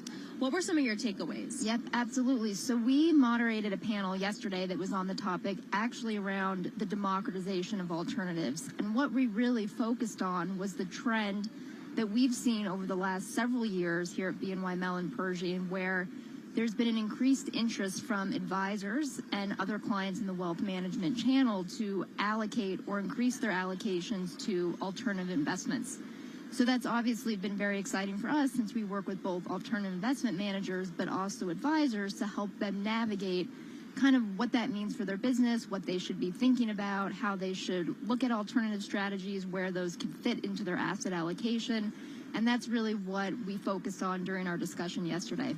Like, I came to one of these events a couple of years ago, and I was talking to an advisor, and I thought that their allocation would have been 5%, 10%. It's a lot higher. What's your experience about what some of these wealth advisors think about in terms of allocation to alternatives? Great question. So it's actually really varied from what we've seen in the advisory community, and that really depends a lot on the advisor, kind of their comfort and education level with alternatives, their profile of their clients that they service. We see more that right now advisors have more of the, I would call it maybe 2 to 5% allocation to alternatives, but the data that we've seen and the statistics from when we talk to our clients in this space is that they're actually looking to increase their allocation to alternatives to closer to 10 to 15% of their clients' overall portfolio weighting. So where's the risk here? So usually when we talk about private investments, like or alternative investments, I think of private credit, I think of crypto, all that kind of stuff. Yeah. They haven't been around very long. So what's the conversation around risk management? Excellent question. There's definitely a lot of conversation around risk management, and that really folds into the larger conversation, which is around education and the need for education. And Alex, I think to your point, one of the biggest challenges that both advisors and alternative investment managers have is trying to provide the education to these clients who have not been as traditionally invested in these types of strategies about why they're beneficial in their portfolios. So it's talking about everything from risk to liquidity to, you know, where they provide diversification from your traditional stock and bond investments to how you should bucket them in your overall allocation. All of that is kind of part of the conversation that is still being had in education that, you know, a lot of people are looking to provide in this space. All right, I grew up with private equity and with hedge funds as my main alternatives. Now this new thing, private credit, has come in and become such a huge market. What's the view of BNY Mellon Pershing on the private credit market? The private credit market has definitely been huge. One of the things that my panelists actually talked about yesterday is that private credit strategies have actually seen the most inflows from their advisor clients. So they've seen certainly a lot of interest in private credit strategies. You know, one of the things that we've also heard is that a lot of the managers of these private credit strategies have really been kind of on the forefront of creating structures that make it more, like, a little easier for these clients to access their strategies. So that's certainly helped as well.